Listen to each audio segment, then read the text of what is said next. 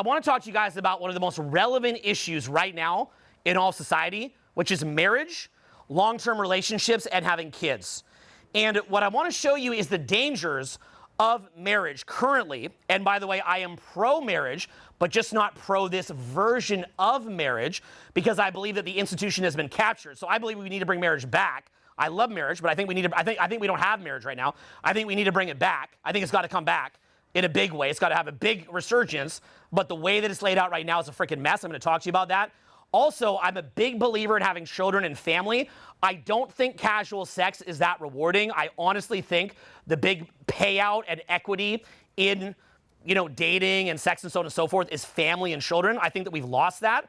I'm going to talk to you, though, about how to do that in a stable way, because I believe that this is a lot more unstable than people think. And I have watched countless friends get fleeced and absolutely destroyed.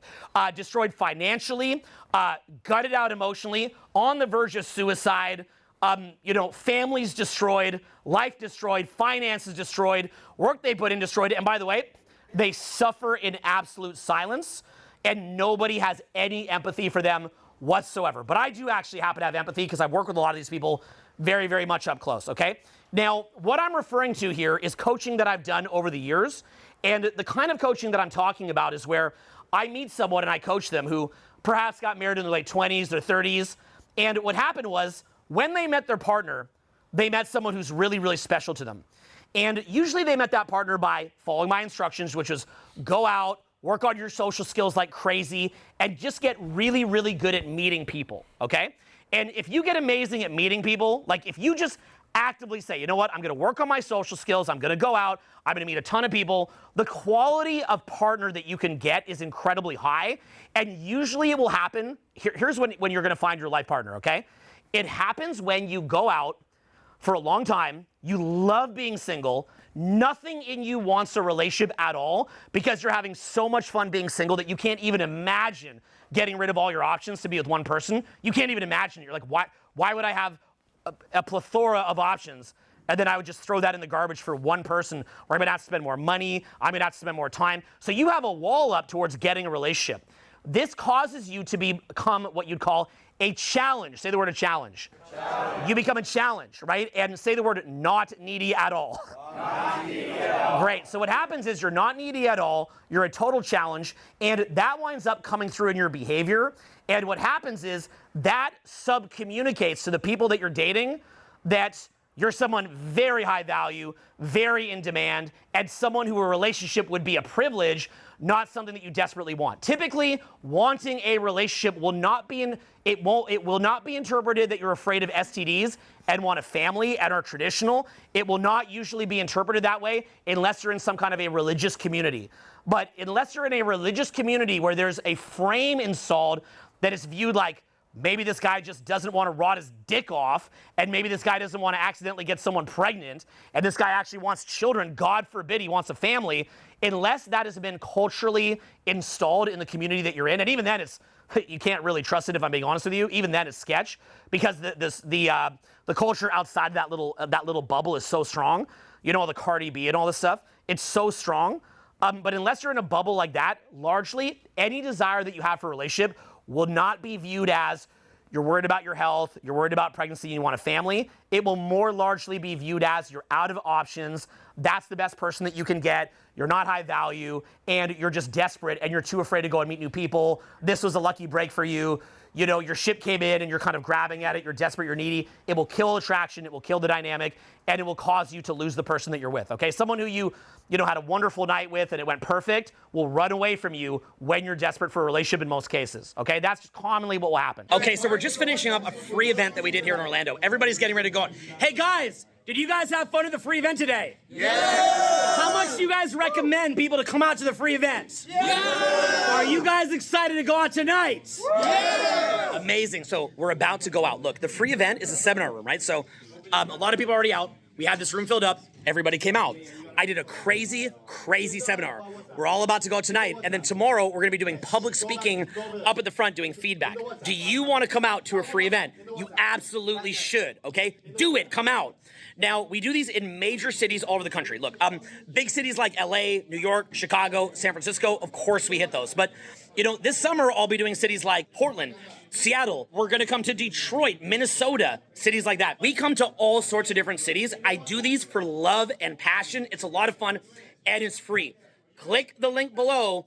Come out to a free event. You're going to have the best time of your life. We're going to build a mastermind group. You're going to make friends. I'm going to give you personal feedback. It's going to be amazing, okay? Major cities, small cities, we're everywhere. And I'm excited to see you in person at the free event. Now back to the video, but even as we go back, click the link and get signed up. As soon as you do, we send you a free course immediately. We get you a part of a free mastermind group immediately. We get in touch with you immediately. We start the process going, and you guarantee yourself a seat, because sometimes the venue books out, there's no more space, and you don't get a seat. So get in there right now, okay? We'll see you at the free event. Again, guys, you guys excited to go out tonight? Woo! You guys recommend they click the link right now? Okay, click it. You're gonna make friends. I'll see you at the free event. Back to the video. Here's what happens. I'll have a client or a student in a program, and they'll come up to me and they'll say, Owen, you talk about relationships. I couldn't even imagine getting a relationship. Like, I don't even know why you're talking about this. Why would I ever get into a relationship? Never, it would never happen. I'm having too much fun. I'm doing parties. I'm meeting people out. I've got all these people in my life. What am I going to do? Call up 20 different people, tell them I can't keep seeing them, make them all cry, and then I'm just going to be with one person who I'm going to have to pay money for?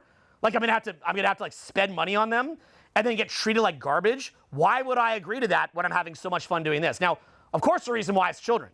That's actually why. Like, every single one, who in here actually has kids? Put your hands up. Okay, the couple, how many kids do you have? Don't talk like that. This is a seminar. Okay, how many do you have? One. One? Congrats. How many? One. How many else? One. And one. These are the winners. One. In my view, in my personal view of the world, and I'll explain why later, these are the winners, okay?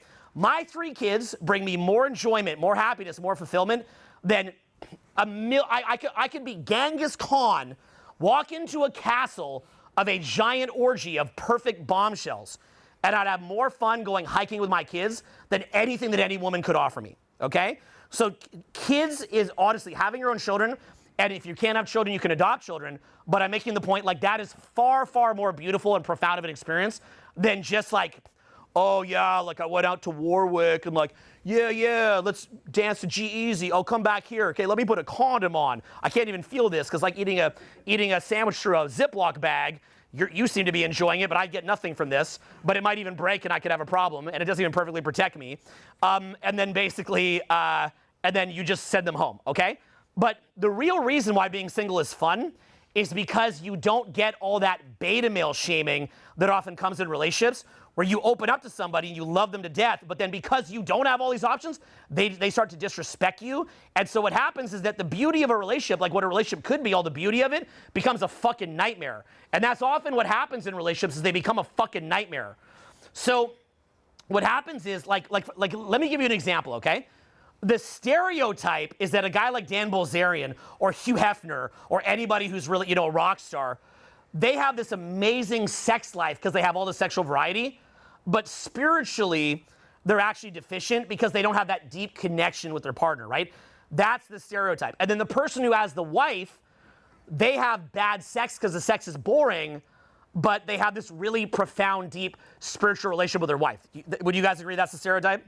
Yeah. You guys follow that, right? It's like, like sex with the same person boring, sex with multiple people fun, but you have a connection with the person who you're with, and so on and so forth. Can I tell you guys my experience? Yes. I personally think the best sex I ever had was in relationships. Not using a condom, because if they're on birth control, IUD, or you've figured it out somehow, some way, okay? Best sex I've ever had in my life. Like, I view it like the only sex I ever had was in relationships. All the other casual sex I had, I just view as lame. It's not, to me, if anything, that was a means to an end to get into a relationship. I've never had great sex as casual sex, because condoms are involved. I just think it's kind of boring. Like, I think sex gets better. I mean, if you've got someone that you're really into that is like a cut above anybody else who you could meet, okay, like that's like the best person that you met over 2 years, the best of the best, you become very close friends, and you don't have to use a condom, and you're in love with each other, and you get to know each other's body. I mean, that would be 1,000x the enjoyment that I've ever had, with casual sex. So the funny thing is, the stereotype of you and your wife having bad sex is flawed in my view. But also, let me say this. the best spiritual experiences that I had spiritually with women mostly came from casual relationships. Because the best treatment that I ever got was in casual relationships. Look, I'm sorry to tell you, in casual relationships, you get the best treatment that you could ever think of. When you're unwilling to be in a relationship, my God, you get treated amazingly well.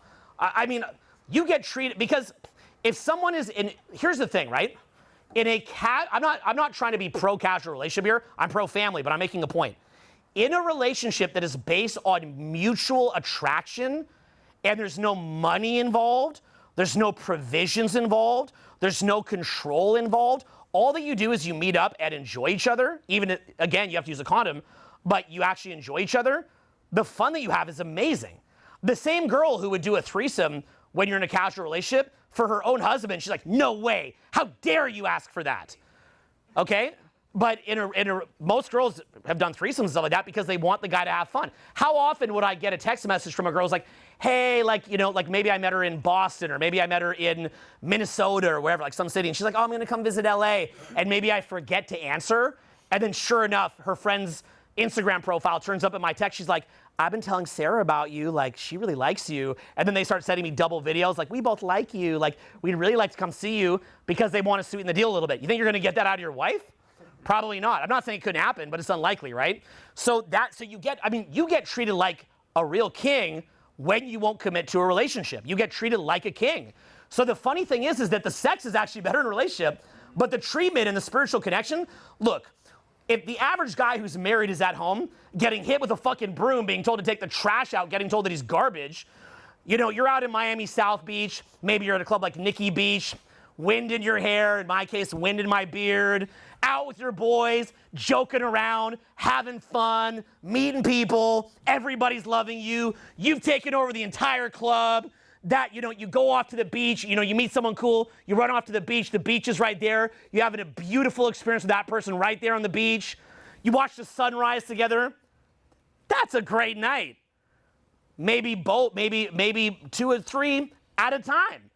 That's a lot more fun than getting beaten by your wife with a fucking broom and being told you're garbage and then getting left in a divorce being told you're shit. So again, I just personally think the stereotype around sex is the better sex is in, whether you call it marriage, whether you call it a relationship. I think sometimes guys can fixate on what they don't have and they start fixating on outside the relationship because they can't have it. But if they were actually not in this kind of low vibration state where they're fixating on what they can't have, they'd recognize their partner, they're gonna have their best intimacy. But at the same time, what I would say is that being single, that's where you get your best treatment. So what I'm going to try to show you here is how to get that same treatment of being single, but in a relationship. That's what I'm going to try to emphasize. That makes sense, guys? Does that sound like a good topic? Yeah. What do you think? Yeah. You want me to do it? Yeah. How much do you want me to do it? Yeah. Okay, all right. Okay, I'll show it to you. Okay, you have a quick question? Yep. You just said you had the best. I can't hear you, man. This is a seminar, bro. You just Stand up. Talk to the crowd, too. Okay. You just said that you had the best treatment in casual relationships. Yes. But you're going to show us how to get the best treatment from a... Yes, because I've grown, okay? Oh. Yes, but a good question. So, I'm 45, okay? I'm 45 years old. So, okay, so at age 45, pushing 50, after 25 years of experiments, I will reveal to you the secrets of his question. Now, and that's the truth, but it's a great question. So, okay, I'm going to show you guys a couple of different things. Okay, so the first thing that you have to understand is I call it dynamic slippage. That's kind of a weird word. Leave it to Owen to come up with a word like that. But it's a slippage in the dynamic. So you have to, let me explain to you a couple things, okay? First of all, your friendship with your partner has zero equity at all in the relationship, okay? You guys being friends has no equity at all, or minimal equity, okay? It will not take you far at all. You've got to understand that. The friendship that you're building with your partner will do nothing for attraction. My best friendships are often with ex-girlfriends who I got to know over many years. We broke up, and then what wound up happening is we reestablished a friendship 5 years later, and then we became real friends. But within a relationship itself and attraction, do not assume that friendship has any equity. Look, I'm just giving you opinions here based on what I've seen over 25 years and what I've seen in clients over 25 years. If your experience is different, I commend you. I would disagree with you, but I commend you for having your own opinion. Now, likewise, I want to say another thing. Money that you put into a relationship also has no equity. Okay? So in other words, if you buy your partner a cute teddy bear versus a Rolex watch or a Cartier bracelet, and I've done both, you'll find that you get the identical response from the $30,000 gift as the $30 gift. There's no difference, okay? And the equity that you get is a state pump that lasts for about 72 hours. It's about a 3-day state pump. But in truth, even with a $30,000 gift, if something like puts her in a bad state, between that and the 3 days, you won't even get the 3 days, okay? Like something puts them in a bad state, even the 3 days, you won't get it. You'll just get like the initial gift and that's it, okay? So understand that. Now, let me ask you a question. If you spend a lot of money on somebody and then later they lose attraction for you, in order to look at that loss of attraction, are they going to say, hey, he's a great person and he bought me all this stuff, so I should give him a little bit more leeway and buffer in my negative opinion? Or are they going to say that you bought those things to control them and to guilt trip them? What are they going to say? The second one. Okay, what if you didn't get it to control or guilt trip them? What if you love them and you thought you were building equity in your relationship? Will they see it that way? No. And not only that, if you provide a good lifestyle, okay, human beings, we naturally want to be independent. We naturally don't want to be dependent on someone. So if you provide a good lifestyle, do you think there's any equity there?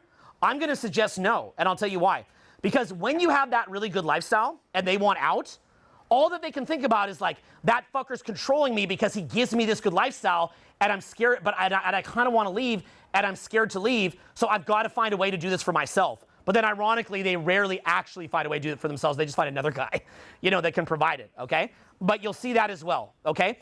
Every single thing that you provide in a relationship, typically, if they feel kind of like stuck in that relationship because you provide a better lifestyle, often they will begin to scheme and connive on how to get that without you. And they typically will. I mean, it will shock you. Like, if you had access to, like, say, certain parties, you'll find rapidly that they found their own ways to get to that party. And you'll see them after the breakup at that same party that you introduced them to, and they just found another way in. If you live in the Hollywood Hills, you'll find that they'll just date a guy who also has a Hollywood Hills crib, and they'll be setting that up while you're in the relationship. Like, if a woman's attractive, she's resourceful, she doesn't need you for anything. Do you understand that? She doesn't need you for money. She has a million different ways to get it. She doesn't need that. So whatever money that you're putting in, while in the moment may give a bit of a state pump, that's true. Later what's going to happen is that will be perceived as manipulative or controlling, because why do you need to put all this money in? Shouldn't you just be attracted mutually and have fun mutually? Why do you need to do this? It's weird, okay? It's perceived as weird. Now, you'll hear otherwise. They'll say otherwise, but I promise you, on the way out the door, it will have no equity at all. Now, here's a simple way to know this. Look at, for example, a divorce, okay? Let's say that you went and became a multimillionaire and you never got a prenup. Now, by the way, is it possible to enter into a marriage without a prenup? Yes or no? Yes. No, it's actually not. You automatically, by default, enter into a marriage with a prenup. What is the prenup? This is important, guys. There's always a prenup. No, there's always a prenup. 50%. The prenup is you just give away all your shit, okay? You're in a default prenup, okay? You're always in a prenup, okay? You're in a prenup that someone from like the DMV set up, okay? Is basically what you did. So just understand that you're always in a prenup, okay?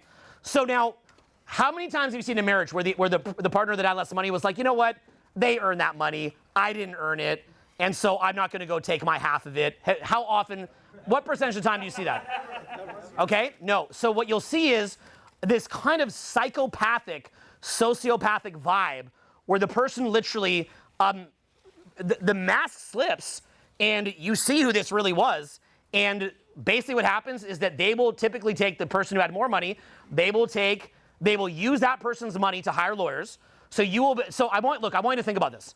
How gutting is it to lose your significant other who you loved with all your heart and they leave you or cheat on you? How gutting is that? Totally. How long does it take to recover psychologically, spiritually, emotionally from someone who you're that in love with, and then they just basically just abandon you and say, you have so little value in my life that I want you out of my life. Like, your time and energy, like when someone breaks up with you, you gotta understand, they're literally saying your time and energy are fucking worthless to me. Your time and energy are worthless to me. There might be a nicer argument saying like there's certain incompatibilities. There's some nicer ways to sugarcoat it that have maybe some partial truth. It's not entirely wrong, okay? It's not as simple as that. But to some degree, what they're saying is your time and energy is fucking worthless to me. That's what they're saying when they break up with you, okay? They want you gone. Now, if that's the case, okay, if someone's done that to you, if they've seen you that way, isn't that a little bit shocking when how much they liked you originally, and they went from liking you that much originally to now, to viewing your time as being worth such a high premium that they would be physically intimate with you, like on hands and knees to pleasure you, literally like doing anything to make you happy, going from that to get away from me. You guys see what I'm saying? Like your time and energy is worth nothing to me. Think about the kind of flip that happens there, right? Now, I want to explain why this happens and then to help you to understand what it means to build equity in a relationship and what it is that you're actually dealing with, okay? So have you ever been, so we're kind of unloading a lot of threads here. You just got to follow along here, okay? You guys able to follow this? Yes. Okay, all right. So imagine that you're at a nightclub, okay? And you walk up to somebody at a nightclub and you're chatting with them. And then what happens when you look lower status for even 1 millisecond? What happens? Nice to meet you. Okay, no, but do they even say nice to meet you? No. What happens? I remember when I was younger and I just started getting used to talking to people at bars and clubs and parties. One of the things that shocked me was that if I was in the zone and having fun and kind of loud and brash and enjoying myself, it was like everybody would want to talk to me. But then as soon as I would get a little bit insecure or maybe a little bit self-qualifying, trying a little bit too hard, the same person who's like, I love you, I like touching you, I love you, try to kiss you, they'd go, and they walk off. And then if you see them, you'd be like, hey, what the fuck? Like, and they're like, and it's like your value just flips, right? So it goes from idealization to demonization instantly, okay? It's fucking crazy, okay? It really, really is crazy. Also, and look, I'm gonna try to say this in the most empathetic and fair way possible, okay? I love women. I hope to have daughters someday. I don't want my daughter to have to talk to some chump. If I have a daughter, do I mind if my daughter doesn't want to talk to a chump? No, she doesn't have to. Does she have to like grit her teeth and go against her biology because some chump put her in state for a minute? No. Does your daughter have to stay in a relationship with a guy that turned her off because he bought her a Cartier? No. Okay? So I'm saying this from a space of deep respect for women and deep empathy, but I have respect for men too, and I just think that each party should understand each other and understand what they're getting involved in and just understanding what you're dealing with. So you understand instead of being told a fucking lie, okay? So I don't think that women should have to talk to beta male men, no different than you shouldn't have to talk to a woman that you're not attracted to. You shouldn't be forced to that. You don't owe them anything. But here's the difference that you need to understand with women and men. Men's value fluctuates rapidly in real time and dramatically. So repeat this after me. Men's value fluctuates dramatically and rapidly moment to moment and in real time. Okay, and that happens with no buffer. Say initial meeting, no buffer, relationship, small amount of buffer. You get a little bit of buffer in a relationship, guys, but that's about it. You get a tiny buffer in a relationship, but that's about it. So have you ever had a relationship where the dynamic just gradually slipped to where initially you were single, you didn't want a relationship, they pushed for a relationship, you were idealized, you were pedestalized. Then later what happens is that you start to get invested into it. Why does that happen? Here's how the dynamic slips. Let me give examples of how it occurs, okay? So an example would be this. You lived in, like, take my case, I live in the Hollywood Hills, right? So how much more rent do I pay to live in the Hollywood Hills instead of maybe a suburb in Utah? I like Utah, by the way. I love Utah. I love Utah. The skiing there is, okay, Brighton, Snowbird, Alta, it's unbelievable. I'd actually prefer to live in Utah if I wasn't single. Now, that being said, how much bigger of a property could I get in a suburb in Utah for the same money as what I pay in the Hollywood Hills, an exclusive neighborhood that has access to all these bars and clubs and parties? 10x, 50x, right? So let's say that you get into a relationship. You're probably going to live somewhere that has a bit of a commute to the downtown and where the social areas are because you're trying to raise a family. Why would you just keep, why would you pay 10x the rent or 5x the rent, even 2x the rent? Look, even 20% more rent. Just stop there, right? Why would you pay that if you're not actively going out and socializing? So maybe you move. Likewise, we all know about the dad bod. I'm definitely a victim of the dad bod, okay? And the thing is, I'm a victim of the dad bod. But anyway, okay, I'm a victim of all these like gorgeous girls that I did. Like, I love your Buddha belly, baby. Don't trade. I'm like, okay, and I fuck up. But, and that's what I get. But the point is, like, we all know that, like, if you're single, you're probably more likely to rip it up and tear it up and train in the gym. Look, at my level of social skills, the physical fitness that I'm in has no effect at all. But, if you're not like a 20-year veteran working on your social skills and social skills are kind of more middle of the road, well, then, yeah, being in shape is going to give you a little more buffer. And so because of that, what I would say is maybe you stop training as much. Now, here's the other one that's huge, and I talked about this in other videos. The really, really big one that people also underestimate is the extent to which having swagger monopolizes mental bandwidth and time and energy. Okay? You ever heard the expression, pimp it ain't easy, y'all? You ever heard that expression? Well, the whole idea of that is that having swag is a full-time job. Like someone like a rapper, they have to sit, like rather than programming code or, learning salsa dancing or getting access to parties or getting access to the best clubs and the most exclusive venues or, hosting parties, having funny jokes, tip of the tongue. I bet you a lot of you in this room, one of your biggest, look at me, one of the biggest challenges that a lot of you have, because I'm looking right at you, because I bet you have this, is like if I tell you be funny right now or like have a bit of swag right now, like what do you do for work? I have my own little business. Okay, so do you see the way that you even talk? Okay, here, stand up for me. Okay, so I'm gonna say to you, okay, stand up for me. Oops. Okay. So standing up. Okay. So what do you do? What do you do for work? I have my little own business. Okay. So do you guys see, what would you rate as swag? And I'm trying to give you feedback here to help you. What would you rate as swagger out of 10? 2. It's about a 2, right? But let me ask you a question. I bet you, first of all, that you're a man of high integrity. Am I right? I cannot talk about myself. Yeah. Okay, he's so high integrity that he won't even rate his own integrity. Because I know someone with integrity when I look at it. I see a beautiful, soft look of an open heart in his eyes, right? He's a good man. Now, likewise, are you someone who thinks a lot about your business to do better for your customers and clients? Yes, I do. Okay, do you guys see his honesty there? Yeah. How far is that going to help him in his dating life? 0. How much equity does that get him? Negative. Probably negative. Okay, give him a hand for negative. Okay, we're here to help you, okay? So, yeah, there's no swag there. There's no swag there, right? So while he's sitting there working on his integrity, like integrity is a full-time job. Thinking about how you're showing up, doing what you say that you're going to do, that's a full-time job. It comes from God, I believe, but it's something that we have to always be thinking about is our integrity. Likewise, serving clients is a full-time job. Innovating is a full-time job. Building business is a full-time job. So if you are single and your time is being put and the opportunity cost of that time is being directed towards getting access to exclusive parties, putting on your own get-togethers and parties and building your own community, cracking jokes, having great vocal projection, crazy style, crazy swag, maybe dance skills, little silly jokes. A big thing in this, to be honest, I hate to be weird, is just straight up sound effects. Let's be honest, 90% of this is just sound effects. Do you guys understand that? Like, am I right or am I right? You're right. It's just all sound effects, right? Like, it just, any random thing that you can do that's a sound effect is more attractive, okay? Like, if I were to say to you, like, give me your best sound effect, give me your best sound effect. Go, hey! Like, anything like, yeah, yeah, yeah, yeah. Just say that, do it. No, I'll skip that part. Yeah, do you see how he has no sound effects? Right? Like, be like, meow. Do that. Meow. Do that. Hi. Hey. Come on, bro. That's even harder. Yo. Hey, what up? Okay? Like, that 90% of attractiveness for men is just sound effects, okay? So, maybe 100.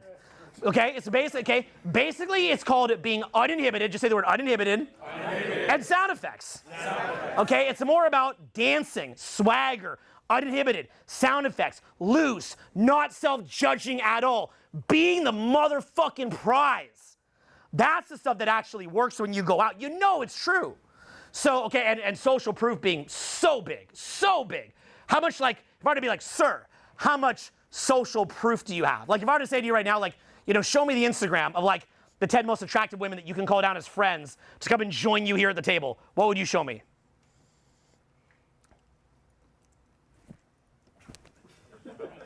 Okay, silence. So it's 0, right? And you know how I know that? Because he's not a piece of shit. He's not a sack of shit.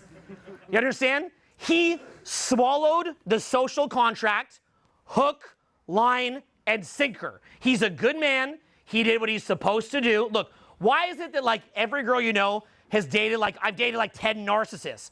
Because the psychopath is the primary person who discards the social contract. And because he discards the social contract, he's attractive. Because he does what actually works as opposed to what he's told works. Now, okay, because psychopaths are often known to be able to see through the bullshit. Like they're able to, because they're such fucking liars that it kind of takes one to know one. So they see the lie of modern society. They cut through the lie of it. That creates this impression that women like psychopaths and narcissists because narcissist channels are all the rage. Part of that's because also anyone that just got legitimately dumped wants to believe the partner is a narcissist and feel better about it. It's a cope. But part of it's also that narcissists do better, okay? Does that mean that women are biologically wired to like narcissists? No, it's a function. This is a key piece, so pay close attention. I'm dropping a bomb on you. It's a function of the modern social contract. In an environment where the social contract is designed to dumb you down, any nice person will get dumbed down because they listen. But in reality, you could also be a nice guy and a high integrity guy, but just see through the lie of the social contract, okay? This symbol, try to follow me here. You could be an open-hearted, high integrity, nice guy, where literally you do spend time. Look at me in the eye. Look at me. This is for you. Where you do spend time building your business, being a nice person, having integrity, being humble in your heart, even though externally you're brash and boisterous. You can be a man of God. You can be Christian. You can be whatever you need to be, but still be attractive. You don't have to be a psychopathic narcissist to be attractive. You don't, okay? Now keep in mind, you'll get no points for being a nice person. That's not going to help you with attraction at all. It's a non-factor. There's no equity for being nice. There's no equity for being friends. There's no equity for putting money in. None. You get no you get no lasting attachment with this person from that, okay? But what is the purpose of having integrity? What is the purpose of building a business? What is the purpose of being a nice guy? There is a function. What is the function? Are women the center of your fucking life? What, I'm not going to be a nice guy just because women don't value it? I'm not going to have integrity just because women don't value it? I'm not going to focus on delivering value to my clients just because women don't value it? I don't care enough. Make it quick. Doesn't integrity help improve your reputation, though? With men. With men, not with women at all. With female friends, with female clients, but it doesn't make them aroused. Okay? They're not aroused. Like, oh, look how nice. Okay? Look, don't take it from me. Look, don't take anything just because I went out. And by the way, not just in LA, not just in New York, not just in Miami, not just in London, not just in Sydney. I have been to more podunk towns and spent more time in podunk towns than this entire room combined. Nobody in this room combined has spent more time in podunk towns. None of you hang out in Bandon, Oregon. None of you hang out in Cannon Beach, Oregon. None of you guys hang out in Olympic National Park area in Washington State. None of you guys hang out in Bozeman, Montana. None of you guys spend lots of time in Jackson, Wyoming. None of you spend a huge amount of time in Mobile, Alabama. Okay? I do. I actually do, because I retired by age 40. So I do. And I promise you, the things that work in Miami and LA are like a nuclear bomb of effectiveness in a small town. You're like, no, they wouldn't go for your Hollywood thing in Mobile, Alabama. Okay, I hang out in Alaska, okay? In Alaska. I was with Sid in Alaska. We were in an RV. We pulled up outside of Valdez, Alaska, a place that you guys have never heard about, but you might have heard of the Exxon Valdez disaster. That's a place in Alaska, Valdez. I walked out there. There was two beautiful women who probably didn't know about LA and New York that happened to just be working there as construction workers. When me and Sid went and pulled our cameras out to shoot a video there as two LA guys, what do you think happened in Valdez, Alaska, in the RV? What do you think happened? Okay? What do you think happened? Like, oh, we don't go for this Hollywood thing. We're going back to our Valdez boys. Do you know the expression that women use in Alaska? This is what they say. They say, the odds are good, because the ratio for women is so good. There's more men than women. They say the odds are good, but the goods are odd. The odds are good, but the goods are odd. They're not like, let me find a small town man. No, they're like, this is a bunch of fucking weirdos. Okay, small-minded, autopilot, spaced out people is largely what happens. People from LA walk in there. It's like it's almost like one of those invasive plants from Africa that you put into like a nice environment like Hawaii, and then that plant just takes over the whole. This actually happens in Hawaii, by the way, because the plants in Africa, just like how the animals in Africa are more aggressive, the plants are more aggressive. So the roots of the plant have like spikes in them and poison that kills the other plants and just takes over. It's an invasive species. That's what happens when a guy from a major city who has access to big time parties, crazy swagger, crazy big balls, crazy boisterous fucking confidence, you put him into a small town, you're like, that wouldn't work there. Shut the fuck up. That's a fucking cope, you fucking liar. Now, if you want to just fucking cope, you cope on your fucking own while you get fucking destroyed, okay? You can get fucking destroyed in your fucking cope all day long if you want to make yourself feel better, not to acknowledge reality. But it's a fucking cope. There's no way out actually learning the truth. The truth will set you free. I'm not saying that I have sole access to the truth, but test what it is that I say. Any given night that we go out, we can test anything you want. We can go anytime you want and test anything. I've done split tests for 4 hours a day, 7 days a fucking week for almost 22 years, except when I'm in the forest. Okay, and then my friends are doing it, reporting back to me. But we can pretend that that didn't happen, and you're gonna move to fucking Bozeman, Montana, and you're gonna be fine, okay? Now, okay, so from there, because that's what they always want to wipe this away, the Hollywood thing. I'm like, bro, just shut the fuck up. Now, from there, understand, a dynamic in a relationship slips away from you the same way that meeting somebody randomly at a club slips away from you, but you just have a little bit more buffer. That's it. Now, let me explain to you how this occurs, okay? So, when you're talking to someone at a club, if you're high status, if you're fun, basically it's like this. It's these 4 things, okay? Just boil it down to these 4 things. Number 1, status hierarchy. Repeat that after me, status hierarchy. Okay, you're like, no, that can't be it. Right. Status hierarchy. Number 2, good emotions. Okay, number 3, chasing your validation. Number 4, a better place to go. Yeah, I mean, that's what they're out there looking for. They're looking for, they go out to meet someone of higher status, gets the emotions they want, which is typically a roller coaster of emotions, not just good emotions, but a roller coaster. Chasing the validation so the guy doesn't give away validation easily. They have to chase it. And he's going to a cool place and invites them to it. Okay, better after party, cool thing he's doing in his crib, whatever. Okay? Social media profile that looks like he does cool stuff, invites them out.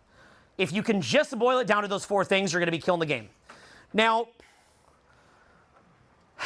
you go out, and if you have that, people are crawling all over you. The guys and the girls are crawling all over you.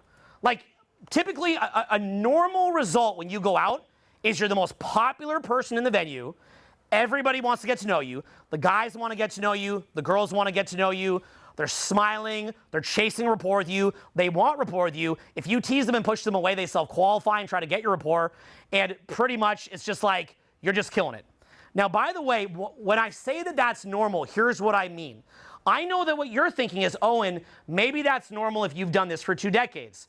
But I haven't done it for 2 decades. Here's what you need to understand. If you punch at the wall, you're going to break your hand. You're going to break your hand every single time. Now, this is, of course, in theory that you could punch through the wall. But if you punch right through the wall, in theory, if you know what you're doing and the wall is soft enough, your hand is unscathed. A lot of this, repeat this after me, say, a lot of this is binary. Say that. A lot of this is binary. Okay, so what you're going to find when you go out is it's either you just crush or you get destroyed. There's not really a middle. You're going to see that. It's kind of like if you're jerking off, you either bust or you don't bust. You don't kind of bust, right? You basically simulate it until something pops, okay? So you've either crossed a tipping point to where you just crush it and almost everybody's loving you. You know, the odd person's in a bad mood, they don't want to talk to you. don't assume that they love you if that's the case. Say, hey, nice to meet you. Usually someone who's very negative, or, you know, maybe they have like a really serious relationship and they're like the first month of it while they still care or whatever. But for the most part, what you're going to, or a relationship with like a fucking stud. But what you're generally going to see is everybody's talking to you, including the people, and to be honest, especially the people in long-term relationships. Especially the people in long-term relationships who are bored and who you don't need to beat some hypothetical other person that they could meet that night. You only need to beat that one person. So it's actually, you're going to see even better reactions from them, including if the guy's right there. Including if the guy's right there. Okay? Every time, pretty much. So from there, okay, that's what I'm saying. There's no equity. This guy's like, I have equity. I spent money. We built a life together. You know, I did favors. Like, none of that has any equity at all. Now, then so here's how I have to think about it. So it's easier just to focus on flow states, being uninhibited, being fun, being the source of your own validation, being able to talk and talk and talk with jokes, sound effects, self-amusement, control of frame, et cetera, working a whole venue, putting your folks in having a great after party, a great party, club connections, access to things that they want, better, fun lifestyle. By the way, oh, you're rich, Owen. I can't do that because I'm not rich. Shut the fuck up. Repeat this word after me. It's called value arbitrage. Say that. Value arbitrage. Say it again. Value arbitrage. Say it again. Value arbitrage. Okay, so here's what I mean by that. In reality, typically, if I bring people back to my house, you know what I usually say? I'm just crashing on the couch. Why do I not want to say that I've got the baller mansion?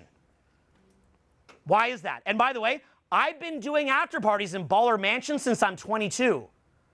So why was I've been doing parties in yachts, baller mansions, and just regular places or the beach since I'm 22. How did I do that back then? How did I do it back then? What's the word? Value arbitrage. What's the fucking word? Value arbitrage. Okay, so look, if you're so fucking stupid that you can't figure out how to find one rich asshole who has a fat crib and say, hey, you know how you thought that when you got rich, you'd find a significant other and you'd have all these wild parties? And you know how it didn't fucking work? And you're lonely and you're angry? Via me, via my presence, you will comply. You're saying this to a man, by the way. You, sir, will comply and be nice to me, and I will set up the party. You'll set up a party. That rich guy will never get a date out of it. He'll never find anybody out of it. He'll just be the creepy rich guy who doesn't belong there in the corner because he refuses to actually learn sound effects and swagger. He refuses to learn to be cool. So then what happens? I'm here to help you. And then what happens is, then what's going to happen? He's going to be weird, but he's going to feel like he's getting closer. Now, if you're like me, you have kindness in your heart. You're going to say, sir, let me help you with your swag. And he's going to fucking refuse. And frankly, if you push him, he's going to not let you do parties anymore. He's going to do that because he has an energetic, satanic parasite on his fucking brain, and he can't become uninhibited, and he's trying to exert control using his money. And women spiritually sense that Satanism from him, that he's trying to control them with his money. They're creeped out by it, and they'd rather be with the broke fun guy who's actually fun, uninhibited, and in a state of release, like what Eckhart Tolle would teach. Present in the moment, release, having fun, dancing, vibing, making funny sound effects, enjoying the flow, letting that energy move through him, that divine energy move through him, not needing anything, not seeking anything outside himself, especially not seeking anything outside himself to the point that he feels the need to get all this money to try to control things, to be a taker. So that rich guy will get annihilated. It will be pointless. You will try to help him. He will refuse your help. If you try to help him too much, he will ditch you. So you'll simply pander him, tell him what he wants to hear. Yeah, bro, you're getting close. It's going to work out eventually, okay? Typically, an escort or prostitute will wipe him up while cheating on him, okay? Look, I'll tell you guys something funny, okay? You want to hear the worst thing? I remember this one girl. I met her, and she burned through, like, all my friends, okay? There's a rich, famous health guru who I'm not going to name, but he wrote a famous brain book that I recommend, okay? It's red. And that guy wiped her up. And that guy had money. He's a high integrity guy. He wiped her up. And as soon as he wiped her up, I was like, oh man, she's going to chew him up and spit him out and take half the shit. I'm a fan of his. What do you say when you've recommended this man's book to your audience hundreds of times, and you're like, bro, I want to contact you and tell you that you're in trouble, but you ain't gonna listen because you believe the narrative with a spoon that if you became a doctor and you wrote a book and you got a little bit famous and you got some money, that you're gonna get a good partner. And you got someone who I promise you is going to chew you up and spit you out. By the way, the reason I knew that is because this was one of the hardest shit-testing human beings I've ever met. Like, she'd walk up to my friends and be like, you're an asshole, you're an asshole. And then if my friends would just be like totally unfazed, then she'd get super aroused and it was like on like Donkey Kong. Like, it was crazy. And I watched this happen because my friends kind of roll like that, like they're indifferent. But I'm like, man, like this dude, he has no idea what he's getting involved in, okay? So he wound up divorced, wound up losing probably half his money. I could have saved him half his money. But I can't even tell him the truth, even as a fan of his who sent him probably millions of dollars in fucking business from all the times to promote him when I was at the peak of my fame. But doesn't fucking matter. I can't tell him nothing, okay? You can't tell me nothing. So, but he thought that his money would get it for him, okay? Look, the best movie that shows this ever in all human history is Napoleon by Ridley Scott. This powerful man, emperor of the entire world, a trillionaire, richest, by today's standards, richest man in the world, runs an empire. But his girlfriend, Josephine, is disgusted by him. And so he's in his control muscle. I'm Napoleon. I will take over the world. I'm the most powerful man in the world. But what that does, here's the key. It's just like what you had going on here, where you're in a state of controlling outcomes and disconnected from your release muscle. And so it shows him having sex with her, and he goes, and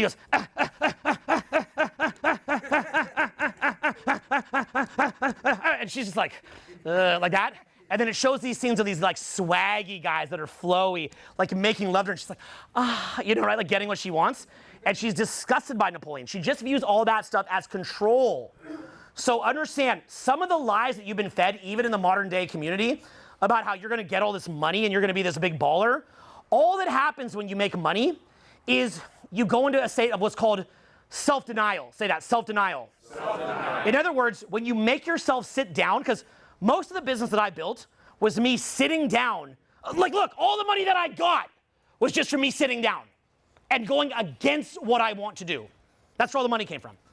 The money came from me sitting there in Hawaii all day for half a decade, learning sales ads, getting this headline, sub-headline, establish the story headline, present the widgets, show the features and benefits, and just writing sales ads again and again and again and again and again for 8 hours a day, creating content, sitting there wanting to rip my skin off because I'm so fucking bored and not doing what I want to do. Now I go do that and I go do a product launch for $1 million, $2 million, and I have that in my bank. And then I go out to a bar or club at night. Oh look, 26 years old, $2 million in the bank, I'm gonna kill it. What would happen when I go do that? What would happen? If all I've done all fucking day is sit there writing fucking sales things and I want to get up and I want to dance and I want to have fun, I want to go to the fucking beach, and I go, no, deny the present moment. Deny the beauty of the present moment. Write the sales copy, okay? Then what happens is, again, make a sound effect, Owen. Bro, I'm doing it to you because I've been you. I am you, okay? I am you. That's why I speak to you. I speak to you like I speak to myself. So I get out there. I'm rich now. Everyone says about the money. Hi. Oh, they don't care. Hi. They don't care. Maybe you get a shit test. You fail it. The money not only kills your swag, but it also comes across as manipulative and controlling like Napoleon.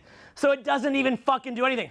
And these dumb motherfuckers who don't know shit, never went out for 20 fucking years, will say about me when I say this shit, Owen says that money doesn't matter because he teaches a social skills course, so he's lying to you and says that money doesn't matter because he teaches social skills, not how to make money. So his secret trick on you is to lie to you and to say, just take my social skills course and not my money and not a money-making course, because the money really would help you, but I just want to sell you a social skills course. Except I've done $100 million in sales. I typically wear $250,000 in jewelry and I live in a mansion. But then if I say that and I go, but I have money, then they go, but it's proof that's why you have the result, because you have money. I go, cool. I don't wear jewelry a lot of time when I go out, and money never comes up. And they go, yeah, right. And then I go, I'll post a video of this. And then they ignore it. So you can't tell them nothing. It's like the guy, it's like the brain book guy. You can't tell me nothing. These people don't go out. And I'll tell you the other secret trick. The reason why they'll focus on fitness and money whenever they're teaching anything regarding attraction and chemistry is because they themselves don't have swag and they can't actually teach it. They don't leave in front of their camera. They're not like, do you understand the commitment that it took to spend 4, 5, 6, 7 hours a day for decades going out? Do you understand the level of commitment that it is? Do you even know what time I wake up? What time? I wake up often at 5 p.m. I have a pitch black room because I am awake at after parties until 7 in the morning. Go to bed at 8 or 9.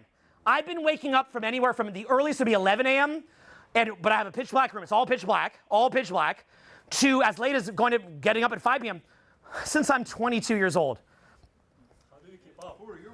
Because if I have an obligation that if I'm going to teach this to you guys, that I teach you the right stuff. People keep saying to me, how do you keep going? Like, what drove you to keep going? I'm collecting $1 gazillion to teach the correct information. I have an open mind that every day that what I'm teaching could be wrong. I attempt to falsify everything that I teach in case I'm wrong. I'm scared and terrified that something may seem to work, but maybe doesn't. I could be mistaken. I was on the phone with my friend Michael Sartain before coming here preparing this speech, and I have a countless Rolodex of other experts that I'm calling and cross-referencing notes. Okay? I call all my friends. I talk about this all day. I'm obsessed with it. I test it. It's my life. It's my passion. I did this so that you guys could actually see the fucking truth because nobody else was going to do it. Thank you, brother. Thank you. Nobody else was going to do it. Come on, baby. And here's why they don't do it. Because inevitably, if you coach, you have to learn internet marketing. You're not going to get it. You're not going to be a coach without learning internet marketing. You go to those internet marketing conferences, and they laugh at any coach with passion. They laugh at it. They say the clients are dumb. The clients don't even watch the products. The clients never follow up. Don't worry about it. Just focus on your fucking marketing. Because in the same, you know what they say? You know how I tell you guys that you're not going to get any equity for integrity? You're not going to get any equity for money that you invest? You're not going to get any equity for your friendship? What marketing experts have found is there's very little equity in product quality. And then the same talk that I'm having with y'all, they're talking like that about you. And you all proved it in 2020 when you all knew the truth and you said nothing so that you proved those internet marketers correct. That's the truth. It's the same reasons when they make Coca-Cola and they're like, there's no equity in making really good, nutritious juice. So we should just make a fake juice and sell it. It's the same conversation that they're having. They're like, we can make a Big Mac and make it cheaper and make it processed and focus on making it taste better. And these dumb automatons, these fucking automatons will just eat the McDonald's by focusing on making it on every street corner, keeping it really, really cheap, loading it with good taste, and making it available everywhere, and we'll make billions. And it's the same thing when it comes to your marriage. And then you go, no, but the quality person will recognize quality. I would really, really expose that as being very dangerous mentality. That is a very dangerous mentality. It is dangerous if you start thinking like that. It's very dangerous. Look, I've actually never done a drug in my life, but I'm kind of a weird outlier. Every single one of you in here has probably done drugs. Who in here has never smoked a joint, never done Molly, never tried anything ever in your whole life? Put your hand up. In your whole life, put your hand up. Less than, okay, you, okay, so a total of 4 people, I'm the 5th, okay? All of you guys have tried drugs, right? Okay. And yet, are you all shit people? No, you're good people. You just fucked up. Okay, you fucked up. You're curious, you fucked up. Okay? Likewise, how many of you guys would rather go to the Playboy Mansion party at its peak versus how many of you guys want to go the hoedown in fucking Memphis? Okay? And not as a joke, 'cause I know you'll joke that you want the hoedown. But in reality, what would you choose? People still make choices based on biology, on DNA, on selfishness, on curiosity. Don't demonize people. What does it say in the Bible? Whoever is without sin, cast the first stone. Now, from there, here's what I'd say to you. Just like how there's no equity for most people in McDonald's versus not McDonald's, or at least you've tried it at some point in your life. At some point you tried the McDonald's. At some point you tried the drugs. Likewise, someone who you're dating, at some point, the fuckboy was an option, okay? So you remember that I said to you, I want to show you how to have the same kind of treatment as a fuckboy, but in a relationship? That's what I'm saying is you've got to make the health food taste good. If you're going to be the health food, you've got to make it taste good. That's kind of the message that I'm giving you here, okay? So if you're going to be the health food, you damn well better make it taste good. Because if all that you're doing is serving your significant other every day this bland health food, at some point, that nice looking food is going to tempt them, okay? And I'm going to get into how this happens. So now, let's keep going down the rabbit hole. It's an important question, let me know. And loud. Yeah, sure. So this is a question about dynamic spirits. And if you're in a relationship or a marriage, like you're gonna have your weak moments. Like we are all human beings, right? So how do you you cannot live your whole life in fear, right? How do I? I think you should have fear. Right. Look, I've had many different. I think fear is healthy. If I'm on the side of a cliff, I have a healthy fear of falling off that cliff. Look, if let's say that we have a big, huge month in my company, all my staff is really happy. Let's say that I have a bad month in my company and I spread that around my company. They'll give me empathy in the moment. Look, I've experienced this many times. They'll give empathy in the moment, but very quickly they will leave. They will quit. Because the same person who gives you empathy in the moment, who goes, oh, I'm so sorry. Oh, I feel bad for you. They have their survival to look out for too. And they will rapidly begin looking for the exit door. Brother, buy a dog. Get a male friend. Get a group of your boys. It's not appropriate for your wife to shave her asshole and show you the hairs, okay? It's not appropriate for her to pull out her fucking tampon and make you look at the blood, okay? It's not appropriate, okay? It's not appropriate for you to show weak characteristics to the person who's meant to look up to you. Look, I would even take it a step deeper. If I have a significant other and I have friends around and they try to be like, oh, you know Owen, he's just like that, yuck, yuck, yuck, that guy's gone. You know why? Because in the moment they bond, they're like, ha ha, Owen, we love him. He's like he's such a funny character, okay? They'll do that in the moment. That's all funny in the moment until you've invested thousands of dollars in travel for that woman, until you've bought her jewelry, you've put her up in your crib, you've moved her in, and later, when she flips on you because she's no longer attracted, is that buddy who went yuck, yuck, yuck, yuck, yuck like that, is he gonna pay you back on the jewelry? No. So it's not actually funny. It doesn't mean that you need to be tense. You want to be loose. You want to be relaxed. You can joke about each other in a way where you look cool because you're so free-spirited and having fun and joking, you don't care. Like in the same way that if you say I'm hung like a little baby carrot, that's actually they call that a DLV, but it's actually a DHV. Do you guys know what DLV, DHV? Demonstration lower value, demonstration higher value. DLVs are very powerful because it shows non-self-qualification. So you can jokingly, clown yourself, jokingly, in a way that's funny, but if it's in a way that legitimately lowers you, yeah, your buddy who's bonding with your partner is like, oh, we're just joking about him like that.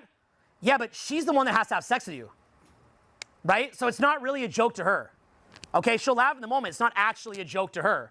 So you want to be around people that are on your team. Look, if I'm here and I have say I had staff of mine coming up here being like, yeah, you know Owen, like he's such a goofball, da-da-da. And you're a buyer, you don't need to hear that from someone that you're spending money with. You want to trust me that I'm going to get you to where you want. So you'll laugh with me, but you're not going to be a client of mine if you don't trust me. So you should not be eroding your fucking trust. Be aware of that. Remember, men's value is what? What did I say earlier? You should tell me the answer. Men's value is what? Is it this? Rapidly. It is fluctuating rapidly and dramatically in real time. So joke around with your boys, tease each other in a way that makes you look fucking super cool, but don't be actively lowering yourself. Be aware of that, okay?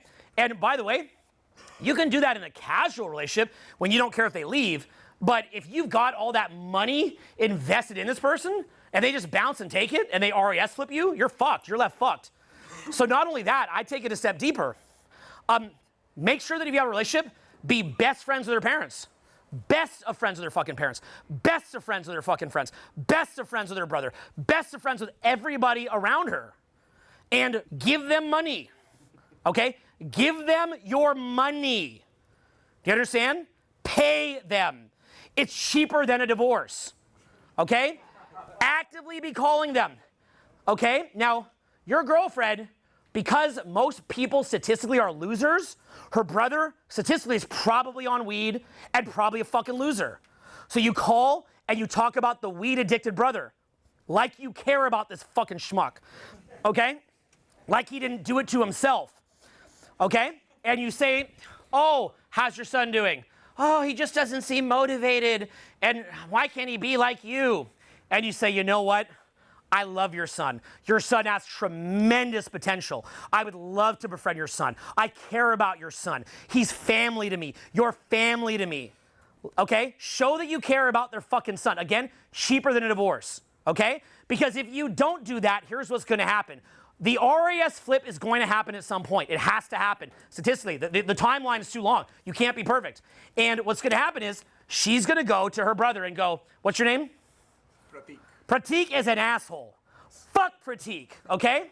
And then because you're not bribing him, the brother, and here's human beings, how do human beings bond on average? With gratitude?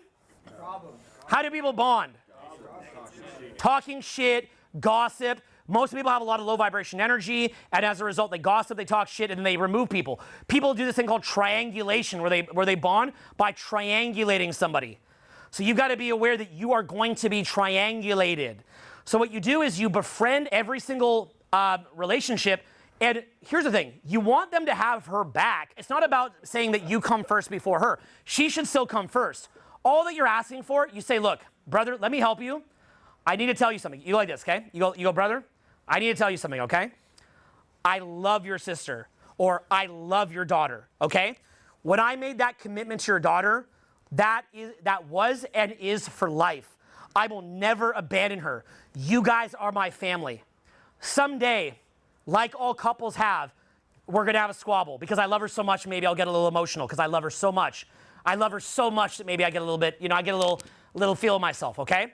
And if that ever happens, obviously I want you to hear her out and support her, but just mention how much I love her and how much I will be there for her and how committed I am to you guys as a family. I love you guys. You guys are my family. You mean the world to me. So please, if that ever happens, hear her out and empathize, but please just remind her how much I love her and please set her back in my direction because, bro, I love you, man. I love our fucking relationship.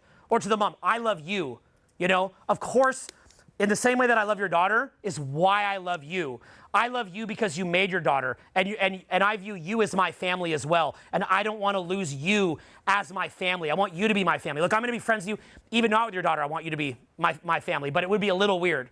So I'm not saying it's contingent on that. It'd be a little weird, right? So let's just keep it going good. I care about this. You have my number, okay? You have my special number. I will answer your call anytime, any day of the week. I love your son. I see your son's potential. I want to help your son. Go to now the friends are still going to shit talk you. No matter what you do nice for the friends, they're still going to try to destroy that relationship, okay? Because they're miserable, that they hate that they don't have a guy like you. They hate it, and they want her back out at the club with them. So so she's still going to talk shit. But you can at least mitigate it to some small extent. How? You know what? You're a great girl. I want to help you to meet a great guy. I'm going to introduce you to my guy friends. I'm going to help you to get a great man. So now you become a conduit to a better man. Now I'm telling you, look, here's the best way I put it to you. What some of you guys might be thinking is this, and if you think this, it's fair, but I just want to point something out to you. What you may be thinking is, why would I do all this for a girl? And you guys think of that now? Here's what I'd say to you. You'll say that till she dumps your ass, and when you come to me crying, you wish you did it. You're going to say that till she dumps your ass, and you come to me crying, you're going to wish that you did it. Because here's what's also going to happen. On Instagram has AI surveillance system, okay? We're already in a social credit score system. It has AI. If all that you talk about all day is how much you value your relationship, Instagram's going to feed you reels about how you should value your relationship and you should fix things when there's a problem. But if all that you do all day is talk shit, it's going to be feeding you reels saying, would your soulmate do this? Would your soulmate act like that? You know what? You've got to have boundaries. You've got to have respect for yourself. You can't not respect yourself. What, you don't have a boundary? You don't respect yourself? Would your soulmate do this? It doesn't matter that she's got 100 grand on the wrist. It doesn't matter that she just traveled the world via you. It doesn't matter that you've given her your fucking heart and your soul. None of that matters. Will your soulmate do this? No. Do you have a boundary? Yes. Do you respect yourself? Yes. And remember, repeat this after me. This is super cute. I'm dropping bombs on you. Memory, say this. Memory is state access dependent. Yes. So that means, say, memory state access dependent. Memory state access dependent. In other words, when you're in a bad mood, all that you can remember is other times that you're in a bad mood. When you're in a good mood, all you can remember is other times that you're in a good mood. When you have a fight with your significant other, they start remembering shit from 5 years ago. When they love you, they remember shit from 5 years ago. So that's why there's no equity in it when you buy them things, by the way. Because once they're in that bad mood, they can't even remember it. And then it's just viewed as a manipulation to control that you bought her something nice. So what I'm saying is, rather than using things like money that have they have about 72 hours of equity if you're lucky, friendship, by the way, which has no equity, I'll explain in a second, use the things that actually generate connectedness, which is frame and having value. That is actually likely to keep your relationship intact. Now, by the way, I explained why money has no equity, right? Money has no equity because once the RAS flip occurs, it's just viewed as, I could do this on my own, I don't need him for this. It becomes a challenge to show that they don't need you for it. And in addition, now, by the way, I'm assuming that you guys are not leading with money. Any relationship I've ever been in, we were having sex with not a penny exchange for a long time. But at some point, if you're living well or even living okay, you're going to be a gentleman. But the point is that when you become a gentleman, no good deed will go unpunished when the RAS flip occurs, because it's just going to make it even weirder when the RAS flip happens. See? So I'm going to explain in a second why friendship also has no equity, but follow this principle, okay? When you're talking to somebody, when you have the value at the club, the bar, party, daytime, whatever, wherever you're meeting, social club, wherever, online date, wherever, you're talking, right? If you have the value, they are pedestalizing you. So what's happening is they're ignoring all your bad qualities and they're overemphasizing all your good qualities, okay? What happens if you start to do what's called self-qualifying, which is like bragging or trying to get their approval? What happens if your sub-communication has no swagger? What happens if you start to become needy for them? What happens if you start to doubt yourself and lose your confidence? What happens to that pedestalization, that halo effect, when that happens in real time? What happens immediately? How does their behavior change if you first met them? Louder! You die, you're dead to them. They walk off. They erase you from their brain.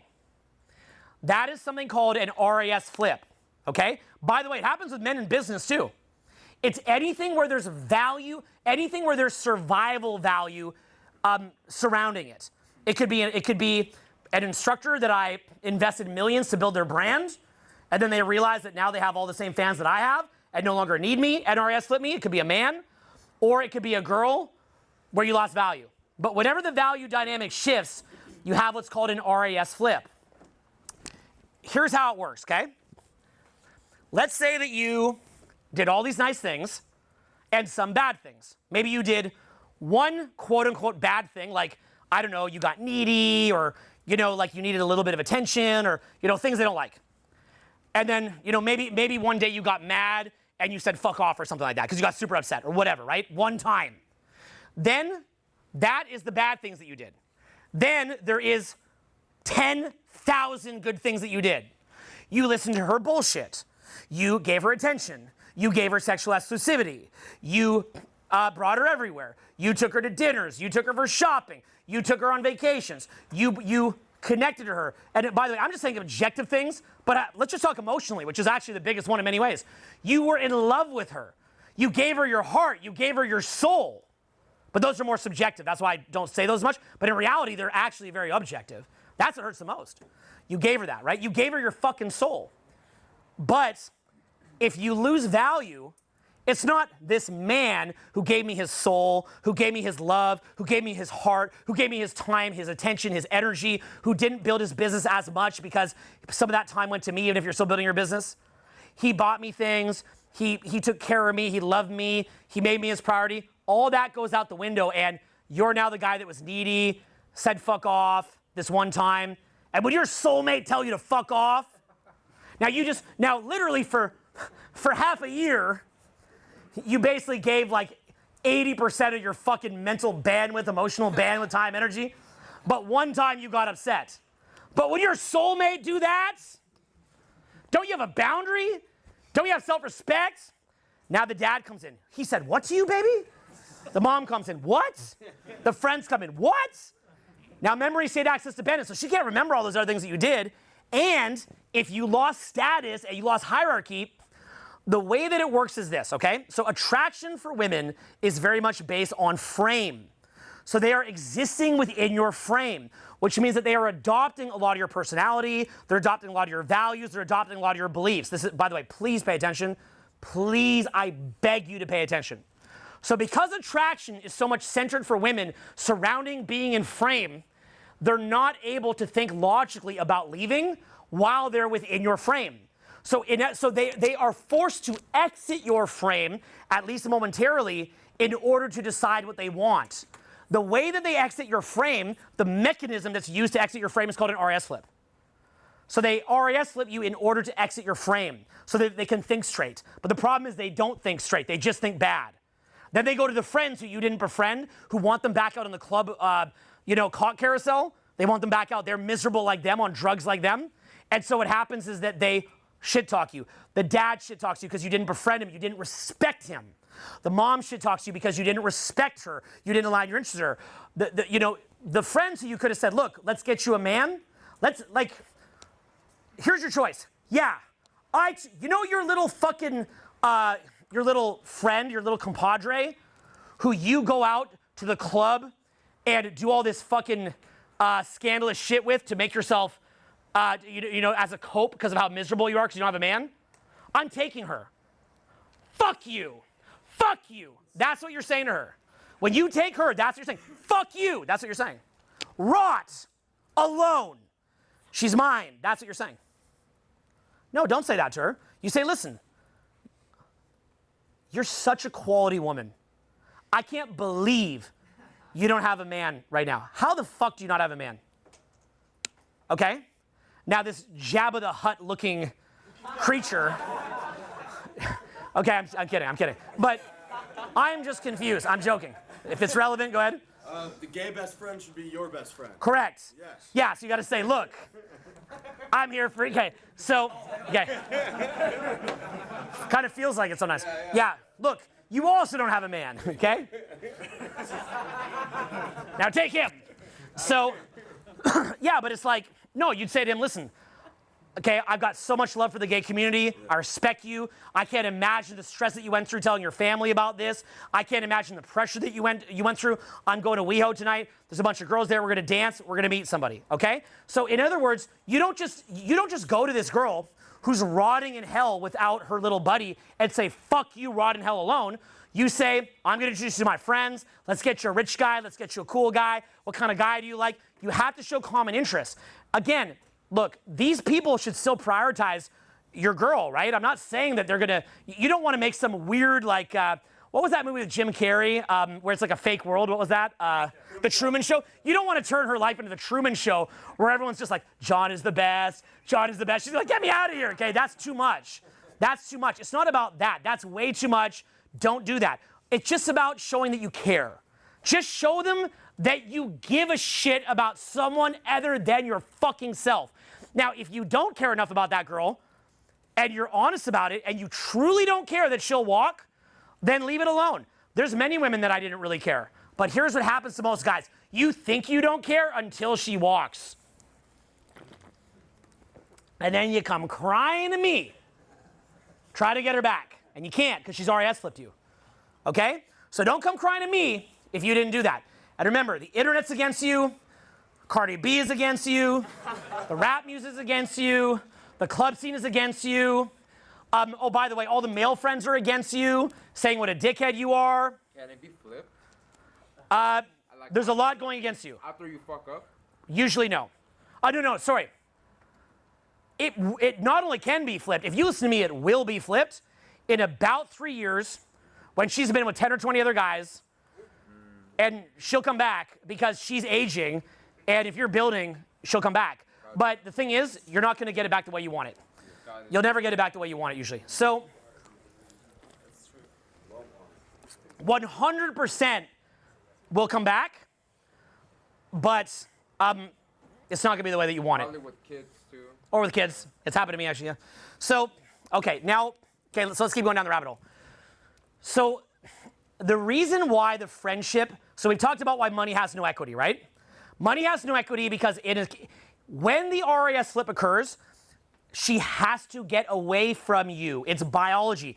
If you're in a club, you've seen it. You get the RAS slip happens because you lose value. They can't even remember the conversation. If later you wave, do they wave back? No. They're just like, they don't want to talk to you. You've lost value, right? You have more buffer in a relationship, but it's not as much buffer as you think. You have much less equity than you think. And ironically, the things that you thought were building equity are not necessarily building the equity that you think. They're actually going to be used against you more likely in their perception. Only if they're great questions. Go ahead. What if you already have a kids? Then listen closely, like what I'm saying, like those kids' lives depend on it. Now,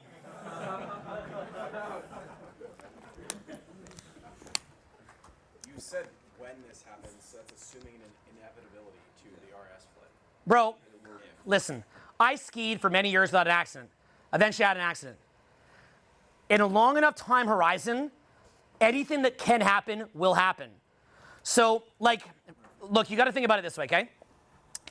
When you are building a business, you need a buffer that's there for when at some point the economy crashes or the industry changes. You can't just assume things are going to be the same. You can you can say to yourself, I'll never forget to perfectly tie my shoelaces again for the rest of my life, but at some point you're going to have a slip of the mind and you're going to fuck up, okay? I could go 5 years without ever saying something rude to a girl, but at some point on a day of bad sleep, under stress from work, under a pressure cooker, something slips out. That's not who I am at all, not in the slightest. Everybody's going to do that at some point. Now, back in the day, you had a marriage structure and community structure that would push you back together for the sake of the kids. That is now gone. Not only is there no structure that keeps a marriage together, no. In the same way that I said, a marriage has a prenup. The prenup is called, you just lose all your money. Okay, the prenup's there. It's just called the default prenup. You lose all your money and you get destroyed. That's a prenup. You're in a prenup when you get married either way. It's just the government prenup or you get destroyed or the prenup you made. And even that might not even work. But in the same way, you're in a there is a family structure that you're in. Okay, there is a cultural structure surrounding marriage and family. That cultural structure is people like my friend Melanie, who I love and will see this, who's a club promoter in Vegas, who has divorce parties. And the girl gets divorced. She takes the guy's money. They put on a party. They put happy divorce on this big poster. Everybody cheers. Says she's awesome. Says she's going to slay queen. She's going to slay. Okay? And her life just gets 1,000 times better. So there is a structure. The structure is called pulling apart the marriage, pulling apart the family. That is the structure. That is the default. You can create an look. The structure of nutrition in America is fast food. It's going to kill you. You can earn so much fucking money that you can buy organic food and you can save your life. But the society itself is so corrupted and fucked that without you expending massive amounts of energy and being highly, highly proactive, the default is failure. The default is failure because in general, the masses allow themselves to be fucked in the ass brutally until the situation is so fucked, they have a brief uprising, things get better temporarily, and the elites go back to just creating the system. That is all of human history, okay? Because the masses come out of their trance for like 10 fucking minutes, things get better, and then they go back to the way that they were. And things like the Milgram experiment, which you can look up, explain why that happens, okay? When you guys came in here and I said give a cheer for Ibrahim, you didn't initially do it, it's the same thing why that happens. Good for you, nice self-qualification. Now, so the default is to split you guys up, okay? Everywhere you go, there's the guys that want to fuck her, there's the female friends that want to go back out with her, there's the parents that you fail to respect, the mom you fail to respect, the dad that you fail to respect, the brother that you fail to respect, the Instagram that's designed to destroy society, okay? All that stuff is in our brain. Now, because of that, friendship has, I've kept pointing this, I'm going to give the big reveal. Why does friendship have no equity whatsoever? Here's why. When you have value, the person who you're with will modify their personality to fit into your frame. They will adopt your frame and they will modify their personality. Let me give you an example. Back in the day, I used to hire a lot of coaches. I'm pretty famous at that point, a lot more famous even than now. Pretty famous at that point. People come to me. They say, I want to be a coach. I go, okay, I'll get to know you. I get to know them over maybe 6 months to a year. I vet them heavily. Heavily vet them. But ultimately, these are people who want to get paid $1 million plus a year to run around getting their opinions heard. So they have an agenda. But because I vet them for a year, they appear to be my friend. I get to know them, their character looks spick and span. I help them. I put 80% of my time into building out different coaches. I send all my traffic to them. I spend all my money on them. I'm bringing in huge amounts of money a year via my brand and giving 80-90% of it to help build their brands. I give them money, time, energy, fame. Get them to making over 7 figures a year in personal income. Right around the time that happens, they have my entire list. What happens? Hey, man, you sent out an email late. Shit, man, sorry. That's how it starts. Hey, that email was sent late. Oh, shit. Hey, I'm sorry. Hey, person who I helped make $3 million, who's a high school dropout. Sorry that I sent the email out late. Could we get back to changing the world? Like, I'll fix that because I'm a very reasonable person. I fucked up. You also fucked up a bunch of times. I didn't give you a hard time about it. But because I have extreme ownership, I'll just take your feedback and not make you feel bad. That starts like that. Then it's, I'm mad about this. I'm mad about that. I'm mad about this. I'm mad about that. You take extreme ownership. You take feedback. You're a reasonable person. You try to fix it. By the end of it, I want to renegotiate the deal. Why? The company's only improved. We're only giving you better service since you started. I don't care. I want to renegotiate the deal. That's kind of fucked up. We built this thing together. Doesn't matter because they're famous. You can't unfamous somebody, okay? You can't make someone unfamous. They've got all your clients now. You've taught them everything that you know. Deal gets negotiated to 5% more towards them, 10% more towards them, 15, 20, 30, 40, 50. I had one guy who you guys all know and love who came to me and said, you're going to pay me just not to shit talk you.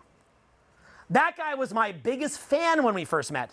He became a multimillionaire. He literally said, I'm not going to pay you anything, but I feel like you know what he said? This is how he rationalized it. He said, I feel like at this point, you get more fame just being associated to me. So I think you should just send me money. Otherwise, I'm telling everyone that you're not with me anymore. I'm like, just go. Like, just go, okay? I helped that guy build a whole business. By the time that guy was done, he'd fully RS slipped me, would call me every day on the phone and yell. Why did he call me on the phone every day and yell? Biologically, why did that have to happen? That whole structure was a failed structure. Why did that have to happen? Why was he yelling at me every day by the end of it? Why? I had no leverage.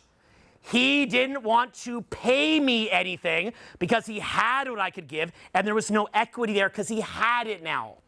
He already had it now. So even though we built it together, it's not like we built a refrigerator company together. It's like, well, there's the pipes, there's the charcoal factory, you know, there's the car factory where there's equity on it.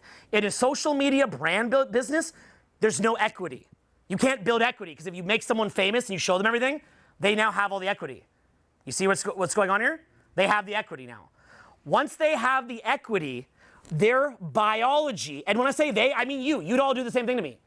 You'd all do it. You'd say bro, the guys that did it were more awake and alert than you are. Really? So the fact that you think that you wouldn't be prone to do that means that I believe you'd do it.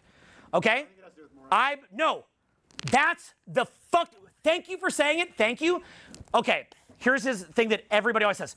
No, Owen, you just by fluke met a lot of people with low morals, or maybe you trauma bonded them or something, okay? But how much money do you make a year? Not as much as you. How much?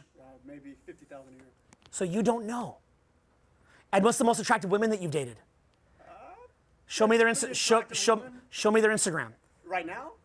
You can if you want. I mean, they're attractive. But I don't mean to be an asshole, but what I'm saying is it's always the guys that didn't date the models, always the guys that didn't make the millions, that want to talk about how it's people with bad morals. No, here's what it is. As a man, your value shifts what? Dramatically, say it. Dramatically. And what else? In real time. Rapidly, and what else? Dramatically. In real time. Say dramatic. As a man, your value shifts, say dramatically. Dramatically. Rapidly. In real time.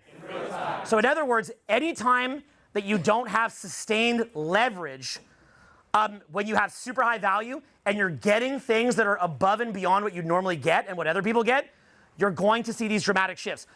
Look, the broke guy is not going to get stabbed in his back by all his friends, right? Because they're going to sit there drinking beers complaining. So that's not going to happen, okay? It's the guy who has more that's going to deal with these issues. Now, okay, because here's the thing. In the same way, the structure of a marriage is this. If you're married, you gave up the leverage. The leverage is now gone. They have a choice. Put up with your old stupid ass, or take the house, take the kids, take the money, and have sex with the guy with tattoos that they actually want to fuck in your house.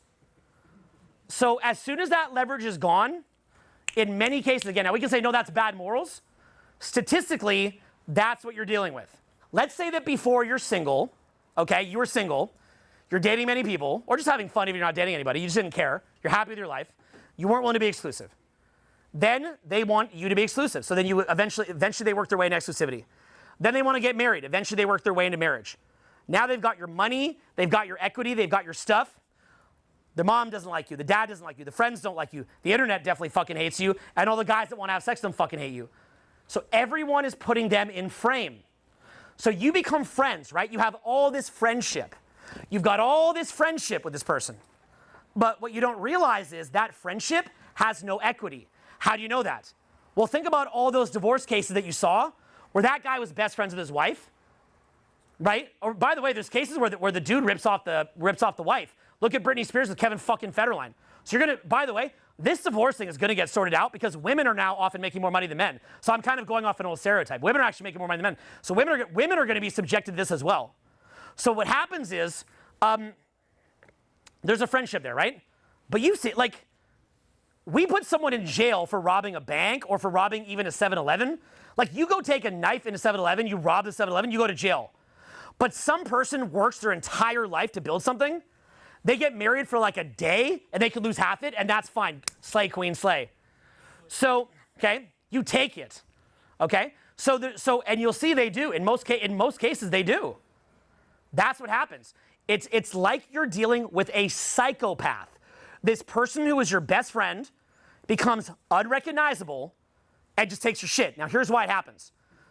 It's the same thing that you see at a club when you look like a beta and they walk off.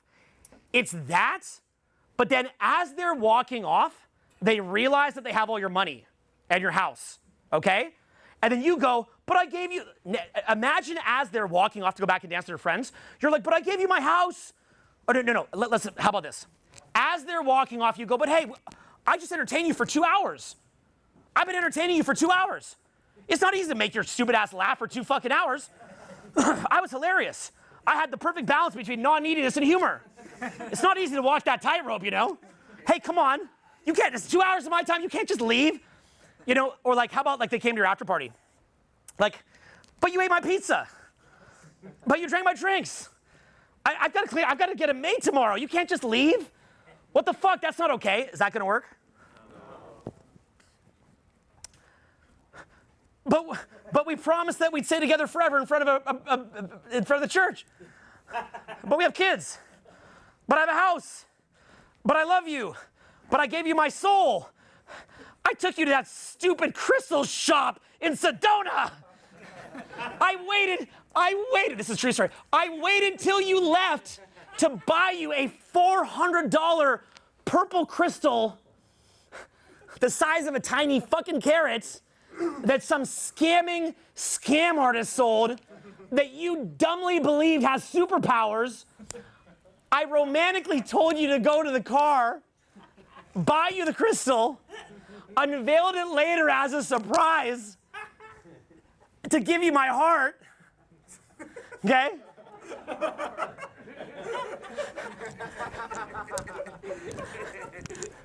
It's me, baby. It's me. Remember me? Sedona, the crystal, the 50K on the wrist, the love, Catalina Island. Listening to how you think you're a psychic and telling you you're psychic. What a weirdo. Creepy. Ew, okay? Because the RS flipped. How do you avoid that? How do you avoid an And then it's like, yeah, but this one time, 5 months ago, you said something very inconsiderate. And you know what Instagram says? Your soulmate wouldn't do that. Okay? Gone. Do you understand? Gone. Okay? Gone. There is no equity in money. There is no equity in friendship. Because the friendship, look, look, become a master of the 72-hour gift. You want to pump your partner's state? Only buy them, truly, what you're buying with no agenda at all. In other words, any gift that you buy, here's the calculus on it. The calculus is this. Would I want this person to have this if I never saw them again and if they RS-lit me? Like, I just care about this person so much that even when I'll never see them again and they RS-lit me, but I still just want them to have it magnanimously. If that is a gift that you'd want to give for that purpose, then do it. Okay? So when you give, really give without condition. Anything that you give without condition will be perceived as manipulation and control. Anything. Do you understand? Anything. So only give it, only give it if you're truly giving it just to give. Okay? And knowing, you know what? I know that this other human life functions off RAS flips as a part of their way of leaving relationships. At some point, our relationship may dissolve. But even if they RS with me, I love them so much, I want them to have it. But if you believe that you are building equity in a relationship and cementing it for children and commitment with those things, you are wrong. Those are not things that cement a relationship to build a better family. They won't work. In fact, they'll tend to work against you. You look like you got a question? Loud one, a quick one. Just remember, the world's watching. Make it quick, make it fast. Is it actually a gift if you expect anything? You want to know something, bro? You're right, but I still think it's human to love your girl and to want to have a family with your girl and to want to have children with your girl and to think that maybe by doing something extra special, it could be contributing to the health of that family and those children, okay? And I don't think it's a bad thing that I did that. I don't think it's a bad thing that all of us have done that. But just realize that you're wrong and that actually you are right. You are right. It's not, unless you're truly giving just to give, it's not a gift. But I think it's very human to say, I want children with this person. So I want them to have some, I want to show that I have skin in the game. I want to show that I'm not leaving. I want them to feel safe. You know, I think I'm building something. You're not. Okay, you're not. But likewise, the friendship, you're also not. And that's what you need to understand. Again, here's why. You don't have anything in common with anyone. That's what you don't understand. You have nothing in common with anyone. Here is why. Because Drake, before the Kendrick diss, and Leo DiCaprio have everything in common with everyone. And a loser, homeless guy on the street has nothing in common with anyone except maybe other homeless people. Right? If Leo DiCaprio comes in here and he's like, bro, I love fucking horseback riding. Would you be interested? And you know you get access to his circles? Or Megan Fox in her prime? I love bunnies. Guess what? Now you love bunnies too. Okay? So I'm exaggerating for effect when I say that no one has anything in common with anyone. I'm exaggerating for effect.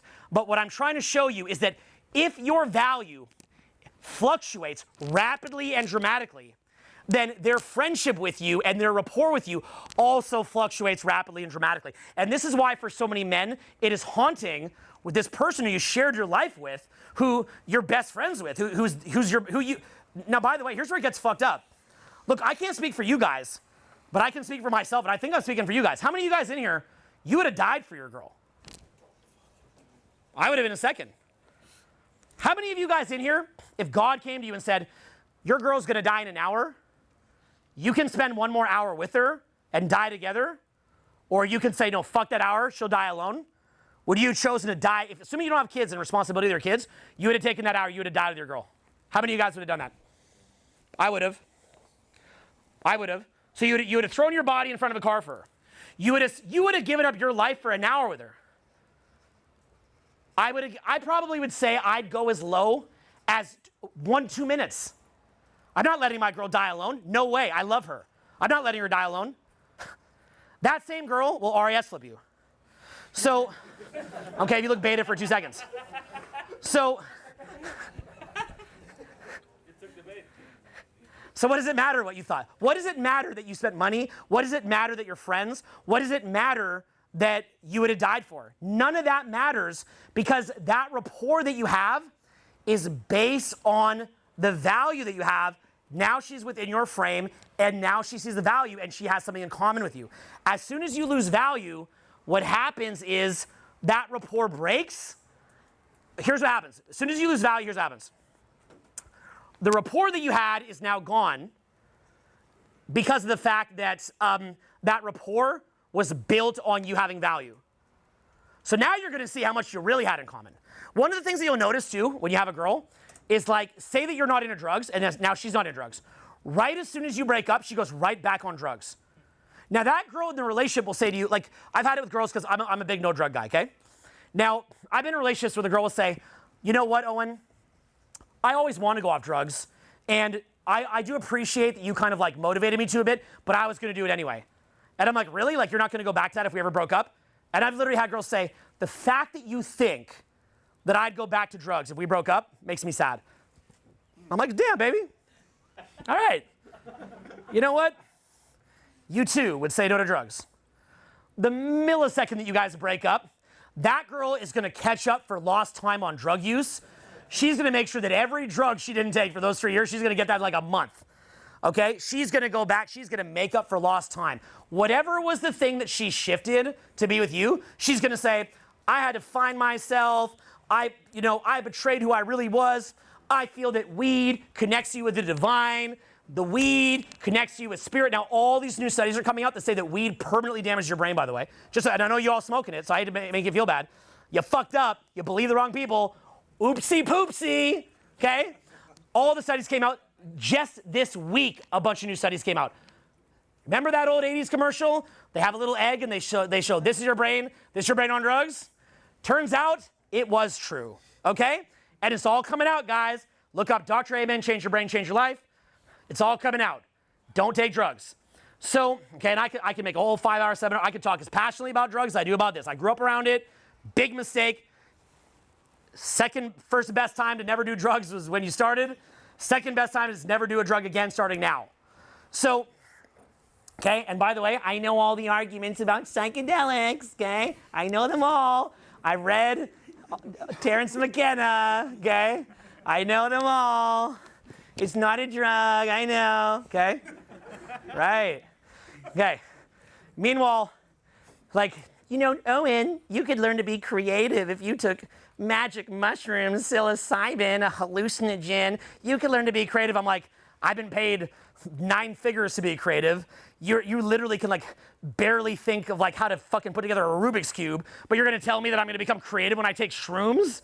Like, what fucking planet, like how much lacking of self-awareness did you not fix with the shrooms that you took? Okay? Like I'm gonna go to Michael Jordan and be like, you know, if you took some protein powder, Michael, you could learn to be good at basketball. Like, that's what this shit sounds like to me. Like, people who I'm like light years ahead of spiritually, creatively, all shit, I don't mean to brag, but I'm being honest. Like, and it's like, you're gonna get it from the psilocybin. The fact that we even have to use a word like hallucinogen to somehow give dignity to drugs is so fucking offensive. Like, it's a psychedelic. Okay, if I have to hear the word psychedelic one more time, I'm gonna kill myself. I swear to God, I'm just gonna go live with the fucking machine elves, okay? Me and the machine elves, so I don't have to hear the word fucking DMT and psychedelic ever again. Okay, like, psychedelic, it's a psychedelic. Okay, just shut the fuck up. It's not a psychedelic. You're broke, okay? You're flat broke. You got no game. You don't travel. You're not creative. You're not doing anything, okay? Do that shit later, okay? Once you've actually accomplished something, then you can go fucking cook your brain like my old client, Tony Shea, that runs Zappo.com and die from drugs like him as a billionaire, okay? You can be like Tony, okay? R.I.P., I love the guy. But I hated when he did drugs. So, anyway, okay? The fucking world, man. It's called late-stage capitalism, okay? In late-stage capitalism, all this shit happens, including massive drug use. Welcome to late-stage capitalism. You've been fucking lied to, okay? Now, let's keep going. And I know that will not make you any friends in the self-help community. That will make you no friends in the self-help community. But I'll make another seminar about that. Now, okay? Because you had 20 years of therapy from ayahuasca. Okay, cool. Then where's your money? Okay, could you write some sales copy now that you had your 20 years of therapy, or do you want to just go back down to Peru? Okay, so anyway, and it's not all about the money, but I'm just saying that as something objective. It's also about your awareness, and guys, you get that from studying, you get that from mastery, you get that from nature, you get that from meditation. You have the power to get all those things that they would purportedly offer you without miswiring your fucking brain. You have access to God, read the fucking Bible. Oh, except you didn't do that either, okay? You haven't even read the Sermon on the Mount, but you talk to machine elves. Maybe your priorities are a little bit out of order. But anyway, let's keep going. So the money has no equity. The friendship, and I know the room's just sucks the energy out of the room because San Francisco, I get it. I'm just trying to help you guys, okay? You know I care about you when I tell you the truth. Now, okay, half of you guys are on the shit right now. It's like a machine elf. It's like, shouldn't have done it. Ah. So now you have, okay, so now you basically have, there's no equity in the friendship. Why? Because when you lose value, the friendship also unravels. The rapport was built on having value. So what happens is they were matching and mirroring you, and they're in your frame. Look, you ever see the movie Borat or Bruno with Sacha Baron Cohen? You remember that he would get people to say all this really fucked up shit? Do you remember that? He'd be like at some rodeo or something. He's like, George Bush will destroy every Iraqi down so there's not even a lizard. And everyone's like, yeah! You guys remember that? There's this other one called This Is America, where he'll get people to say that like a 2-year-old should have a gun, or he'll get people to, he has this one guy who he gets to say that he's eating human sausage of a Chinese dissident. Have you guys seen this, where Sacha Baron Cohen, you know Borat, Bruno, Ali G? Okay, so he pretends he's like a waiter, and he's like, oh, we're at a fine dining establishment. Oh, this is a human sausage of a Chinese dissident. The guy's like, oh, it's so good, right? Sacha Baron Cohen shouldn't be doing that, okay? So the frame that Sacha Baron Cohen has is, hey man, I'm just the reporter, bro. I'm just exposing how the world is. They chose to throw themselves under the bus. That's a fucking lie. He shouldn't be doing that, because Sacha Baron Cohen knows fucking well that the 99.9% of people are in frame and don't think for themselves, the same way as when I came in here and people didn't clap for Ibrahim. People are in frame, okay? He knows that. And he knows that he could get 99% of people to destroy their lives on the camera. So he's actually victimizing those people. He's actually a victimizer, 100%. He's framing them as bad. He's fucking bad. Because I also, by the way, know a thing or two about that. And I could run around going up to people, getting them to say shit they couldn't say by getting them in frame and then putting them on blast and ruining their fucking lives so that for the rest of their fucking lives, they're now the person who said some like thing that you should never, some unsayable, heretical thing that you shouldn't have said or shouldn't have done. 99% of people would have fallen for that same gag of the Chinese dissident. We could do an experiment on it. Actually, it already happened. What's the name of the experiment that already proved that? What is it? Say it louder. Louder. Come on. Fucking say it louder. Okay? It's called the Milgram experiment. People would literally electrocute each other. So all he's doing is the Milgram experiment on people, and then he's going, oh, they just said it, man. It's not my fault. Look, at the end of the day, he's technically correct. That is technically... they are responsible, but in the same way that you guys didn't clap for Ibrahim, doesn't mean that you guys should have your lives ruined because of that. But he professionally fucking does that, and he doesn't give a shit, okay? He ruins lives, doesn't give a shit. And none of us give a shit. You know why? Because it's hilarious. Just like how every Drake fan who loved Drake, Kendrick makes a better diss, they hate Drake. People are on the fucking bandwagon. Drake makes a better diss against Kendrick, they would hate Kendrick because people are on the fucking bandwagon. Okay, so when I say things like be aware of the mom, the dad, the friends, Instagram, all that stuff, you're like, well, that's a low quality person. 99.9% of people are in frame. That's 99.9% of people are not thinking for themselves. You would have had to find one person out of 5,000 to not have to worry about that.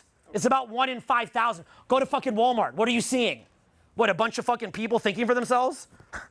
Okay? That's not the society as a whole. So That's 99% of people are in frame, not thinking for themselves. It doesn't matter if you met them in Bozeman, Montana, or Jackson, Wyoming, or fucking Salt Lake, Utah. That's just people. We need a human awakening project. We need to teach people to think for themselves. They're not teaching in school because we have the Rockefeller system designed to make people good factory workers. We're not teaching it. I teach it, and I'm one lone crazy motherfucker that no one's even fucking listening to except a small select group of people.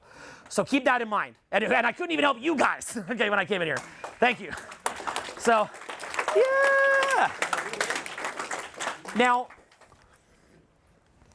so you're like, I'm going to find this like super leader who's not in anyone's frame, and I don't need to befriend the mom. Okay, bro, but yet you yourself didn't clap at the start. But you're demonizing the girl? Stop demonizing the girl. The girl's a human. You're a human. You didn't clap when I came in for Ibrahim because you looked around the room, no one initially clapped, and you just fell in frame. Your girl's also going to fall in frame. Your friends are going to fall in frame. You RAS flip. My friends and instructors RAS flip. Humans RAS flip. We all RAS flip. Okay? Let me explain to you how bad and predominant the RAS flip thing is, okay? This is the example I've taught a lot. I'll repeat it here. It's worth it. The first time I saw this, I had a girlfriend in my final year of high school. She moved with me to college. I was not that into her, but I was kind of into her. But I always thought we'd have to eventually break up. The whole time that I thought we would eventually break up, she was chasing me like a lost puppy. Eventually, after she chased me like a lost puppy for long enough, I felt guilty about it. I went, you know what? I'm going to marry this girl. As soon as I had that thought, I started making a series of small mistakes, and she later started dating the guy from the Pita Pit. And that's how all this started. Okay? That's her gift to the world. She's now fat, ugly, chewed up, and spit out. But she gave this one gift. Okay? Thank God I didn't stay with her. But she gave us this one gift. Now, from there, okay, so now I remember she was talking to me, and I'm like, babe, and she starts cheating on me, by the way. Now, by the way, she was living in Kingston, but we were from Ottawa, okay, these places in Canada you've never heard of. And in order to date this guy, the manager from the Pita Pit, she had to stay living at my house a little bit longer. So do you think that she viewed me paying her rent for the past year and a half as having any equity? Or did she view it as a control, even though I'm just letting someone live in my house for free? I mean, it's a gift. But it's like, no, I'm going to lie and keep living here while I lock in with this dude, who, by the way, she later had a kid with and divorced. Ha, ha, ha, sucker. Okay? Oopsie poopsie for you, bro. But the thing is... That's what happened to me, too, by the way, but I kicked her out. Sorry, brother. Yeah. Pita Pit's a bitch. So, okay, so watch what happened here, okay? So, did the fact that I let her live at my house for free for a year and a half have any equity? No, they don't. No, it's not like, oh, you gave me free rent. It's more like, I came here to support you. I should be allowed to live here longer while I get with this new guy. You see where I'm going with this? I remember another girl who I'd spent, this is when I was younger, this would have been worth more money to me, but I think I spent, I don't know, maybe like $250,000 on. And I remember she'd had and again, this was someone who I did not lead with money. I didn't spend a penny on for probably half a year. But later, she's in my lifestyle. I'd buy nice things for her. She's loyal. So anyway, I remember when she broke up with me, it was during Julian Gate, okay? And the Julian Gate thing hit. You know what's funny? The guy who recorded that god-awful video, the same guy who recorded it, quit the company. He was the one antagonizing it to happen. You can hear his voice going, do it, yeah, do it, all this shit. He quits the company and says, I just want to say that I don't stand behind the values of this company, and so I'm leaving and I'm quitting. He was the one that antagonized and filmed the whole thing. He caused the problem. And then he's like, I disagree with the values, like all this shit. That fucking dude, literally, man, that guy was out of control. I'd rent hotels for him and shit, and he would go, he just randomly smashed up the hotels for no reason. He would just just because he's bored, because he could, he would just smash up the hotel. He did so much fucked up shit. Then he antagonizes the problem, makes my life hell, quits, says Owen's a dickhead. I don't say anything, and I'll look at these 300,000 viewed videos where he's talking shit, and it's like, man, Owen must be an asshole. I just don't feed it. Isn't that crazy? It's fucking, and then even if I said that, this motherfucker, I probably paid $100,000 and destroyed hotels from this crazy motherfucker. But all that's true, but none of it fucking matters, okay? And you know why? Even though I was making a ton of money and feeding that into the company so that he could build a brand, it's viewed as, I worked for him, I help him build his business. There was no equity with what I gave into that.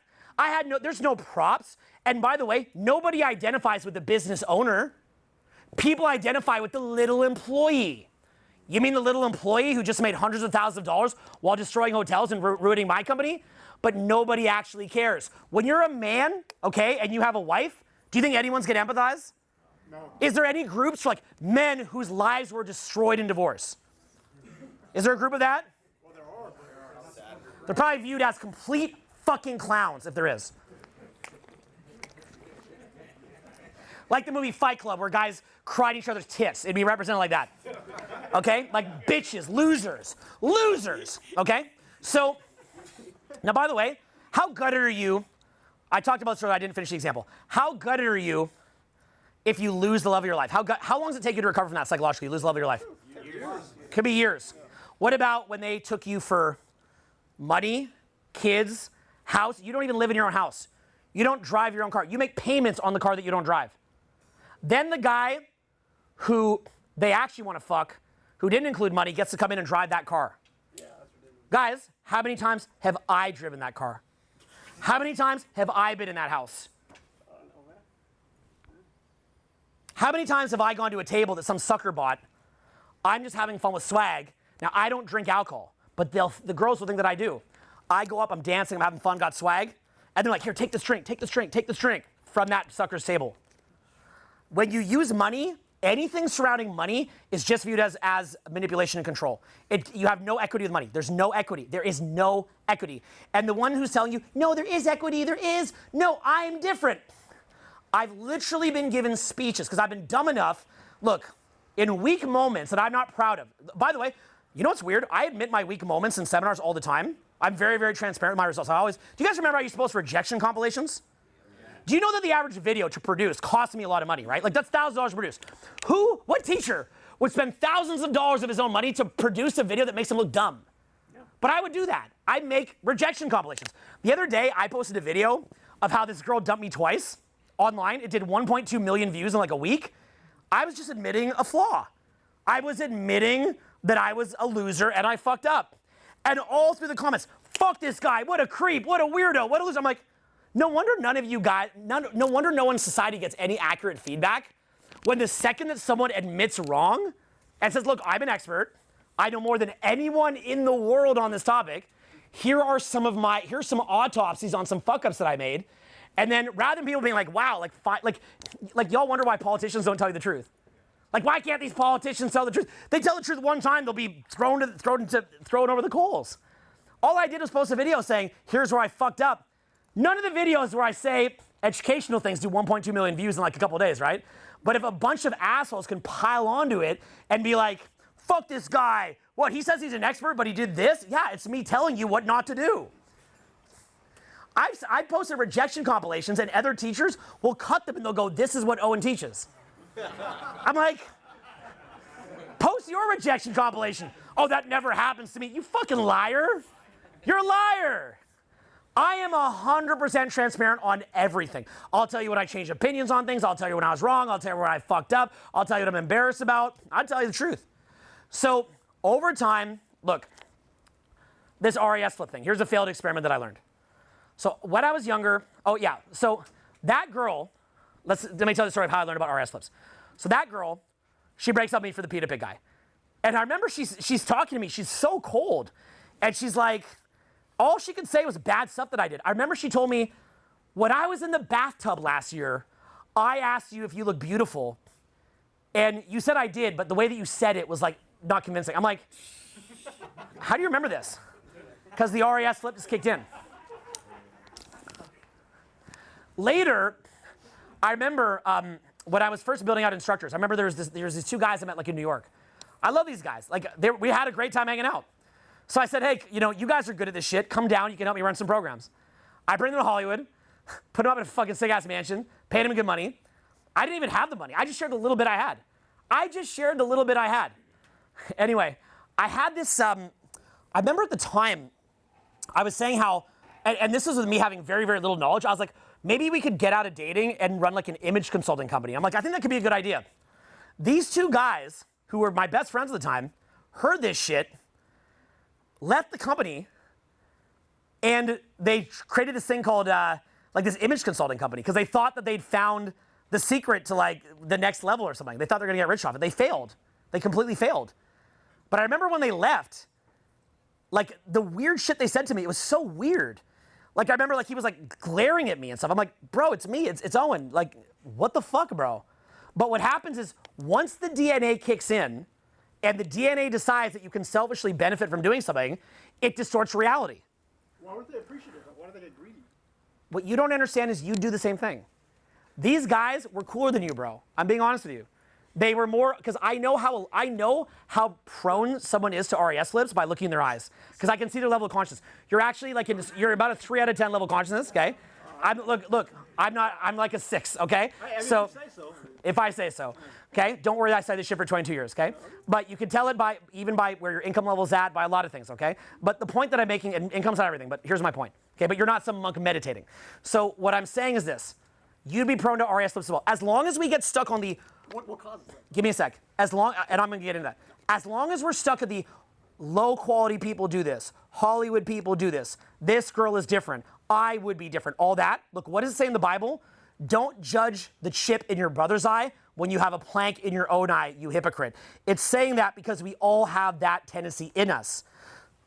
The more that you deny that tendency and make these faces, look, if you can't recognize, stop.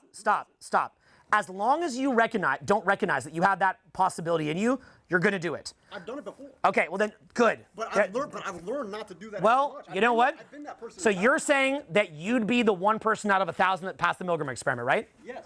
I think so. And you know what? You might be. But what do you think every single other 1,000 people at the Milgram experiment would have thought? Some people are right, some people are wrong. But they all failed. Yeah. Yeah. Okay, so they're all wrong. So the question is, would you be right or wrong? And until we as a society can admit that we have this tendency, we're always going to beat each other's throats, and we're always going to be fucked up. Look, even right-wing and left-wing politics, right-wing people are good, left-wing people are good, but they're seeing things through their own RAS, and then they fight each other. So let me explain. Can't understand that either. All right, okay, we're done, but I got you.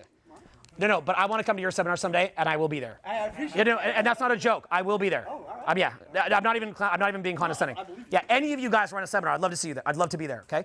Now, so let me keep going. So let me keep on that story. So I saw that first with the girl, so I thought it was a girl thing. But then I saw it around money with guys. So what I realized is this is not a guy-girl thing. You know a lot of the people who talk about like how girls do like female nature and all that? While they may be right about that nature, they're ignoring that men have it too. Men have the same nature. Men, it's called human nature surrounding anything that has utility for survival and reproduction. It's just how it works. So here's when I finally realized what this was caused by, okay? Here's what it was. So I was running boot camps, I'm young, and I've given this example before, but it's worth repeating here, just to thread it in. So I would do dinners. I was flat fucking broke. Flat broke. And I remember I would do dinners, and there might be like, say, 6 guys there. All great guys. I love them all. Same way I love you guys, all great guys. And dinner back then in like the early 2000s, it might have been like $30 a head.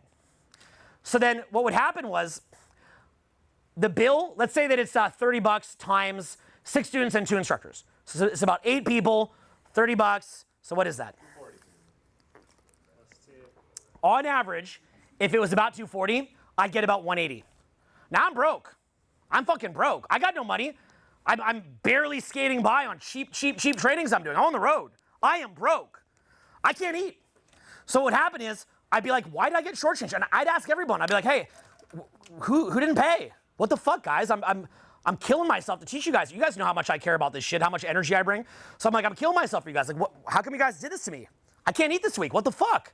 But nobody would pay. 2-3 weeks in a row, man, I was a lot slimmer back then. Man, I was slim back then because I couldn't eat food. I was sleeping on floors and I couldn't fucking eat. So anytime you see me with a bit of money, remember that. I couldn't even fucking eat because my students stole the fucking money.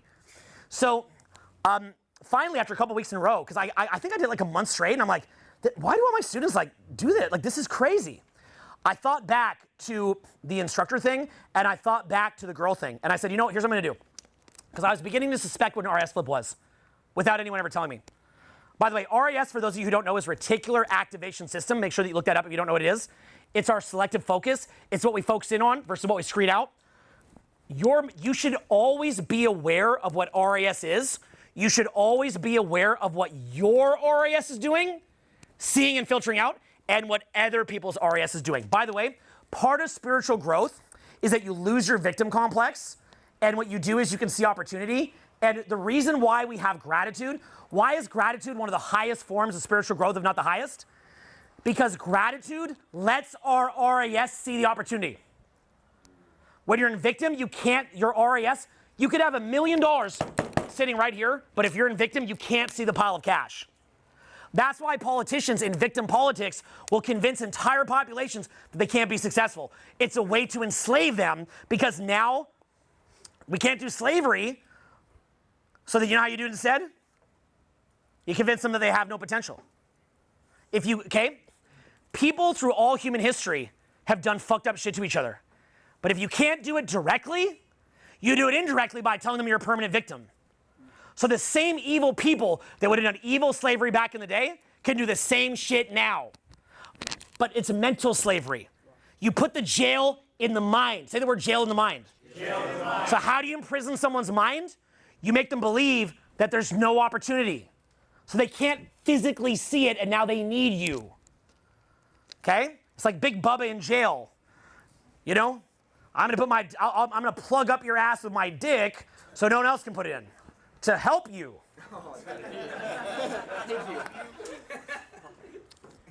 And then they go, yes, please, put it in. Protect me. Okay? I'm just trying to help you. I love you. Yeah, the politician loves you, bro. The politician is not a fucking demon. They love you. They're not demonically possessed. Yeah, look at their pupils. They're not demon possessed. They love you. All right. If only the founding fathers saw it coming. But the founding fathers gave you the ability to vote him out. Now, anyway, so I'm at dinner. So finally I say, and go study RAS. You need to know what your RAS is seeing at all times, and you need to know what other people's RAS is seeing at all times, okay? For example, you go up to a girl. You have more value than her boyfriend. If you start talking, her brain filters out the voice of her boyfriend and can only hear your voice. Like the movie March of the Penguins, when the penguin can hear its own kid from like miles away or whatever the fuck it was. If you have more value than the guy's voice gets tuned out. She can only hear yours. True. It's true. Okay? RAS is built to filter out for what has value or what is a threat. If someone with a gun came in here, you couldn't hear me anymore. You'd be like, what did Owen say that one point when the gun came in? I don't know. I couldn't hear it. It would filter it out. But if someone who's annoying is talking in the corner and you like what I'm saying, you're going to hear me. And you're going to filter out them. That's RAS. It filters for value and threat. And it warps perception. And that's to answer your question. It warps perception. Perception is being warped. So what I did with this dinner thing was I said, everyone write your name and what you paid on the back of the bill. And what happened was when I did this was the bill started coming back instead of 60, 70 bucks short because they probably filtered out the tip, the tax, and the drink. That's probably how they rationalize it, right? They went, well, it's 24, not 30, not 31, right? Because that's about what I paid. Filtered out. As soon as I said, write your name beside it, I would get about 60, 70 bucks plus in a program that size. Depends on the size of the program. And I'd say, hey guys, y'all paid too much. You know what the same people would say? Keep it. You're doing a great job. Wow. So the whole thing of like the low quality people, same people, different process. Right. So the low quality people is when there's no accountability, and the high quality people is when there's accountability. The low quality people is when there's no leverage. The high quality people is when there's leverage. But let me give you the punchline on this. I did that exact same process for like a decade or whatever it was. And I never had a problem with the bill ever again. And by the way, I love that little tip I'd always get. Finally, after like a decade, I said, you know what? I'm going to not do the process. I was doing well financially by that point. So I said, I'm going to do this. I'll even pay the difference if I have to. I'll pay for the loss. I just want to see what will happen. I'm like, next couple of dinners, I'm going to do it. Just see what happens. I do the thing at the dinner, and it comes back short again, of course. I just wanted to know how each person rationalized putting it short. So I sat there for like 45 minutes going through this small table, just seeing like how each person rationalized. We finally, and the bill was way short, by the way, because it's a more expensive restaurant. So the bill's short. Finally, what happens is I get it to within like $30, $40 or something, because it's a more expensive restaurant, but I can't figure out who the person was who shorted it. So I sit there for like another 20 minutes trying to figure out who shorted it. I know what you're thinking. You're thinking I'm all petty, I need the money. I don't need the money. I just want to know how it happened. Finally, I figured out who shorted it. Who was it? You. I shorted it. It was me. You ever think you can't find something in the fridge? There's no juice in the fridge. You ever do that? You sit there for half an hour. Where's the fucking juice? Where's the fucking juice? It's your brain. Repeat this after me. You don't believe what you see. You don't believe what you see. You see what you believe. You see what you believe. In other words, if a politician comes and says, you have no opportunity, you need me, and you believe that, you could have $1 million cash sitting right there, you're not going to see it. You could be in the most prosperous country, opportunity-filled country in all human history. You're not going to see it. You could be in the softest environment to make money in human history ever, and you're not going to see it. Because you're in it now, by the way. Okay? How many of y'all have started your online business yet? You can literally make money from home. Okay? Happy for the guys that did it. Now, but you won't think to do it. Oh, it's hard. The economy's bad right now. What marketing book have you read today, sir? It's tough right now. Where's your social media that you built? Well, it's tough right now, okay? So, it's crazy, man, okay? Now, if you believe that there's no juice in that fridge, you'll sit there for half an hour looking for it, and then what's going to happen is your friend's going to come, they're going to see it, and you're going to go, what the fuck? This was here the whole time? What the fuck? Because your RAS believed it wasn't there, couldn't see it. Some people have said that Native Americans, when the Europeans came, couldn't see the boat off the shore. And it almost looked like a spiritually advanced, kind of spiritual man or woman, whoever it was, San Fran, and literally and had to sit there staring at it, and eventually, boom, it came into view. They couldn't see it. Your RAS is always tricking you. Look, if you don't believe me, here's the last thing I'd say. Who here knows how magic works? When say you have a pen and you go like that and the pen just disappears. You ever seen that? Yeah. The way that magic works, all they do is they just move the pen, but they do this lead-in where you believe that the pen's going to disappear, and just by moving it, you're like, ah! Like it looks like it disappeared. That's all that magic is. Magic is 97% presentation. Okay? Like if you know magic, you could be like, oh, and then this is going to happen, and that's going to happen, and then you just like put the thing in your pocket, and then people will be like, ah! That's how fucking crazy RAS is. You know when we do the 360s and all that stuff? Okay, so we do 360 feedback, okay, in all of our trainings, and where we get everyone in the room to give each other feedback, because and what you'll see is every single person's RAS is gonna, like I'll do a training with like 20 guys, and on the final day, you'll get feedback from all 20 guys or women who is ever there, of basically like what each person saw. And it's really amazing because you're like, oh shit, that's good feedback.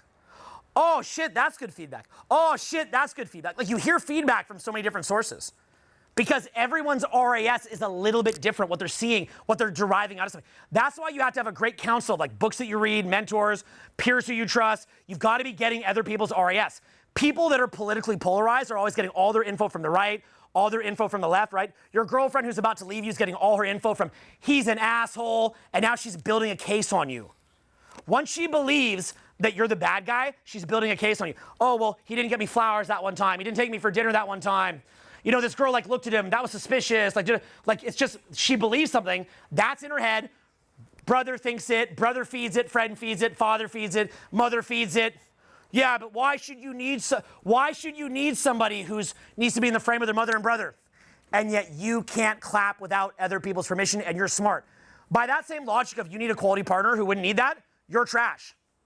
By the same logic that you shouldn't be aware of what your partner's experiencing within her group, all of you are trash. Every one of you in here is trash and low quality because none of you clapped for Ibrahim. Because you all looked at each other, no one did it. You're all trash too then. So why are we judging women for being trash if all of you are, quote, trash by that same logic?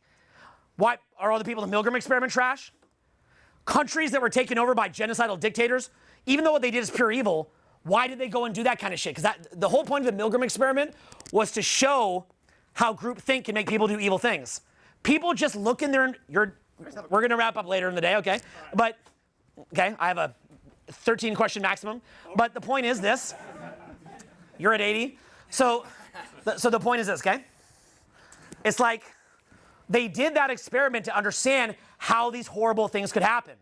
Human beings are in groupthink. The way that we get out of this is we have to teach humans to get out of groupthink. It's not even that hard. You could teach a don't be in groupthink class in grade school. It's not even that hard to teach it, to make people just aware of their tendencies. But it is what it is. Remember in grade school, everyone's worried who's cool, who's not cool? It's crazy how this shit works, right? This is also, by the way, why social proof is so effective. You know how people are like, oh, a guy who's ugly could never get a girlfriend? If all he did was get some social proof, if he had the social proof, he could get a girlfriend for the same logic. Just go be friendly to a bunch of people in a bar club, become popular in that bar club. You could do the same thing. Build a following, get a bunch of people following you, you'll have influence. It's not that hard to get social proof. Use your brain, be resourceful. You'll benefit from the same result, same outcome. Look, if a magician can go, oh, this fucking thing's gonna disappear, puts it in their fucking pocket, and you go, ah, because you believed it, that should show you how malleable human perception is. If I can't even see the bill that I'm doing because my DNA is so psycho that it's making me see things the wrong way when there's no accountability, perception is malleable. If the country can become politically polarized, perception's malleable. If the Milgram experiment exists, perception's malleable. If you can go up to a girl in front of her boyfriend, have more value than him, and she tunes him out, perception is malleable. Perception is just malleable. I'm sorry, guys. And not in my most Canadian accent I can give you, I'm sorry. And let me tell you something. People are not trash. Okay? People are not trash. Our social conditioning is trash. Okay? We talk about how modern women are shit. That's because men are shit. Now, people say, oh, you're shaming men now. Listen, no legitimate man in the world ever gets to blame a woman for anything because you're the fucking leader. Even though I complained about experience that I had with staff where they stabbed me in the back, at the end of the day, was that their fault or mine? Say it with truth, guys. Those guys who I fed money to, built their brands, et cetera, and they did what they did, including the video guy with the Julian thing, whose fault was it? Yours.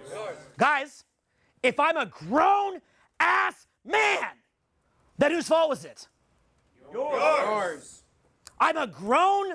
What does it say about me if you don't say it's my fault? What are you really saying to me if you're saying it's not my fault? You're saying you're a fucking bitch. Okay? I could have learned. I could have manned up.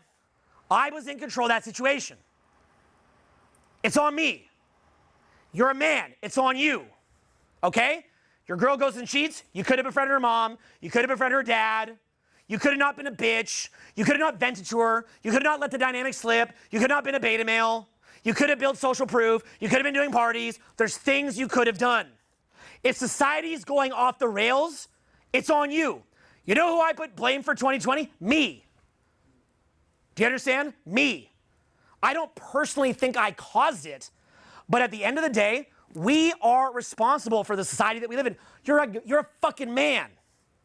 Okay? Oh, they're doing this, they're doing that. Fuck what they're doing. What are you doing?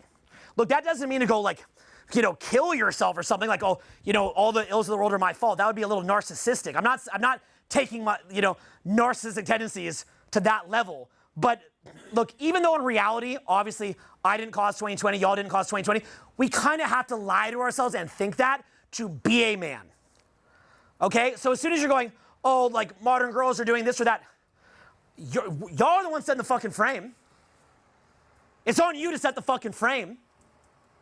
So, okay, this fucking room couldn't even clap for Ibrahim. Like, how come they don't want to accept my leadership? Because you don't accept your own leadership. You don't even lead yourself. So why would they lead you? Or why? That was a Freudian slip. Why would they let you lead them? Why do they lead you? My homie here can't even get me a pear drink. I'm joking. We're boys. We're joking. But I'm making the point like, yeah, she should submit. To what? To the non-clap guy? She should submit to the guy that can't clap. She should submit to a man where someone was up here busting his ass for an entire afternoon and you couldn't even clap for him? Unless everyone else did first? And then you're wondering why you let the dynamics slip in your relationships? Because you're looking outside yourself. You're looking outside yourself. So, am I right or am I right? Right. That's why I got mad when I saw Yo did it, because I'm like, you guys are fucked. So, it's a part of your brain that is just always looking outside of external frames. But everybody's fucking doing it. That's why 2020 happens. That's why the wrong politicians get elected. That's why they feel like they have to censor. The argument for internet censorship is based on the idea, basically the same reason y'all couldn't clap. Because they're worried that someone with bad ideas could spread them. And that you're too dumb to say no. Okay, fine. Personally, I'm still against that. But the point is that if that's the argument they're going to make, they're basically saying, like when someone says we've got to censor you as a grown adult, what are they really saying? We don't trust you. They're saying we don't trust you, you're fucking stupid. Yeah. But the truth is, y'all are making them right when you don't clap for Ibrahim. Right? Because if you're like, oh, what's everyone else doing? Well, that's why they're worried that if some asshole comes on with bad beliefs that people are going to listen if they get popular. So that's why they're trying to contain it like whack-a-mole. That's why social media scares people, because they're like, oh shit, it's like whack-a-mole. But the problem is, then what these fuckers do is they come in and they say, we'll do the job of whack-a-mole, but we're just going to alter the election. We're going to do the job of whack-a-mole, but we're just going to capitulate to the big pharma, big this, big that, whoever has money. So they claim they're protecting you, but they themselves are not qualified to be protectors. So that's the fucking crazy thing that you see happening, okay? So how do we get around this? Build a next generation of people. Create a human awakening project. Build a next generation of people that are not, huh, what? Am I cool? Am I not cool? Oh, how come the girls are getting all fucking crazy lately? I'm going to get mad. Now, let me show you a bit more on this dynamic, how this dynamic occurs. And I'm going to show you even more about why what's happening is happening. I'm going to teach you, if you can pay attention, it's going to change your life, okay?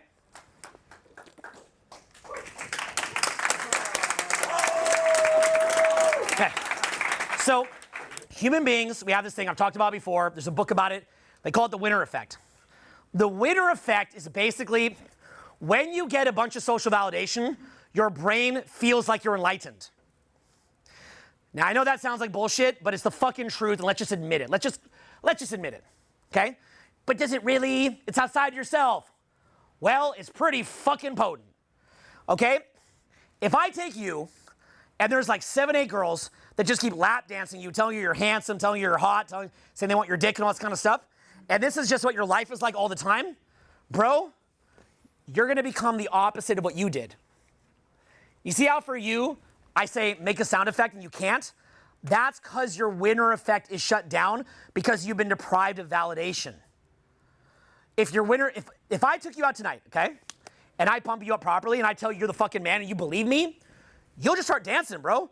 You'll start joking. You'll start laughing. You'll start having fun. You'll start going crazy. Like, you will change. You'll basically become Sway Lee, the rapper. Like, you'll just be having fun.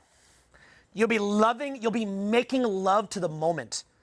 Because this whole idea of build, build, build is a denial of the present moment because I don't like the present moment because I'm not getting validated. But maybe if I keep building things, eventually I'll get to a better present moment. This is, again, like I'm just like dropping stuff on you casual here. Like this is like layers deep, 50 trillion leagues below the sea, like wisdom here. So everything I'm saying, pay close attention. It's taken me years to figure this shit out. We as men have a low winner effect. We believe the way out of that is to build a business. Then people will like me. That gets us even more in the habit of hating the present moment. And we don't make love to the present moment. We deny the present moment. But paradoxically, if you had a bunch of validation, you would suddenly stop needing to get away from the present moment because your brain would be telling you everything's fine the way that it is now. You start dancing, you start having fun, you start making funny jokes. Basically, you become actually attractive. Now, what would happen is, as you did that, you'd get more and more validation from guys and girls. This would then reinforce your validation, and then you get more in the present, more in the present, more in the present, more in the present. And that's why for men in their dating life, when it rains, it pours, and when it's dry, it's like the fucking Sahara. Because when no one's liking you, again, it's very streaky. Remember how I said your value can shoot up dramatically or down dramatically and rapidly?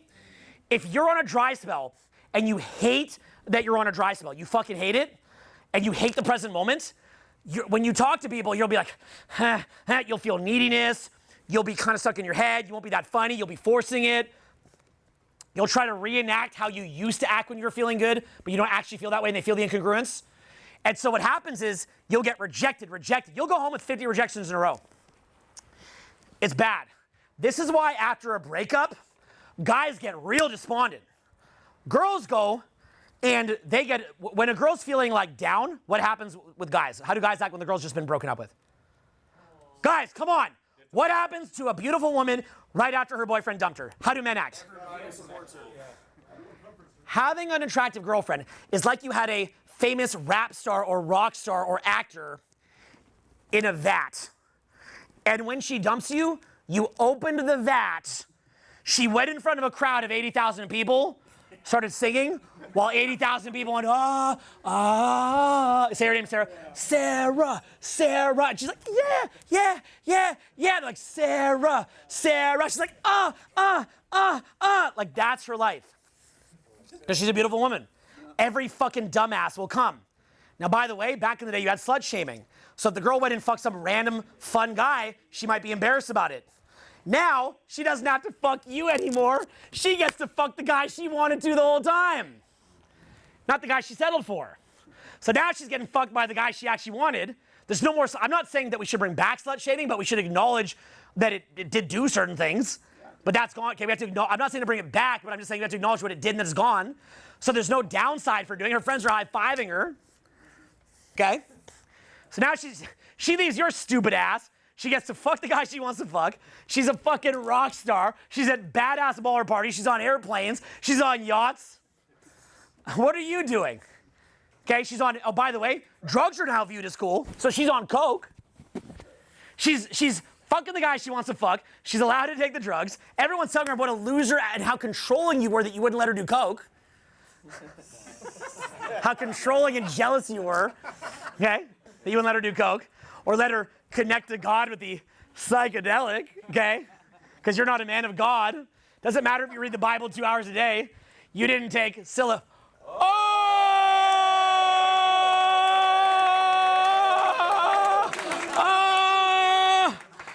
yes! Bear drink.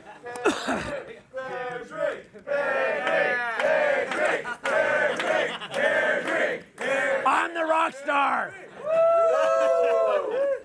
Oh, hi guys. Oh, who is that angry man?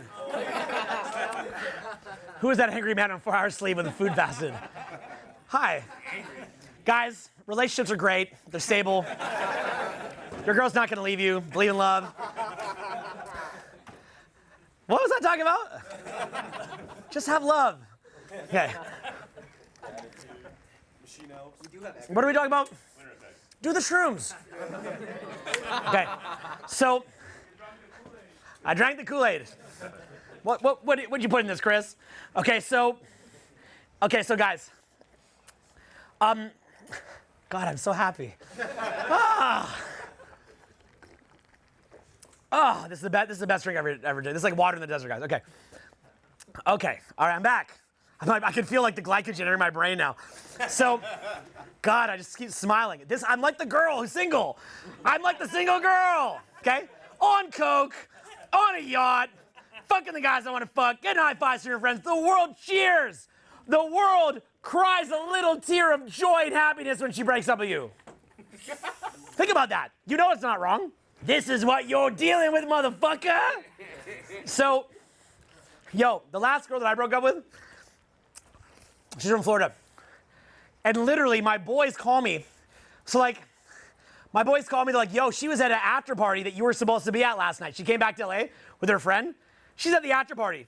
Now, think about it this way, right? when she moved here from Florida, she's probably like, oh, Owen will like introduce me to all these cool parties and stuff. It'd be kind of cool. Not that that's her highest priority, but it's like, added benefit. But in reality, did she need me to go to that after party? Hell no, because she's a dime piece. She was at my boy's fucking party. He calls me up. He goes, your girl's at the fucking party. I'm like, what's she doing in L.A.? She had a flight. Okay? My boys call me. I don't watch her story. They're like, she's at the fucking Four Seasons. She's at a $1,000 a night hotel. She didn't need me for that. Because she's got a vagina. and this ain't the only dick in town. Y'all would be saving up your fucking money to put her up at the Four Seasons to get to fuck her. Anyone of you in this room, if you don't even have money, you'd do it. You just come up with it. You borrow it. So she doesn't need you for anything. She doesn't need you for shit. Do you understand? Because as long as they're down to fuck, some guy, or at least to dangle it, someone's gonna pay it. So as soon as they break up, they will be swarmed with, you go girl, he's a dick, you're a queen, slay, all the guys that they actually want to have sex with are gonna fuck. They get to go back on drugs. They get to connect to God. I don't know if you guys knew this. Okay, you guys might have not known this, but if you Zell a guy with a face tattoo in a van, $200, he can go to a lab. Now, who knows what was cut in that drug? But the face tattoo guy that you Zelled the $200 can connect you to God himself.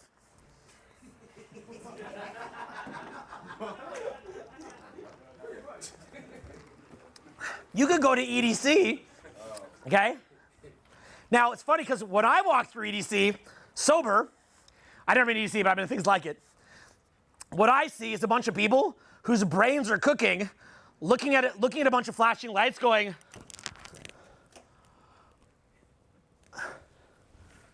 like this, while their brain literally overheats while they clench their jaw. They're going like that while their brain cooks. While lights flash. And they go, like that. Because the drug took all the serotonin for a month that's supposed to be in reserve, released it all, depleted their serotonin receptors, down permanently and irreversibly down-regulated their serotonin expression, which means now that if you're their boyfriend and they get in a bad mood, they can't regulate themselves. But at least they got to have tingly skin. And for only a couple dollars, Zelled to a man with a face tattoo, he was able to drive his van to a lab. God knows what was mixed in it. And she talked to Jehovah. Jehovah came down. Cindy. Hello, Cindy. You're in heaven now on earth. This has nothing to do with overclocking things in your brain that should not be overclocked. You're talking to Jehovah. You know the word hallucinogen means hallucinate? But this is not a hallucination. You're curing trauma. This is 20 years of therapy in a night.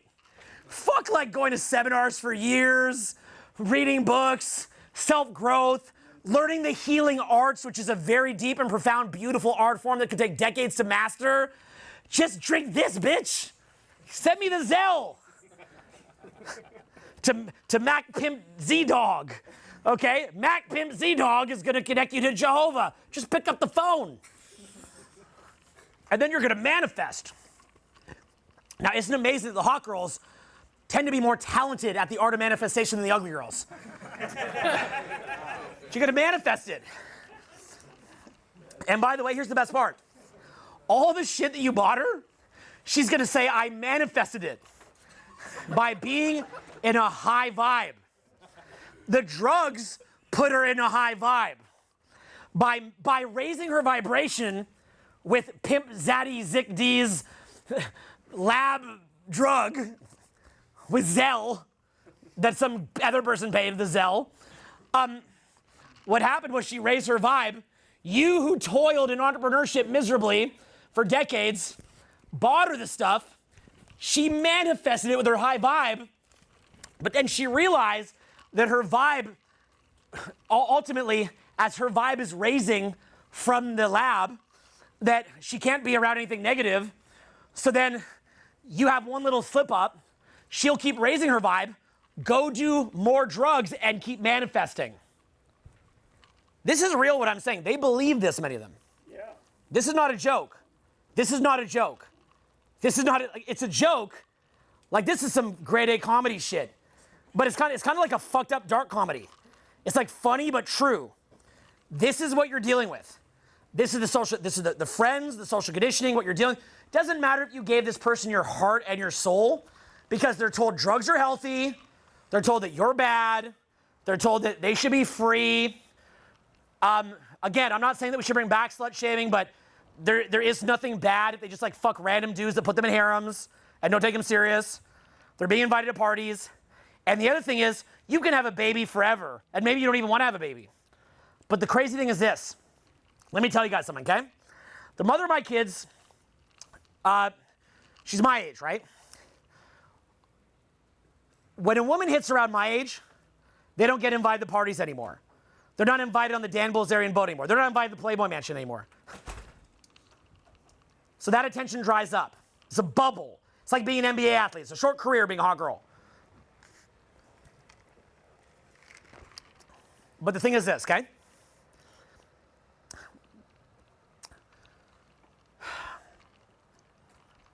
The mother of my kids, I'll see her with my 3 sons. They don't like game her in like, you know, gaming.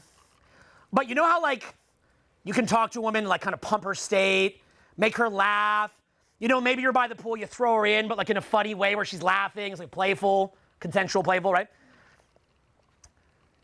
There's not a lot of guys that are going to do that, you know, with a girl once she's old, right? But you want to know who will be that person who splashes her in the water and makes her laugh and views her as the ultimate 10 in the world. You know who that's going to be? Her son. Daughter too. So that's why having children is important. All that attention that they're getting, where they're a rock star and they're told webs of lies that will all be dissolved. By having children, they will get to continue that life of being a 10 with their own child or children. And it's so fucking beautiful. You could adopt. It's so beautiful. But as part of depopulation, they're told it's lame, it's not fun, you could be free. But they're assuming that the lifestyle that they have while young, as rock stars in a vat being set free, they're assuming that that continues forever. But it doesn't. And so what happens, and what happens is they wind up going childless. Do you guys understand how many cats are going to be needed in the next generation?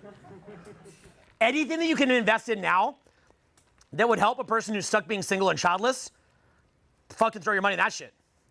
I mean, I'm saying it as a joke, but maybe that's true. So that's what you're going to see. We're also not going to hit population replacement rate.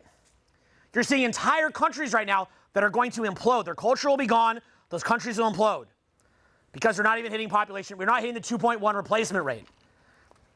I don't have exact figures or knowledge on that, but you know the general gist of it, okay? Now, happening in Germany. It's crazy. what's the population replacement in Germany? It's probably like 1.6 or something. Yeah. So, but also the people will be miserable when they're older in most cases. Not every case. Everyone's a little different. It's not a one-size-fits-all solution. But a lot of people will be unhappy. There's no greater joy than having kids. Again, you guys as men will be the same thing. So have your kids.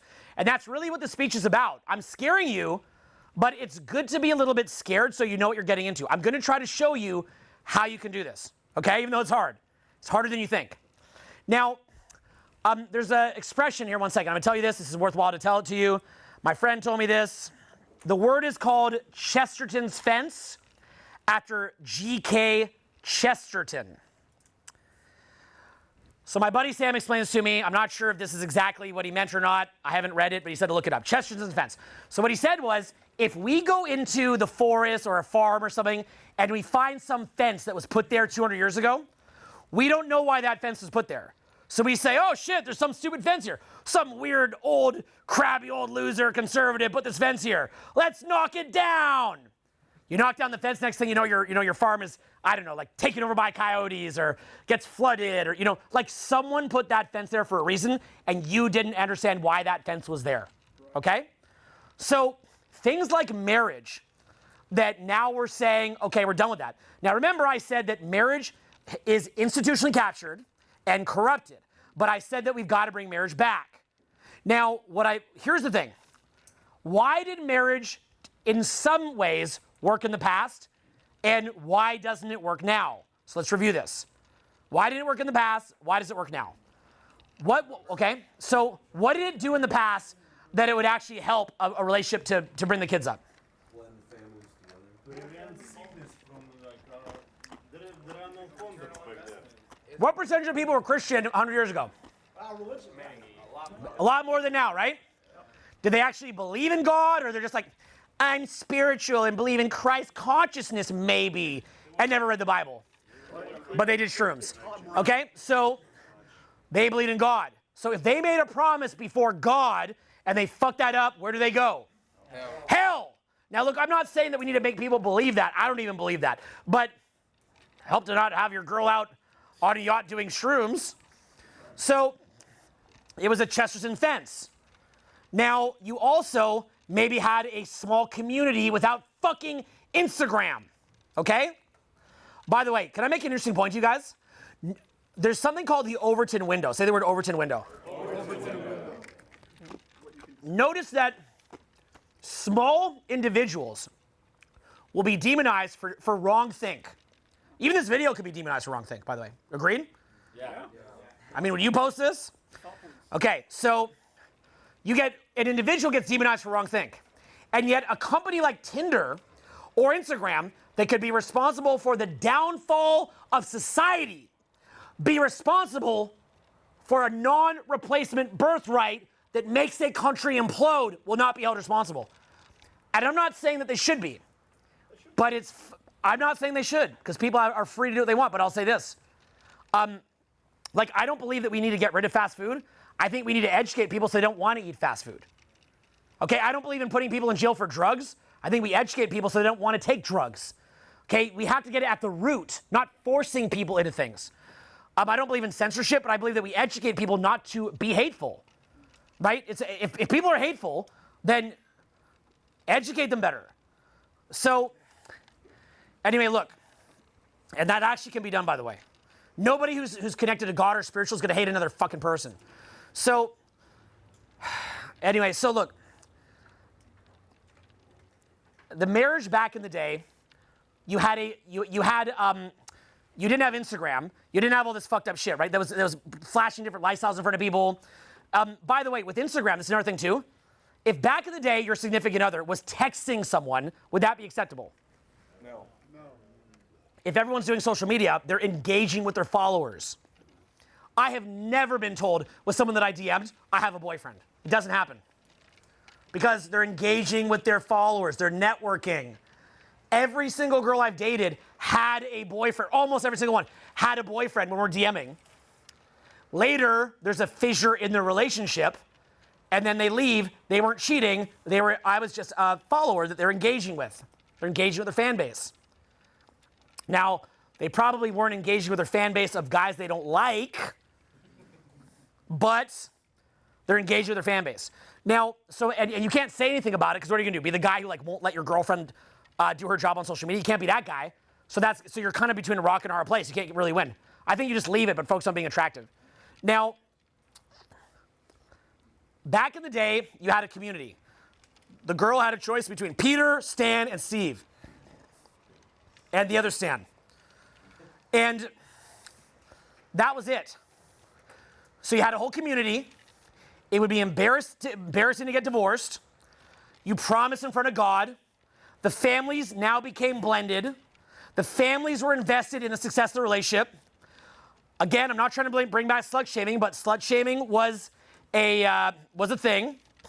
So they're not going to be running around on a boat on drugs, fucking the guy with the tattoos. Okay.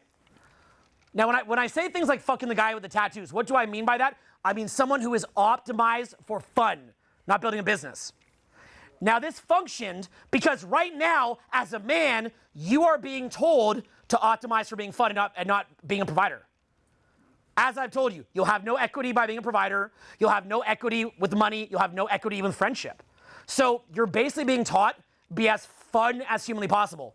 So what does the next generation of kids want to do? They want to be doctors, lawyers, firemen, plumbers, electricians, soldiers. What's the next generation of kids want to be?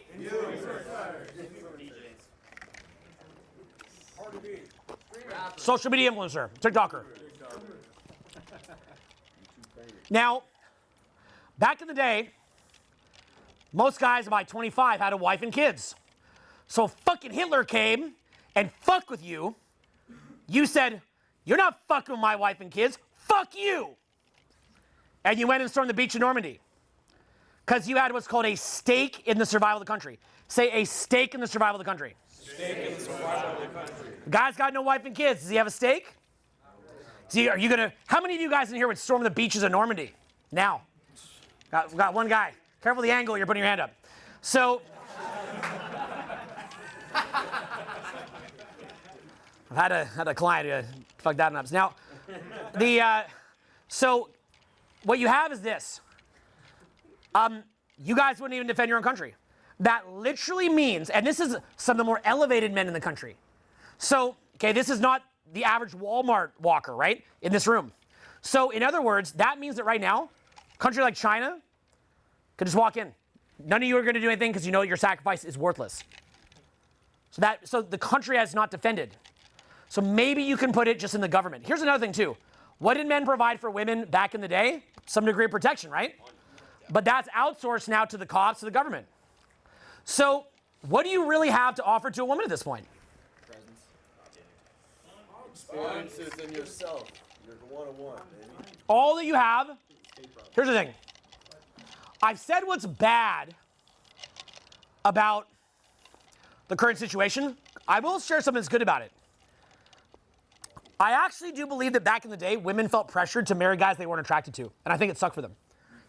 And I can appreciate, because just because I'm a guy, I can think outside my own guy brain and think what it's like to be a girl.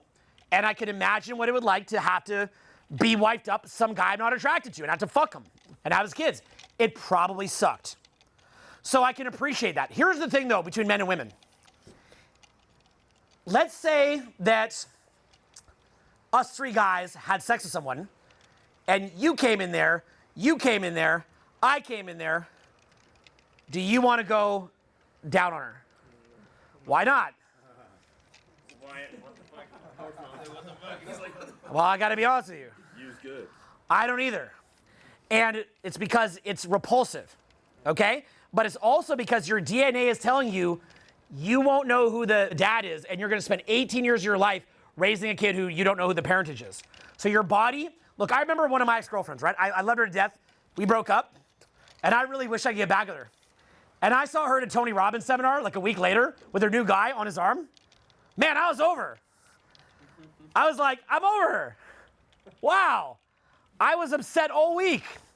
The mere knowledge that that guy's nut was in my ex's pussy, I was done.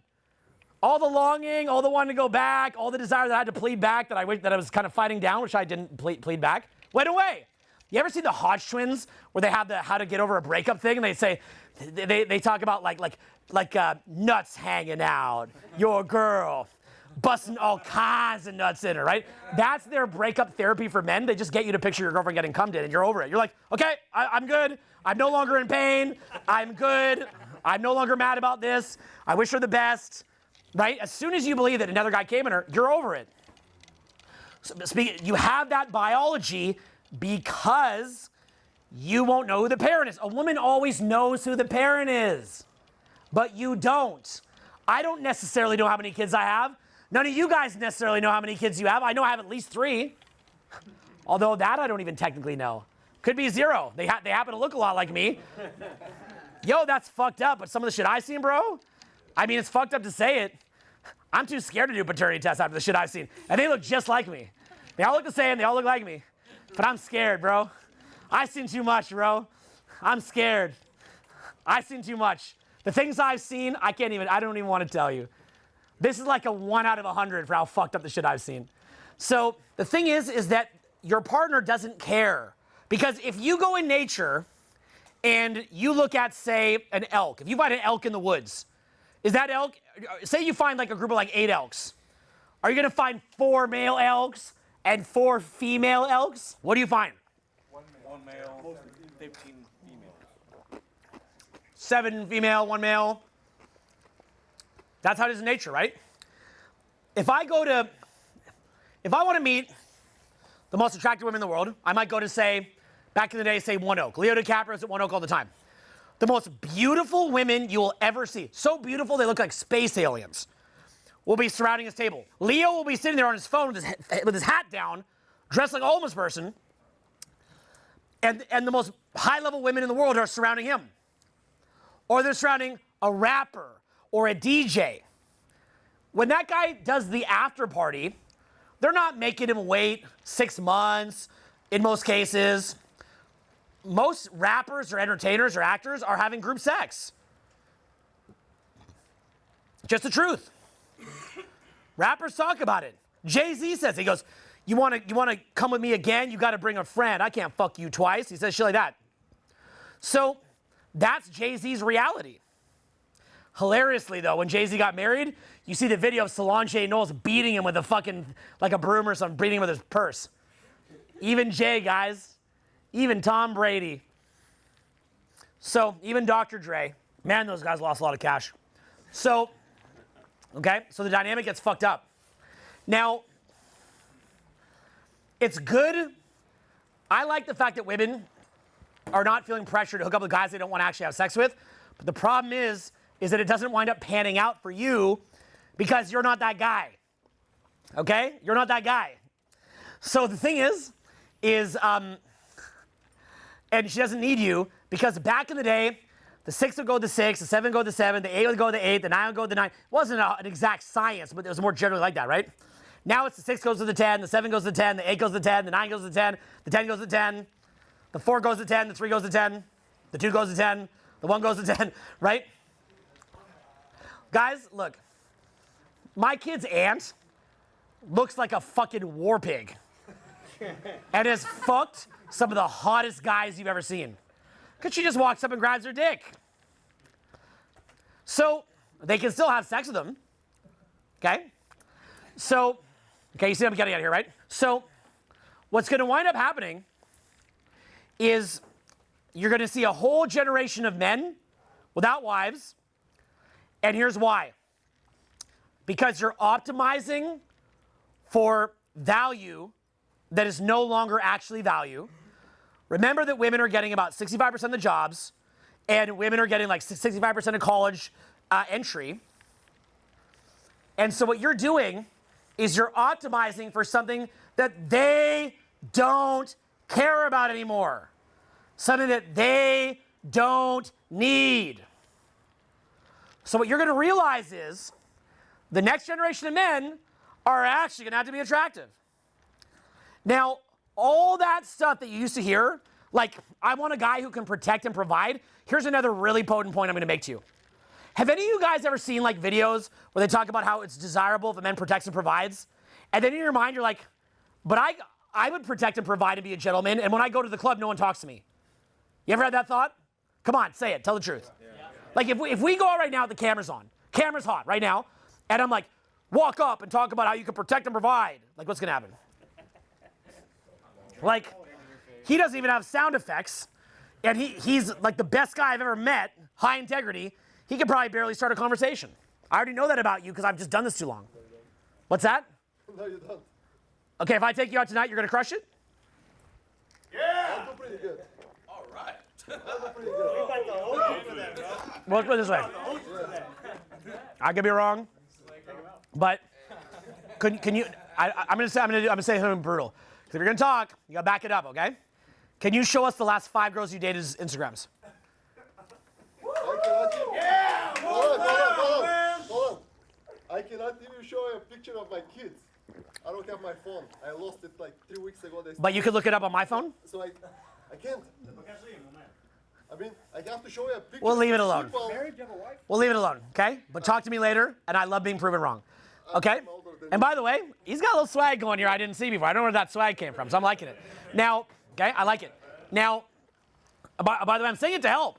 Like, it sounds like I'm being a dick. Like, people see me do bits like this in videos, like, why is he bullying the guy in the audience? I'm like, I'm not bullying him. I'm trying to help him. Like, I believe that you can get the same results of anybody. I'm just telling it to you straight because I happen to believe that if I tell it to you straight, you get the same results of anyone. It's people who say that you're being a dick when you're talking straight to someone and giving them straight up instructions and giving honest feedback. They're the fucking assholes because they believe that, oh, that little guy could never get it. I'm like, no, he can get it if you just told him the truth. So I do my best. Now, here's what you got to understand, okay? And let's go a bit deeper in this dynamic. So then what's happening is this. So guys are optimizing for things that no one cares about. And what happens is they don't, look, this protect and provide thing and gentleman thing was pounded into women's heads by a beta male collective, okay? It was pounded into women's heads by a beta male collective. So beta males came along and told the girls, you should get a guy who protects. You should get a guy that provides. You should get a guy who's a gentleman. Because what it did was it created for women something that a beta male could actually do because it's easy to protect and provide. Anybody who's, okay, let me be more clear. Even with this is one of the big linchpins of this whole speech, anyone with a low winner effect can still protect and provide. Anyone with low swagger can still protect and provide. So it provided a narrative for women of something that a beta male could actually achieve. Now, funny enough, this, in my view, was a Chesterton fence. Because what it did was it made it where the girls would actually get to experience childbirth, that actually get to have kids, which was good. And also, it made it to where all the men in society had a stake in it so it wouldn't fucking implode. So was that the right word, Chesterton fence? Did I say that properly? Yeah, GK, Chesterton. If you're watching from home, I'd recommend you look it up. Thank you, Sam. GK Chesterton fence. If Sam explained it properly, basically, again, some fence, you own a 300-year-old farm, you find some fence there that someone painstakingly put there, but you don't really know why they put it there. You go, fuck that fence. These old fogies put it there. We're getting rid of the random fence. You get rid of it, and then, like, predators come or a flood comes or whatever. You don't know what it's doing. We're like, oh, fuck all this marriage shit and fuck all these, like, conservative values. Fuck everything. But what you're in is what I would call an individualist free-for-all, or an individualist clusterfuck, or an individualist clusterfuck free-for-all. Repeat this after me. Say individualist, clusterfuck, free-for-all. Okay, so let me give an example. Trump was attacked, shot, judicial system weaponized against him.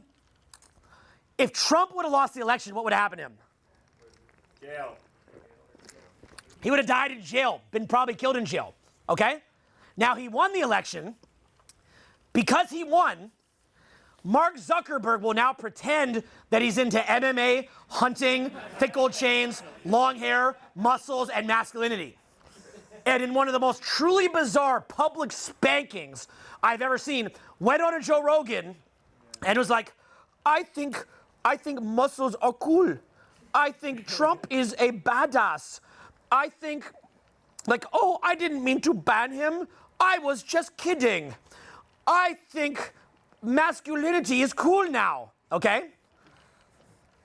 What happens is whoever wins, everybody else just gets a public spanking. That's not how it's, democracy is not supposed to be where if you lose an election, you go to jail, okay? That Trump literally would have been put in fucking prison and died, and he would have lost all his money. They would have taken every penny he had, and they would have killed him. And they even tried to kill him. So that's not what a presidential race is supposed to look like. Human beings now, it's like when the girl gets a divorce, fleeces the guy, and does a divorce party, and everyone says, yeah, people just go with the winner. No morality at all. No, like, hey, that's not cool. No, like, hey, why'd you fleece that guy? Just slay, queen. That's it. No one goes, Zuck, why'd you ban Donald? Right? He just comes, bends the knee. It's just hyper individualistic. No one cares. People cheat, people lie, people steal, people fuck each other. All people care about right now is the winner because society operates off of a trance. And if we, okay, so societies like Japan are hyper-collectivist, okay? Look, in Japan, you know what most of you guys don't even know? Who was doing worse shit, Germany or Japan in World War II? Japan did some crazy shit.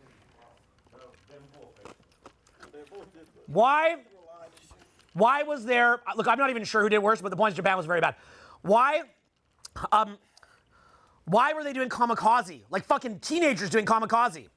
What did they believe they were doing a kamikaze for? They believed they were doing it for the emperor, who is a god on earth. This random chode emperor, probably a nice guy, and the military was running the country, and they go, the emperor's a god on earth, you should go do a kamikaze mission for the emperor. There's a movie called Godzilla -1. It's a black and white Oscar-worthy movie about Godzilla, happens to be, but it's like an Oscar film, like an art film. And the whole concept of it is Godzilla comes back after World War II, and the Japanese people are like, we'll all die to save the country and stop Godzilla. We'll die and sacrifice ourselves for the country. And then someone stands up and says, you know what? No, we're going to put a parachute in the fucking planes. We're not going to kamikaze. We're going to beat Godzilla, but we're not going to die. We're not going to sacrifice ourselves. Our lives also have value. And it was a movie about the culture in Japan that was so collectivist that they would do kamikaze missions. And they would believe that some emperor was a god on earth. So that's when the hypnosis, the cultural, say the word cultural hypnosis. Cultural hypnosis. Okay, so the cultural hypnosis can go too collectivist, right? But so that happened in Japan, it got too collectivist. In America, it's got so hyper individualist. Literally what you see is very little respect for God in most cases, massive amounts of drugs, massive amounts of narcissistic behavior, massive amounts of individualism. People are walking around in fucking trance. I remember I was in Denali in Alaska with an older generation of people, like 60s, 70s, and they stopped the bus, and I jump up and try to run out before everybody else. I did that because when I'm on a normal airplane, everyone's a dickhead and shoves their way to the front, and I'm used to that. You know what that older generation said to me? The whole bus went, hey, have a seat there, bud. Just sit down. You're chill. And everyone just went out beautifully. The older generation did that. They weren't a bunch of fucking dickheads, okay? There's a degree, so the shaming had a function. I'm not even saying it's good to shame, but there's a lot of bad sides of shaming too, guys. A lot of really bad stuff with shaming. Real bad, real bad. Religious shaming, bad stuff. But some of it was a Chesterton's fence, okay? So what happened was, it wasn't this hyper-individualistic society. So then what happened was in the look, when I go out, all I do, and I focus on, and I'm really good at this. I am so good at this, it's scary. Like you know like those kids that like can just clean out a pool table? Like they just walk up to a pool table, boom, boom, boom, boom, they hit every shot, it's done. That's me when I go out. That's me when I'm out. I'm incredible. I might be the best that ever did it, I'm not sure, but I'm incredible. All that I do is focus on value. That's it. Hyper high value, and it's like bing, bing, bing, bing, bing, bing. It's like unstoppable. Why? I focus on value, fun, validation, better place to go. I just focus on those 4 things. Clean up. I clean up because I'm optimized for what actually works. It's ridiculous what I could do. Okay? I probably shouldn't brag and say that I'm the best that ever did it because every guy thinks they're the best. So I'm delusional. But honestly, I walk around in my mind, I'm the fucking man. And I have the results and I show it every fucking weekend. And all that I do is just focus on status because I know that the person I'm talking to is very narcissistic, very self-absorbed, has no ethics, no morality whatsoever, hyper selfish, hyper fucking liar, hyper delusional, and basically just show that I have the value. That's it. That's all I focus on. That's it. That's all. It's like learning to write sales copy. If it's a good question, go for it. Yeah. So loud! You're doing what works, but you're also contributing to the shitty society of what you don't like. Here's the thing. I will show you how to write a sales ad. If you don't learn how to write a sales ad, you will be broke. While I am doing a sales ad, I will then, while I teach you how to write a sales ad, I will fuck my sales by talking about depressing topics here that don't motivate you, because if all I want to do is make sales, I do a more upbeat speech, I wouldn't do a truthful speech, and I would do what all my marketing knowledge would tell me. So, in other words, if society is on a downfall and you want to have children and a family, you better learn how to engage with people. And if you do this bullshit of saying, no, the quality person doesn't need that, when all of you have done drugs, When all of you didn't clap for Ibrahim, when all of you can't even clap without looking around you, but you're going to find the quality person when you yourself are not quality by your own definition of quality, even though I actually think you are quality, by the way. I just think that humans have the wrong education. So you can say to yourself, I'm not going to learn how to have value, and I'm just going to meet a quality person. You're going to be cheated on, fucked over. You're not going to meet anyone. You're going to be childless. No, I won't. It's all going to work out. It's not going to work out, bro, in most cases. And even if you do, it's an outlier, so I can't teach how to be an outlier. So, and by the way, it's all good until the RS flips. You'll be in a relationship, be like, that could never happen to me. And then it happens, you go, holy shit, I thought he was like tripping, like I thought he was on one. Holy shit, I can't, fuck, you know, right? So you have to be aware. Okay? Now, okay, old school internet marketers understand that humanity is just at a certain point in evolution and they adapt. And here's the thing. Let me say this. Let's look at this even more carefully, break it down. Let's say that you don't learn sales copy. You don't learn internet marketing. Who gets the money? Walmart. Who gets the money? Amazon. So what does sales copy teach people to do? Does Amazon and Walmart need to learn proper sales and marketing? No. How good is Amazon and Walmart sales and marketing, by the way? It's about a 1 out of 10. They win on money and volume. Sales copy and marketing allows a regular guy to have results. If you as a regular guy don't learn how to get results, who gets the girl? Sway Lee, rappers, club promoters. So we're gonna fight the power by saying they all go to a club promoter? But what you can do is you can try to contribute to the change in society, but also be aware society's at. Now, here's the other thing. If you yourself have ever done a drug in your life, you also have gone for value and done things to hurt yourself. So why are we judging the girl for the fact that she likes value? You also like hot women. So why are we judging the girl that she goes for value? But what you guys think is value is not value. Because by the way, this whole like thing is now they're saying that value is about money and stuff, when I've already disproven that. It's not even about looks. It's about the things that I teach. Being uninhibited, being fun, emotions, swagger, better place to go, all that kind of stuff. Validation, all that. That's value, not this other shit. Now, okay, something can be learned in a day. So, but I like your question because I think it adds to the conversation people would have. So, okay. So you have it now where the average guy is basically fucking worthless. You're not needed for protection because the government does that. You're not needed for college. You're not getting into college for a lot of you. You're not getting a better paying job, a lot of you, et cetera, et cetera. Fine, fair enough, it is what it is. Here's where this is gonna go. So I'm gonna show you how tough the dynamic is, and I'm gonna show you how to break it, okay? Here's why the dynamic is tough. Okay, this is another key piece. You need to hear this if you wanna get it, okay? Here's why the dynamic's tough. Okay, so we talked about the winner effect, right? So we talked about how when the girl goes single again, she's gonna be a rock star. She'll be unleashed with a flurry of lies, false feedback, yes men, panderers, rich guys trying to bang her that'll give her this crazy lifestyle, fuck boys that she actually fucks, et cetera, okay? She's gonna be celebrated for her singleness and resented for being in a relationship. Her winner effect's gonna be high. Because her winner effect is high, she's not gonna feel like she needs any one man, especially if she's fucking the guy that she actually wants to. And especially if she's got a good job. If you want to see a girl who I actually think is amazing and a world-class talent, incredible marketer, brilliant, super genius, rich now, going to be running the earth within 10 years, look up Shelby Saab. Shelby Saab. She teaches women how to do high-ticket closing. The basic way that she markets, which is genius, is she'll have these like little videos where she'll be like, girl, she's like, you know how it is with guys. I would only date a man who's smarter than me, better looking than me, funnier than me, more social skills than me, more confident than me. But the truth is, guys like that are fucking assholes because they'll never actually be your boyfriend. So you don't want to date one of those losers. That being the case, I'll teach you how to make money doing high-ticket sales. In other words, so you can still fuck that guy, but make your own cash. She teaches an army of women to fend for themselves. Look, I think that's a good thing. I don't think women should have to rely on some loser guy. I'm in the middle on this, okay? Just because I'm a guy doesn't mean that I can't put myself in the mindset of a girl who doesn't want to fuck a loser, okay? I get it. But I also understand it's to Chesterton's defense, and that if men don't have a stake in society, it's going to get fucked. So, you know, where do we find the middle ground here, okay? But that's the kind of marketing that's coming out. Look this shit up. It's crazy. She's real good at it, too. She's incredible, actually. Brilliant. Incredible marketer.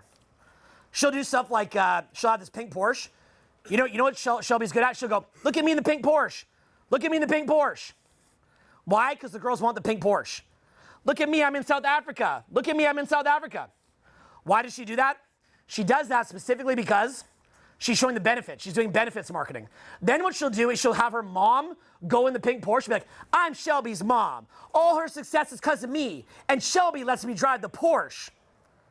Why does she do that? Because a lot of those girls will get the money from their mom. So she goes, all her success is because of me, and Shelby lets me drive the Porsche. So those girls can show that video to the mom. You remember what I said earlier about the mom? Remember that? Go befriend the mom. You remember that part? Yeah. Okay, Shelby's doing that shit too. I'm not the only marketer who has a marketing brain, okay, who understands that the mom has influence. Okay? So then what happens is, so that whole culture is there.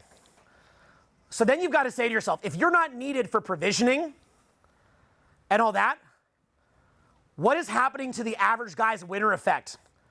Okay, the average man to a girl, what does the average girl think of the average guy? Let me show you the story of some girls I met last night. Nice girls, really nice to me. Really, really nice to me. They published this. Okay, watch this. Real nice to me. Super nice. You guys are the funniest story from last night. So me and my homegirl, we get done with the first party and we go home, we freshen up, smoke, and then we head out to like In-N-Out and her house to grab some weed. And then next up we're gonna go to Harriet's. By the time we get to Harriet's, the doors like literally closed because everything in LA closes by like 1:30. So we're driving on Sunset right after that, about to go to it after, and this person pulls up next to us at the light and is like, hey. And me and my homegirl are like Thelma and Louise, like, we are just gonna fuck with you. Like, if you give us the opportunity and we're bored, we're gonna fuck with you. So we get his number, and I'm gonna show you guys the funniest fucking videos, because we really took this man on just like circles of nonsense, and we were just thinking it was the funniest shit in the world. Like, we were telling him we were on the way, but we don't have his address. We're like, yo, send us an Uber. We're making him send Ubers to the middle of nowhere, not getting in the middle. We're like, like, shave your balls, you know, get ready for us, oil yourself up. And then he's like, are you guys shaving? We're like, no, we're French. We're super bushy. At one point, I told him to order an anchovy, garlic, extra garlic, and black olives pizza, and he did it. I'm about to share these fucking audio recordings and text messages, and I know that it's probably not like recommended, but it's so funny to prank people who deserve it. Like, why are you trusting random people that you meet at a light and telling them to come over when you're intoxicated? Don't do that, men. Stop. Yeah, stop saying hi to people. I'm not gonna lie, we dragged it. Like, we met him around 1:30, and he was still blowing up my phone at 5. Anyway, the point is, they terrorize this guy, right? Look, she's real nice to me. I thought she's really sweet. I like her. Her friend's really cool. I like them both a lot. They're super nice. Why are they doing that? What's the impulse to do that? Yeah, maybe a bit of a prank. But it's all, by the way, you might have also noticed a couple other details. We went back to get some weed, after party. That's the lifestyle. They're at mansions. I know the mansion they went to. They're up at Smile's crib. Most likely, anyway. So I also do after parties myself. So the point is, like, yeah, it's, yeah, they're probably this mansion party that you'll see if you know different girls. There's like this pool, like a statue. I know all the best after parties as well, right? Like, I know where they're going. So the thing is this, they feel a resentment because it's a beta male trying to get them pregnant. That's why. So there's a resentment there when some chump thinks he's gonna hit. Now, here's what they don't understand. If guys are told they're toxic, trash, whatever, right? By the way, that whole argument about toxic masculinity, there are points to that. Men do commit the most murder. There are points to it, okay? Sometimes there's points to all sorts of arguments. The problem is that if you've got to, look, my kids are not going to be affected if they're told you're a toxic masculine. My kids won't care because my kids aren't the kids who don't clap. But if you're the kid who didn't clap for Ibrahim, aka all of you, then if you're told you're toxic and the environment is telling you that, then you go, oh, okay? And now the only person who's not affected is a psychopath or a narcissist who doesn't listen. And then now every girl's dated a psycho and a narcissist. That's why that happens. But you can be a good guy and be attractive not being a psycho or narcissist. If you just would clap for Ibrahim. So let's continue. So basically, thank you, bro. So just because the man just sat up here singing and dancing for you for 5 hours, but I came, so I'm the higher value because I'm more famous. Just focus on me, fuck him. Then you wonder why girls go for value, and you all did it. So, okay? That's the thing. You got to stop being mad at women when you're doing the same shit. It's a human condition. Don't be mad at women. You do the same shit. The most nice in the back I ever got was from men, not women. A woman never jacked me for a milli. They just broke my heart. I got over it. I rebounded. I had fun. I never got jacked by a girl for $1 million. Now, okay, let's continue on the path. So if you're being told that you suck, then here's the other key. You're not getting validated. What happens to your winner effect if you're not being validated? It goes down. Now, in truth, I could train you to not have your winner effect go down. And you'll see guys learning that this weekend here at this event. Very much so. But if you haven't been trained and you've never thought about it, it's just never been on your radar to be trained on that, just never occurred to you before, then what winds up happening is your winner effect is low. Now, when your winner effect is high, that's when your voice has projection. That's when you take the right pauses. That's when you fly through the tests very easily that create tension. That's when you free associate well. Why am I able to come up here and talk with no notes? What's going on? Without even eating or sleeping today. Why am I able to do that? High winner effect. Why didn't I get sick for 13 years? Why am I able to come up here and speak without notes? Why am I able to project my voice? Why is it that when I go out I can free associate, I don't need to have something to say in a routine? Okay, why? Why can my son Dylan at age 11 run an entire seminar and be a better public speaker than any adult in that room? You ever see those videos? I was there. You were there, right? How much did Dylan crush it? He killed it. That was his first time running a seminar. Wasn't that crazy? It was fucking. You know why he did it? Winner effect's high. We actually underestimate the importance of parenting.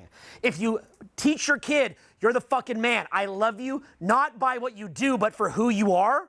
If you're loved for who you are, not what you do, and you feel that grounding from your parents and they believe in you, your winner effect goes up. You can go up in front of an audience. You know that your fucking father and your mother fucking love you, so you're not scared. You guys as men, do you feel love for who you are, for what you do? How about women? Are they love for who they are, what they do? So your winner effect is, okay, there's, nothing's 100%, but you just see the general direction. So what you have is this. You're walking around, most of you guys, the low winner effect. It's just the truth. You're walking around with your brain chemistry's all fucked up. That's why you don't clap for Ibrahim. That's why you can't read a long book like Atlas Shrugged or something. That's why you can't sit down and focus on building your business. That's why when you go out, you can't think of what to say. That's why you're loaded with cortisol and sick fucking twice a year. All those other reasons too. But you see the point. Okay? Look up Robert Sapolsky, the research he did on baboons. You can see documentaries on the shit. It shows what happens when people are high status, low status. You go in low status environments. You can see everyone's got a fucking low winner effect. They're super fucked up. They're angry. They're pissed off. Politicians feed it. It's a huge problem, okay? So the problem is your winner effect is low. Now, here's what's going to happen. If you go out and you get better socially, the pattern of how it usually breaks down is this.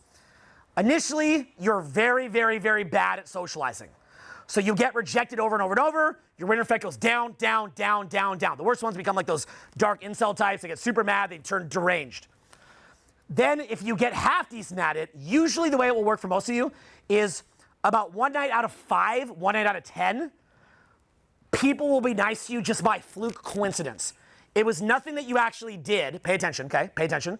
It's nothing that you actually did. You just had a bunch of good interactions by fluke. Like, it was basically a bunch of people not like that girl from my phone, okay? Just nicer ones, okay? So then what happens is,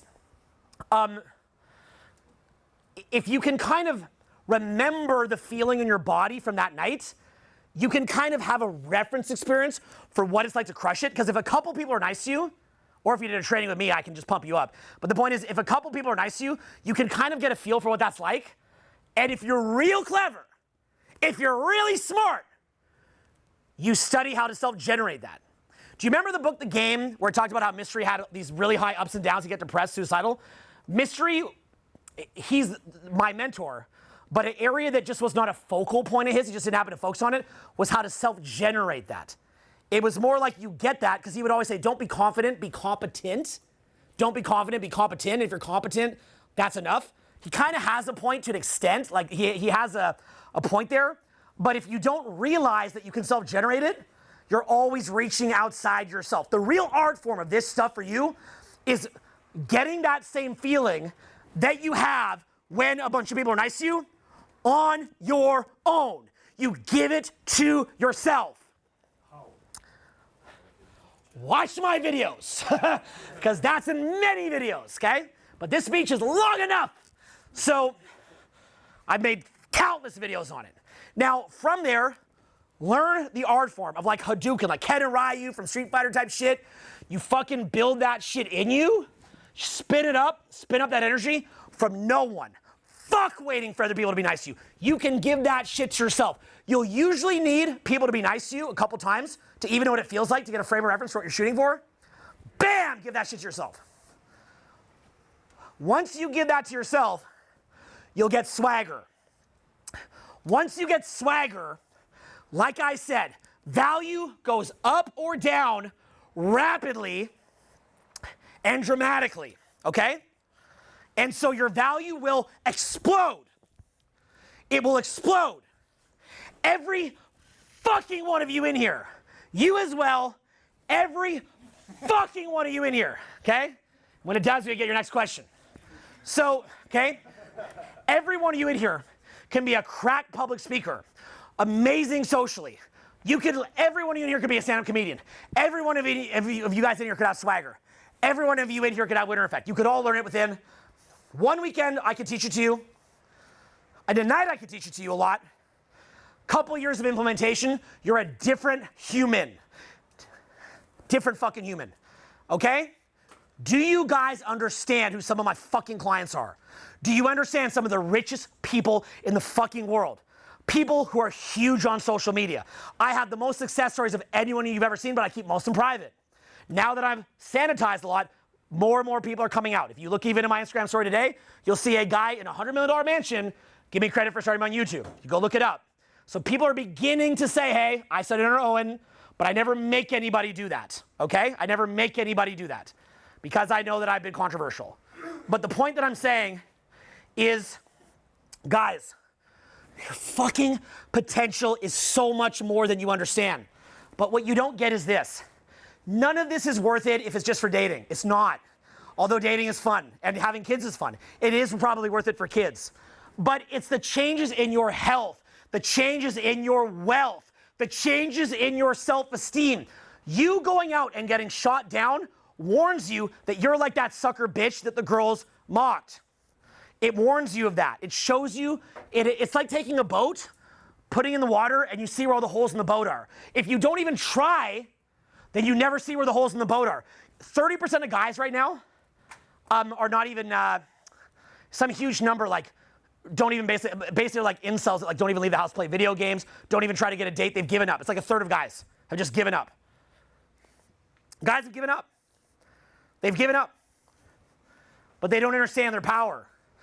So I believe that under the current, look, really we need to bring marriage back, okay? It's got to come back under a different guise and not with all this money stuff. But that'll be for somebody else to figure out. I don't have the answer to that. But what I can tell you is that now It's a little bit more like you're a lion where the women are maybe making the money. Like the women bring the food to the male lion, and it's more like you're the male lion. That is more what you want to be shooting for than a one-on-one kind of thing for now, for where we're at now, okay? I'm sorry to tell you that. That doesn't mean that you have to have sex with anybody. You don't have to. But you want to be the attractive guy that a lot of people like. How do you do that? Build the social skills that I taught you. Access to the best parties, the best locations, the best logistics. Just learn to be attractive. You do better learning, taking a hip-hop dance class than you would being a protector provider. You'd be better learning salsa than being a protector provider. You'd be better doing an improv class or comedy class than being a protector provider. You'd be better training with me than being a protector provider. Learn about swagger. Learn about, use a lot of your mental capital for funny sound effects, funny jokes, how to free associate, how to talk and talk. Learn about the buyer-seller dynamic. I've talked about it in many other videos. Could be another 7 hours here if we're going to talk about all this, okay? Learn about the buyer-seller dynamic. Learn about the whole, like a cat chasing a laser. You know how the cat chases the laser frantically, but as soon as it stops, the cat walks off? It goes from 10 out of 10 psycho chasing to 0 out of 10 and walks off. That's you when you become too available. You remember I said friendship has no equity? If you've been moving the laser nonstop, right? All that you know of that, say that you've never met a cat in your life. And you're moving the laser, okay? All that you know that cat is that's chasing. So what do you think? If you love the cat, how do you try to help the cat? If all that you ever saw of that cat, you never met the cat before, you've been moving the laser, the cat's frantically chasing the laser. You love the cat, so what do you do to try to help the cat? You stop moving the laser. What happens as soon as you stop moving the laser? The mask drops, and you see a completely different version of the cat. The reason why friendship, money, all that has no equity is because of RAS flips.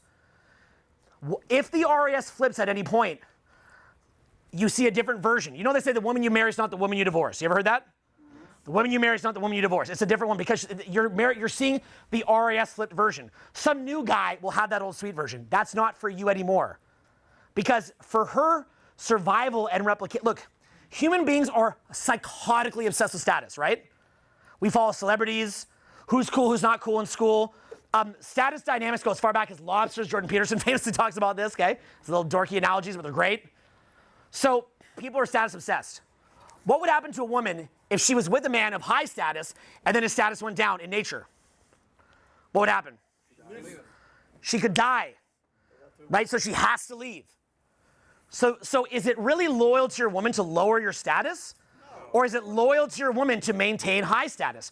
Her friendship with you, what is the greatest way that you can betray her? To be honest, look, I'm not saying to cheat, but what is a greater betrayal to a woman? What are you more likely to survive in your relationship? Cheating or lowering your status?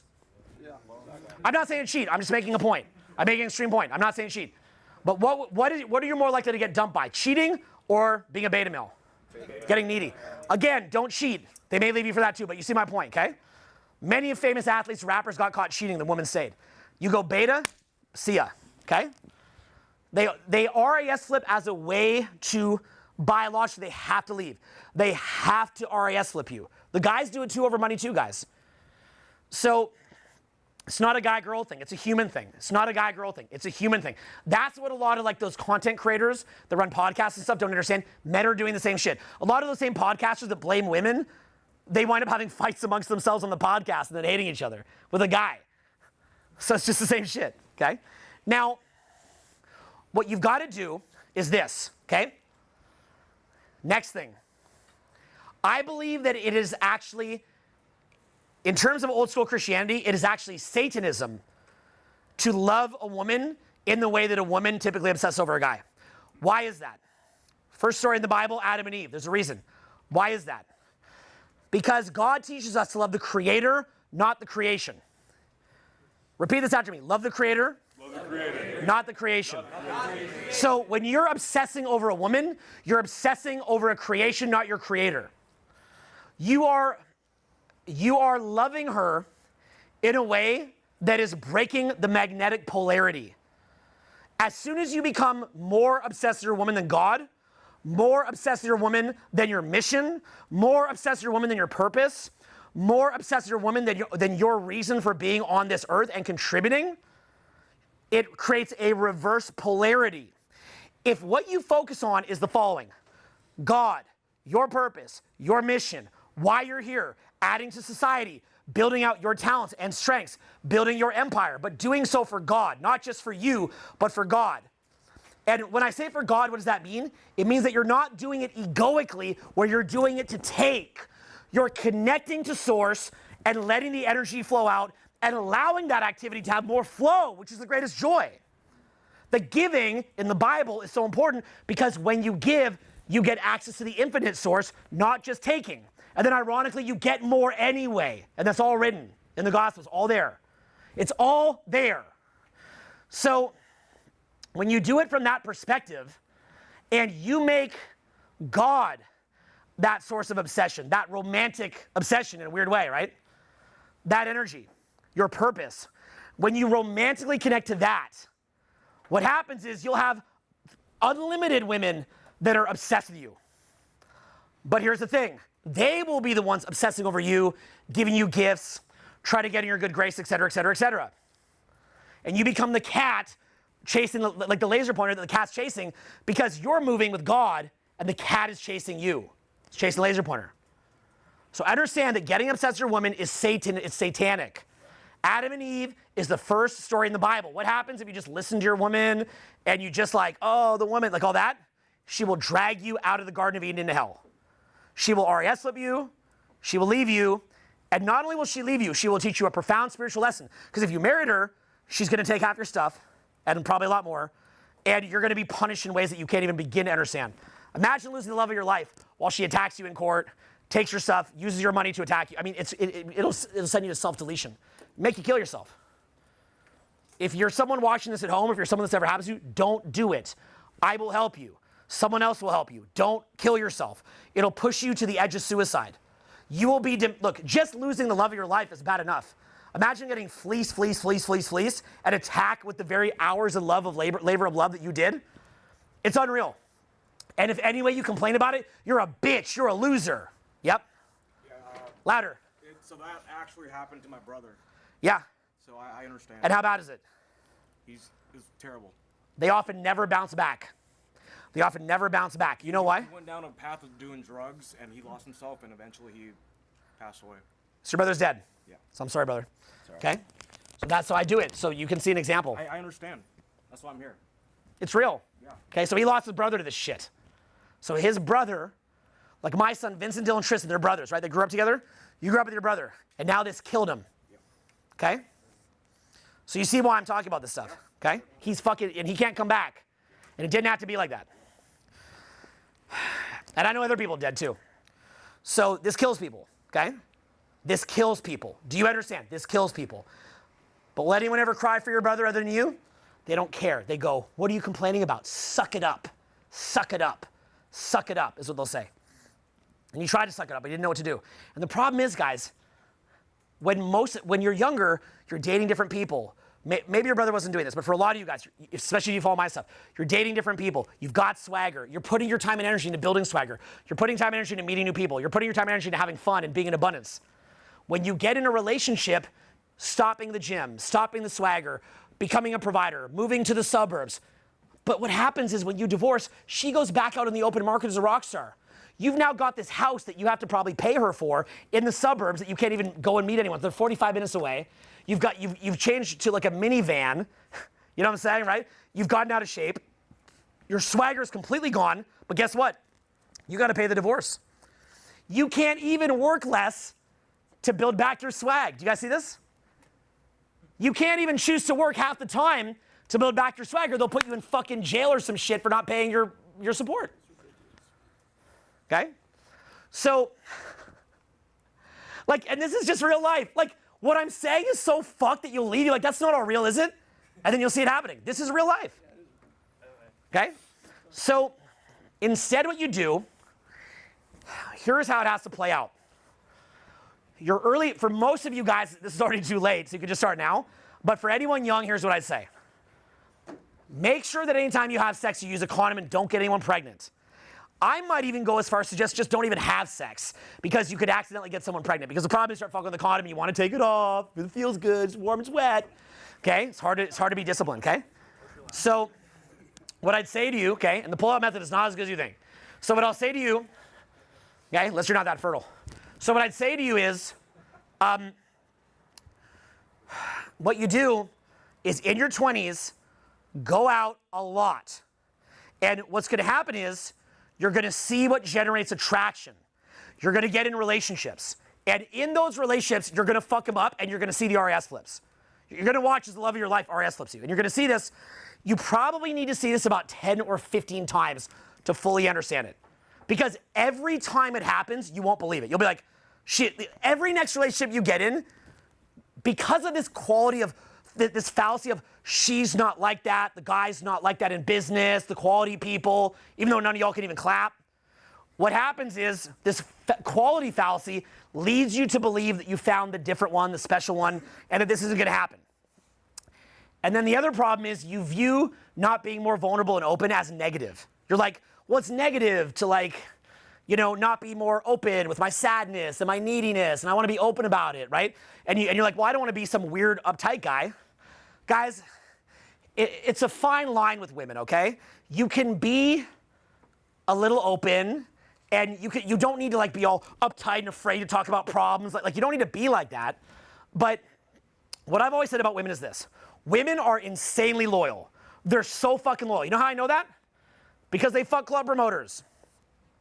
So if they're gonna fuck a broke-ass, drugged-out club promoter who lives on a couch, women clearly don't care that much about money. But if you lose all your money, and the way that you attract her in the first place was with money and provisions, and then likewise, if you let losing your money make you lose your winner effect, they're fucking gone. And all that money that you spent will have no equity. The friendship will have no equity, okay? So understand that. So it's not so much that you can like, you always have to be rich or you always have to be on top financially, but you can't let it visibly affect you. My recommendation to all guys is have a group of guys who you trust, who you like, and who you can vent to, okay? Have people that you can vent to, who you like, who you trust. Okay, that way you don't have to vent to them. Then what you do is you'll get RAS flipped about 10 or 15 times, okay? And the reason that it will keep happening is this, okay? Try to follow it. I'm gonna give you like crazy ass bombshells here, okay? When you first get in, the pattern of how you get a girlfriend's this. At first, you are a loser. You're looking to women for validation. You go out, you get rejected because your winner effect's not stable and you're looking to them for winner effect, okay? Then eventually, after you've been rejected so many times, an inner calibration, an inner shift occurs. The inner shift that occurs is you realize, I've got to stop looking to women to be happy. I've got to stop looking outside myself to be happy. I've got to just be happy on my own. When that happens, you become more attractive. Then you start getting more success in dating. Then what happens is, and this is the pattern, you start skyrocketing success with dating, but what do? We then attribute it, we then come off of the self-generation because we get lulled into the success in dating. Then our results go down. You'll see this happen, you'll see these patterns, okay? Then we go down again and we go, why do I care? I'm still a cool guy, I'm on a dry spell, but I'm still a cool guy. And then they shoot back up. They shoot back down, shoot back up, shoot back up, shoot back down. This will happen over about a 2-year, 3-year, sometimes 1-year little trajectory, okay? Then what happens is you meet a girl you love to death. You get so excited, and again, follow me closely, the key pieces, that like Hadouken self-generation of winner effect, you give it to her because you like her so much. You get in her, you either almost get her, or worse yet, you do get her, you get a little too into her, and you get lulled out of your spiritual containment, and you put it into her, boom, she fucking leaves RS flips you. Then after that happens a couple times, you finally go, yes, God, I will stop looking to women for my happiness. You absolutely commit to containing your own happiness, not even because you logically chose to, but because the women taught you. They made it where it's like, if you burn your hand on the stove enough times, you just can't even touch the hot stove anymore, right? It's been burned too many times, you just naturally do it. So you'll naturally not look to women for happiness. That will mean that you're tapped into God for your happiness, your purpose, your passions, your life. You become super attractive, you get the girl you want. That will last anywhere from 3 months to a year and a half, sometimes 3 years, 2.5, I'd say 2.5 years on average. Inevitably, you'll show weakness at some point, you'll get needy at some point, and she'll leave, and she'll RS flip you. You need to watch how this is happening, and you need to be honest with yourself about why it's happening. Every time that it happens, it reteaches you. Now, here's the main key. Don't get anyone pregnant while you're learning this, and don't get married while you're learning this. Because the problem is, again, women run away from you when you approach at a club because they RES them, they run away as if you haven't been talking for the past 2 hours, right? It's like, we haven't been talking for the past 2 hours, goodbye. I mean, they don't even say that, they just walk out, right? So, you don't want to have her have that RES slip with being able to weaponize the legal system against you. You also don't want to have her have that RES slip if she's pregnant or has your kid. So you have to make sure that you don't get anyone pregnant while you're learning this and getting the hang of it. Eventually, what's going to happen is you're going to probably have a really good relationship. And I always joke about this. I say you should have done a motherfucking Taco Tuesday. Now, when I say you should have done a motherfucking Taco Tuesday, what do I mean by that? What am I saying? Take a guess. You should have done the motherfucking Taco Tuesday. What do I mean? Because you'll lose her because you didn't do the Taco Tuesday. Why do I say you need to do Taco Tuesday? And why am I saying Taco Tuesday specifically? Why not a super party on the weekend? Why not a super big party on the weekend? Come on, guys. Brains on. Value? Okay, if you're in a fucking marriage and you bring badass models and shit on a Friday and you keep doing that at your house, what does that look like at a certain point? I mean, come on, guys, a little much. I know you're cool, but that's a little much. It's too much. Like, yeah, like, let's just load this up with Wilhelmina models every Friday, but I'm committed to you. Like, why are we doing this party, babe? It's a model party. Like, it's a little much, right?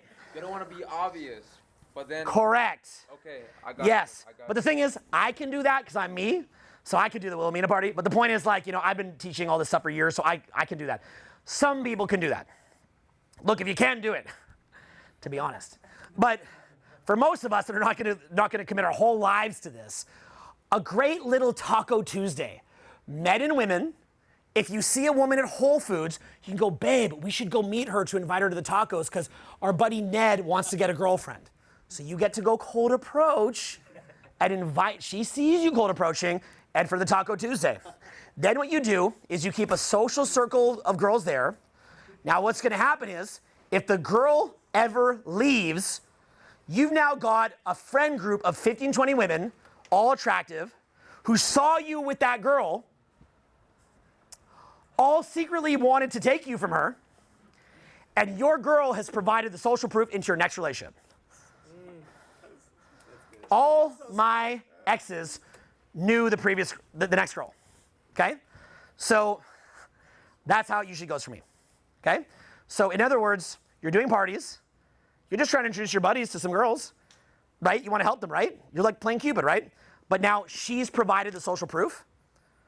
So now if she doesn't want to leave because she knows who her replacements are. There's competition anxiety. So now you're tapping into the actual value, not the fake value of protect and provide that they don't care about, okay? Then what you're doing is you're also protecting yourself because if you have a breakup, you're still socially active. What I would tell you is, look, in my case, I'm not a big workout guy because I'm one of the top social skills guys of all time.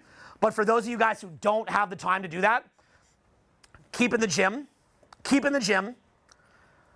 with your friends, keep having purpose, keep having passion, keep going out, keep socializing, keep having a social circle, assume nothing. Because she's getting approached when you're out. When she goes out, guys are coming up to her. It's not her fault. It's not her fault she got approached. The guy just came up. She didn't do it on purpose.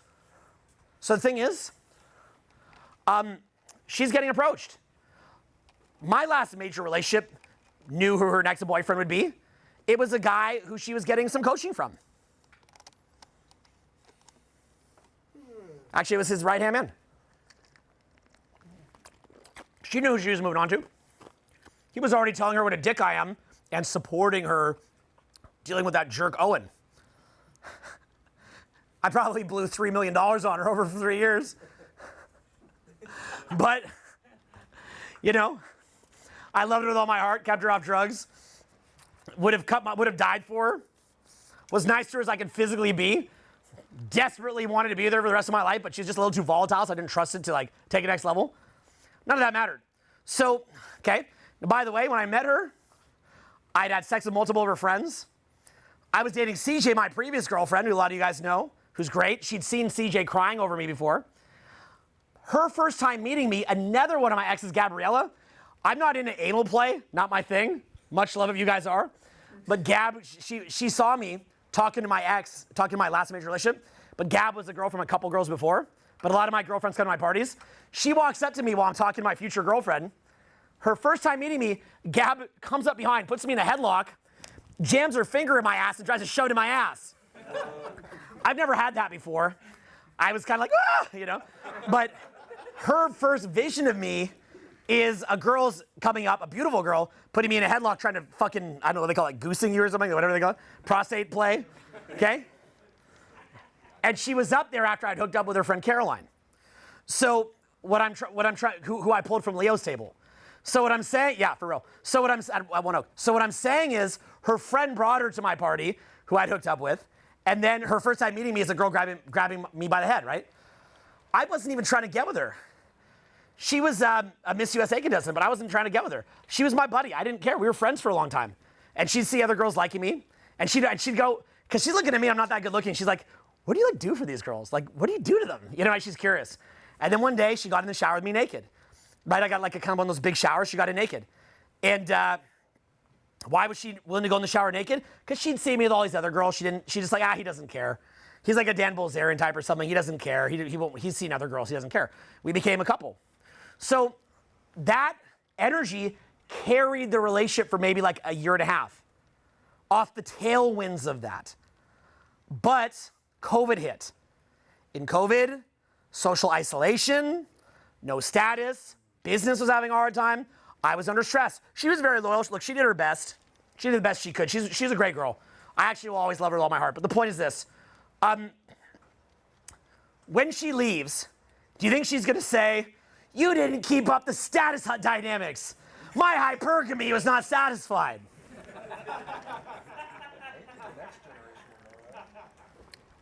Thing is this. They don't understand why they leave. Last girl I dated, I promise you, didn't understand the problems. They don't understand. What they'll have an RAS flip, and even if you've taught them what an RAS flip is, here's the funny thing. Some of these girls, they've heard me teaching at my seminars what an RAS flip is. And I'll be like, you know you're having one of those RAS flips, right? And they're like, no, I'm not. Yeah. Because they shift personalities as part of their exit strategy, so they forget a lot of the conversations that you've had. They erase a lot of the interaction. So even if you taught them what an RAS flip is, that has no equity either. There's no equity in any of it. There's only equity in swag, social proof, validation, buyer-seller dynamic, cat chasing the laser. Because again, even the friendship is a function of value. They match and mirror you. So instead what you do is go through these rounds where you go out, and guys, God forbid, you actually learn how to be attractive. God forbid, you actually learn how to be attractive. Because what was marriage in the system back in the day? It was a Chesteron fence that allowed men not to be attractive and still reproduce. We don't live in that world anymore. Those dynamics don't exist. That's probably bad because men now no longer have a stake in society, most. They probably wouldn't defend their own country. It's going to shit. It's a problem, right? So like I said, you asked the question, should you just pander to that system or should you try to fix the system? I think both. If you've ever tried a drug, don't judge. Just because the girl wants a guy that she's actually attracted to is not a bad thing. But learn what is actually attractive. So see, like I remember I was talking to a Muslim client of mine. He actually took a training with me, and he said he wanted to come out and socialize with guys. I'm not saying all Muslims are like this. You can't put one group in like a box, right? But his personality was very, very heavy and dense, and the least amount of swag of anyone you've ever seen in your life. He's like, hello, Owen. Hi. Yes. Okay. And the way that they do it is they don't even talk to girls at all, apparently. I don't know the dynamics of it, so I'm not going to claim to. But what they do is that's a more patriarchal society to where basically the guys, from at least from his circle, I don't want to judge all Muslim culture because it's very different everywhere, I'm sure. But it's like no attempt at swag at all. And then the women are kind of like under veils. Or what is that called? A burqa? A hijab? Okay. So basically they put the woman under a hijab. They have no swag at all. And then they kind of have control, right? So that's basically what the men want. There's pros and cons. What would be I'm not saying to do that. I don't agree with that. I like a more like, there's between a hijab and like, no swag and like modern American culture of like Cardi B and cocaine. There's like somewhere in the middle, I think. That's just me. Maybe I'm wrong. So what would be an advantage though? Because there's pros and cons with everything. What would be an advantage of that? Can anyone guess? Marriages last longer. It means you might have more trust in a marriage. Here's another thing. It means that you don't have to focus on swag. You can just focus on building your fucking business. You can focus on adding to society instead of swag, right? The problem now is everyone wants to be a TikToker. I think all you guys should be TikTokers, actually. Actually. So what's that say? So that's the downside. Look, or that's a upside. The downside is you got a 50% chance to be born as a woman. You want to be in a fucking hijab? You want your guy not to have any swag? Kind of sucks, right? 50% chance you're born as a woman. You could have kids born as a woman. You want your daughter in her hijab? You want her with some guys like, hello, sit there. Like, no swag? I said to him, bro, you can learn a little swag too. No, I can't. I was like, damn, brother. Come on, man. Just give her a little swag. Like, it's not even that hard. Can't you give the girl a little swag? Like, no. I was like, geez. Okay? Come on, man. Just a little swag? No. Right? So the thing is, learn a little swag. Okay? But in effect, the message that I had to you is that there's no more Chesteron fence. There's no church before God that's going to make your wife think that she's going to go to hell if she divorces you. There's no community that's going to shame her if she leaves. Because remember that women exist within frame. So the frame, if everywhere that she went is, you guys are a great couple, even if you had a fight, you should work it out with your man, then the frame was maintained communally. But now it's, and plus if she left, she didn't get anything. Now she leaves, she gets your money, she gets to fuck the guy she actually wants, you're called an asshole. The Chesteron fence is gone. It's gone. Men don't have a stake in society anymore. It's gone. So now here's the question. Here's what's funny. I'll talk about this shit, and then if some crazy shit happens, they try to blame it on me. Look, I'm just describing what's happening.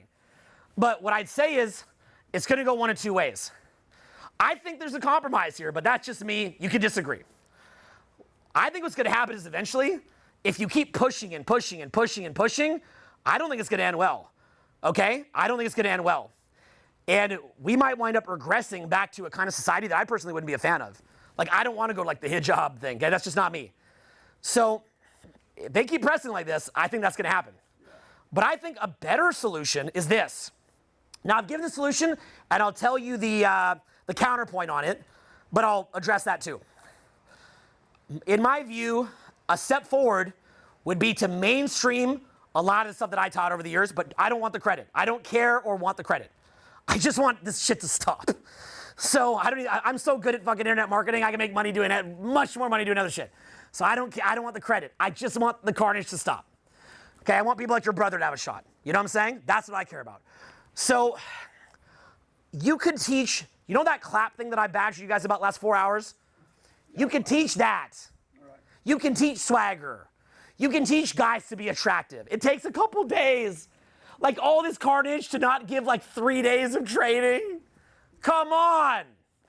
So we've got to start to acknowledge what is actually attractive. And if we can acknowledge that and teach it, then women will actually get to date the guys they want. And the problem largely goes away. Now, here's the counter thing. What they'll keep saying is this. They'll say, yeah, but if everyone's alpha, then no one's alpha, because it's always like, well, then it'll be like the alpha, the double alpha, the triple alpha. Right? It'll be like that. It's not as harsh as you'd think, actually. It's not as hard as you think. Yeah, in truth, even me with having swag, I wouldn't really say that I'm like the most alpha or anything by any means. I think you kind of cross a tipping point where most women like you, and I don't think you need to be the supreme alpha, okay? So a lot of the thing that we have to fix is that most of you guys have a suppressed winner effect. It's really, really bad. And if you could just fix that in men and then teach them a bit of swagger and teach them how to actually be attractive, the problem would largely go away. Okay? Like if I'm in my crib and I'm with like 5-10 of my boys, we bring girls up, like they usually like, if we're having a fun night, they usually kind of like all of us. You know, maybe some do, some don't. That's their choice. But I'm just saying like, they usually kind of like all of us. You know, I was sitting with my buddy Ted, he's the co-founder of MySpace, and we were at a table with like maybe 8 dudes that are all ballers. And like the women would just see the group of 8 guys at the table, and they would just keep coming over like, all these amazing guys, like all these handsome guys. Like, I didn't think any of us were that good looking. But the point is like every guy there was like more alpha, right? So the women would keep, even though it's a group of 8 guys, which technically is negative social proof, but because it was 8 cool guys in a group, they just want to meet any of us. They just want someone from the table. Look, you ever seen a group of girls and like, it's like the cheerleader effect? You're like, I just want one of them. I don't care. Like, I take them all, but I'll take one, right? As long as they're at a certain point, you'd be excited about it. So I don't think you have to be like the alpha of alpha of alpha. I really don't believe that. What I think is that if you just cross a certain tipping point, you're not gross and disgusting anymore. Gross and disgusting largely comes from the low winner effect, which causes you to be too trapped in your head, makes you very mechanical, makes you overthink things, makes you needy, and causes men to become grabby. That was powerful what I just said there, by the way. I hope you're catching this. Okay, the low winner effect makes men logical, makes them in their head, traps them in their head so that they can't see outside themselves. They get needy, and some of them become grabby. Because they become like the golem, like a taker. So they start grabbing and taking and being pushy and creepy. That's why the women are disgusted. It's not that they need the double X trillion alpha. Okay? It's a kind of more of a tipping point. Are you gross or are you not? It's a little bit more like that. So I think the problem is that women, they don't get it that like, when those girls, remember the girls that I put on the phone that are clowning that guy? They don't get it that when you do that shit, I'm sure they're not doing it on purpose. They're fun girls, they're nice girls. But I'm just making the point like, when you do that kind of stuff, men, you're putting like the kind of mimetic warfare out there that make men feel like they don't want to say hi to anybody. They don't want to risk being humiliated. They're not seeing the bigger picture. They're just seeing how they're seeing it, which is some beta male trying to impregnate them, and they find it gross. But you see the point that I'm getting at too, that guys need to rediscover their winner effect. But let me say this. My friend Joanna, I remember she was at Julian's seminar. Joanna's a beautiful woman. And by friend, you can guess what I mean by friend. So, one of my friends. So, I brought her there. She's crazy hella confident, right? Julian had this exercise at Transformation Mastery where he would take a toothpick and he would send people out to try to trade up the toothpick and kind of do a little exchange and see what they could get. Joanna came back in the room shaking and crying. Why do you guys think Joanna came back in the room shaking and crying? Because she's never been rejected in her life. What I would say to women, but I don't think they're gonna listen, would be, you try being in a man's body for fucking like, a day and all that rejection and clownery and stuff like that and see what your winner effect looks like. I think a lot of guys are doing pretty good. I think for how much you guys are laughed at and mocked when you try to talk to people and overall derided, I think you guys are actually doing kind of half decent. I think a lot of girls would crumble if they were treated like that. And some of them do get treated like that. They do crumble. Some of them do. So the problem is, though, is that we have to fix that winner effect issue. Now, let me show you also a little bit more what happens in a relationship, too, okay? In a relationship, let me show you how most pickups go down, and then I'll show you how they fuck up in a relationship, okay? Let's say that you go to a club. By the way, are you guys following all this shit? Yeah. Okay, I'm going to tell you guys something you don't realize. You're not going to realize this now, and you're not going to realize for 50 years. This will be a historical speech. You're witnessing history right now, and you're like, I'm at the fucking free thing. You don't even know what you're seeing right now, okay? Nobody understands this shit properly. I'm breaking this down in a way it's never been broken down, okay? I'm showing you guys the keys to the fucking kingdom here, so pay attention, okay? You don't even know what's in front of you. So, here's what happens, okay? In a normal pickup, you go around the venue getting little blobs of validation until the validation kind of settles in you. Then what happens is that you approach someone, and because you have the validation more than they have the validation, you become like the sun as opposed to a black hole. They then get globbed onto you. At some point, they do something called a shit test, where they will pull away validation or walk off. If you hold validation, then you'll maintain attraction, and usually the tests result in sex, okay? But you usually get that by having a killer night of getting little blobs of validation everywhere, okay? Now, the problem in a relationship is that when you get in the relationship, it's usually when you're on the upward crest of a wave of crushing it being single. So what happens is that you're on the upward crest of the wave of being single, and you're so much not wanting a relationship because you're loving being single. Remember I talked about that earlier? That what winds up happening is you get a girlfriend. You get a killer girlfriend, like way higher quality than you could normally get. Credible sex, she's awesome, you're so happy. Maybe you're dating other girls, like I don't want to date these other girls, I want to date you. But what happens is you now are not getting validated by the other girls, and you're getting it just from her. Now initially, because in order to get you, you didn't even want a relationship, what winds up happening is they overvalidate you, okay? They overvalidate you. So there's a chase dynamic where you're just kind of living on your purpose, living your life, and they're just kind of needy. But then you stop going out, then you get out of shape, then you eat the ice cream, then you cuddle, then you become soft, then you start to love her more, you become more attached to her, you get a bit needy. What will typically happen at that point, you'll get a bit needy for her because you're not doing the things that initially attract her, and she'll do what's called a pullback. Say the word pullback. In the pullback, it's like a meta-level shit test, but here's the difference. If you love her, you probably spent money on her. If you love her, you've given up the other girls you're dating. If you love her, maybe you married her and gave her half your equity. If you love her, you've stopped, you've changed your whole life for her, right? Money, time, energy, investment. What happens when a girl who you're that financially invested in pulls back? Psychologically to you. Massive crush of your winner effect, massive chase. What happens the second that fucking happens? They RS slip, they dump you, they're gone. Okay? They RS slip, they dump you, they're gone. Now what happens, you go, baby, no, please, and you try to fix it. That's more self-qualification. They RS slip harder, they pull back harder, you chase harder, they're gone. Okay? So the thing is, that's actually natural. Now, in nature, why wouldn't that happen to some, quote, alpha guy, quote, unquote, alpha guy? Why wouldn't that happen in nature? Simple answer. Come on, what is it? Come on, guys. Why would it happen in nature?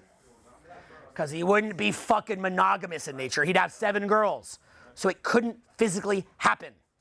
So in order to maintain a relationship, you've got to ask yourself, what's the vibe that I have with 7 girls but with 1? So how do you beat that? Taco motherfucking Tuesday, practicing self-validation, having relationships burn out, and kind of getting a sense of it. But you've got to understand, all that a relationship is, all that it actually is a long set. And trust me, when your girl RES slips you and leaves, you'll be like, that was a long set. Like the same walk-off thing that would happen in the club just happened here. It was just a long set. That's all it was. Yeah, and then in the same way they RES slip you the club, they RES slip you, the money, the friendship, equity, 0. Your clown, look, get your girls talk about any of their exes. They think they're losers, et cetera, et cetera. Look at how those girls talk about that one guy, loser. Because it's a beta male trying to impregnate them. So do you see how you're getting validation from multiple sources? Maybe even practicing, cultivating internal validation? Do you remember that pattern where you cultivate spiritual growth and internal validation? It goes up, but as the women validate you, it lulls you into hell. It lulls you into what in religion they call Satanism, because you're putting the creation before the creator. Eckhart Tolle says, you can be enlightened in a private jet, and you can be enlightened in solitary confinement in a jail. Where are we more likely to be enlightened? Jail. Why? There's nothing to externalize, to chase externally. Even the most spiritually grounded man in the world, when a woman is validating you and loving you and touching you and caressing you, giving you what you want, what's likely to happen at some point? It's kind of hard to be like, no, I find it within me, not your warm, wet vagina that makes me feel euphoric, okay? It's hard not to wind up like that. So it throws you off, okay? It throws you off. So you wind up getting lulled into it. Now, especially if now you're no longer going out, your swagger's gone down. Do you know what it's like for a 38-year-old man who's been in marriage for 10 years Hasn't had to do those lame approaches like those kids do. That's lame. Having to do that, I've got my wife. These guys should just get a real wife like me. Do you know what it's like for them to like move out of the suburbs, change up their car, change up their situation while they're being legally assaulted in a custody battle to start going back out? How loud a nightclub is? Just the loudest of the nightclub. Being awake late, but, oh, I can't be awake late. I have a job. I am a provider. I can't be up late like that. That's crazy. I'm not a kid. Yeah, you're right, motherfucker. You're right, motherfucker. You're gonna be up late now, like a fucking kid, because you fucked up, and you're gonna have to basically go back to fucking high school. And if you don't do it, you're less attractive now than you were a decade ago. So if you think it was tough then, it's gonna be even more tough now. You're fucked. You are fucked. But they don't know how fucked they are, and they resist it. And they think that because they were a good little provider, and they built their business, and they built their job, that they shouldn't have to do that. And they wind up fucked again. They get in another relationship without even having fixed the larger issue of abundance, and the next girl will fleece them, and the next girl will fleece them, and the next girl will fleece them, and the next girl will fleece them. You've got to correct the larger issue of abundance. You cannot even be on equal playing field with your girl if you can't meet women as easily as she can meet a guy. True or not true? But how many of you guys, if you got an attractive girlfriend, could honestly say that? So you're not even in a position to do that. Now, when I tell you guys all this stuff, I know what you're thinking. It shouldn't have to be like that. Well, guess what? We kicked down the Chesteron fence. It's gone. Those old mechanisms allowed a 20-year-old man who was not that attractive, who didn't have swag, to just get a wife, start breeding. She'd be happy because he was protecting and providing, because she was told that these like low winner effect achievable things were good. Do you guys see that? You catching that? That's the key piece. The protect and provide thing was because to have swag, you have to have winner effect. To free associate, you have to have winner effect. It's actually kind of harder to get winner effect than you think. But it's very achievable, but you need instruction on it. And usually the only way that you can get it is if you're already alpha. But for a beta male to level up is tough, right? For alpha, it's easy.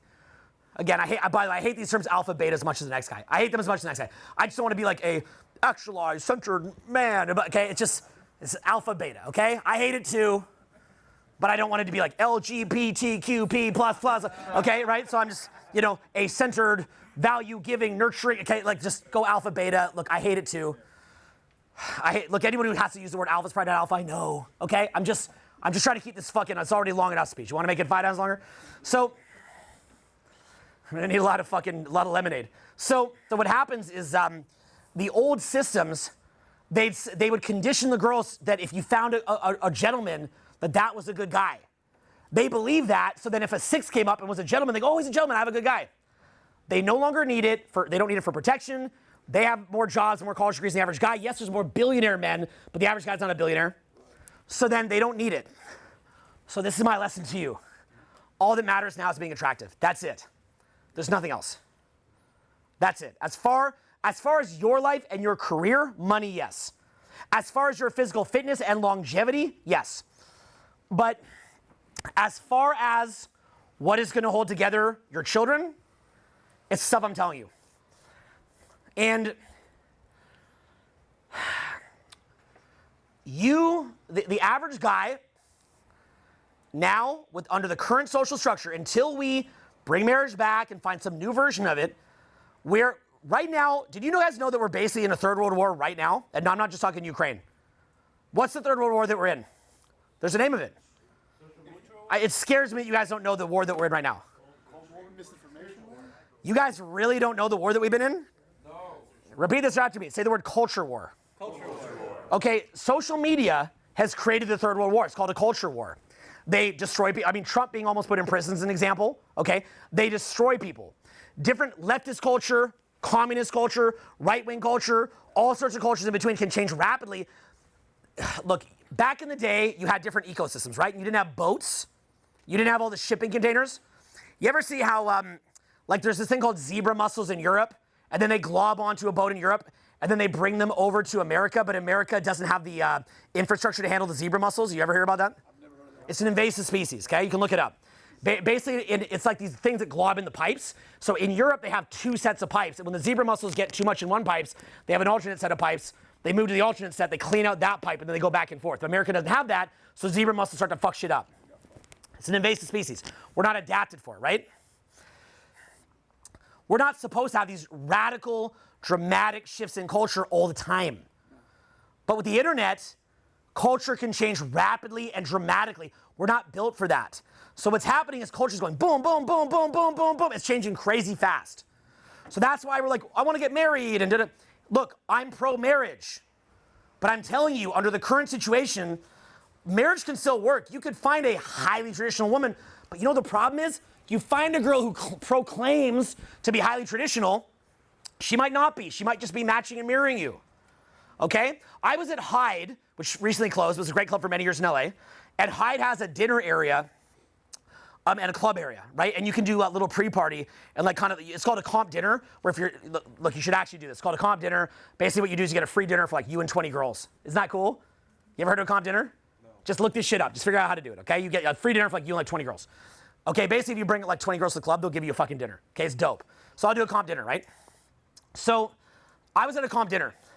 I met this girl who's like, she's like from a rich family in Malibu. I think she went to Pepperdine. She's hung out with a lot of like the elites in conservative circles, like creme de la creme. Brilliant, smart, amazing, beautiful. We talked for like 2 hours. I'm like, man, this is the woman I'm gonna have kids with. This woman's amazing. Highest quality woman I've met in my life. Said all the right things. Hyde turns on the club. Immediately, I watched her start doing cocaine, drinking like crazy, made out with 5 or 6 dudes, all face tattoos, grills, all this stuff, made out with a bunch of them. She was really elegant and had this shirt on that kind of had like an under boob. It looked beautiful on her. She looked gorgeous. The tits come out through the hole as she stumbles around like this with her tits hanging out. Just looked so sloppy. I bumped into her in Hyde at one point. I just enjoyed my night being shocked by this. I'm seeing this out of the corner of my eye, in my peripheral vision.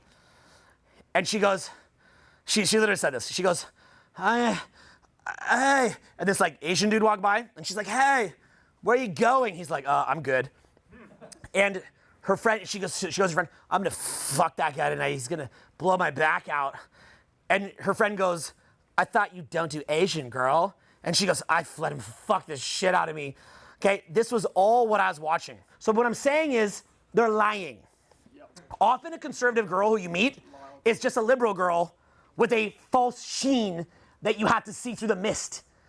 Okay? So it's the same thing. At least some cracked out, more liberal girl who had like 13 abortions, at least you know what you're getting. The same conservative girl probably did the same shit and just lies and matches and mirrors you, tells you what you want to hear. You don't know what you're dealing with until you've seen someone's behavior over an extended period of time. Okay? The same one that says, I don't have hypergamy and I'm not like that, I'm not going to RAS. Okay, they don't say those words, but that's the essence of what they're saying. We'll still have the RAS flip. Just like how you guys will have the RAS flip, just like how all you guys here have done drugs. Society's fucked. Do you understand? Late stage capitalism, end of the empire. Wake up. We might come back, we might not. I think we can because we have to. We're trying. But you see what I'm getting at here, okay? So, when you meet people, meet a lot of them. Be in abundance. Screen. Get to know them. They're going to tell you things that you think that they're ready. This woman, you could have kids there. You're statistically highly unlikely to meet a girl who's capable of being a mother. When people talk these days about having families, it's kind of this weird hypothetical thing of what it would take for them to actually do it that they're never going to actually do.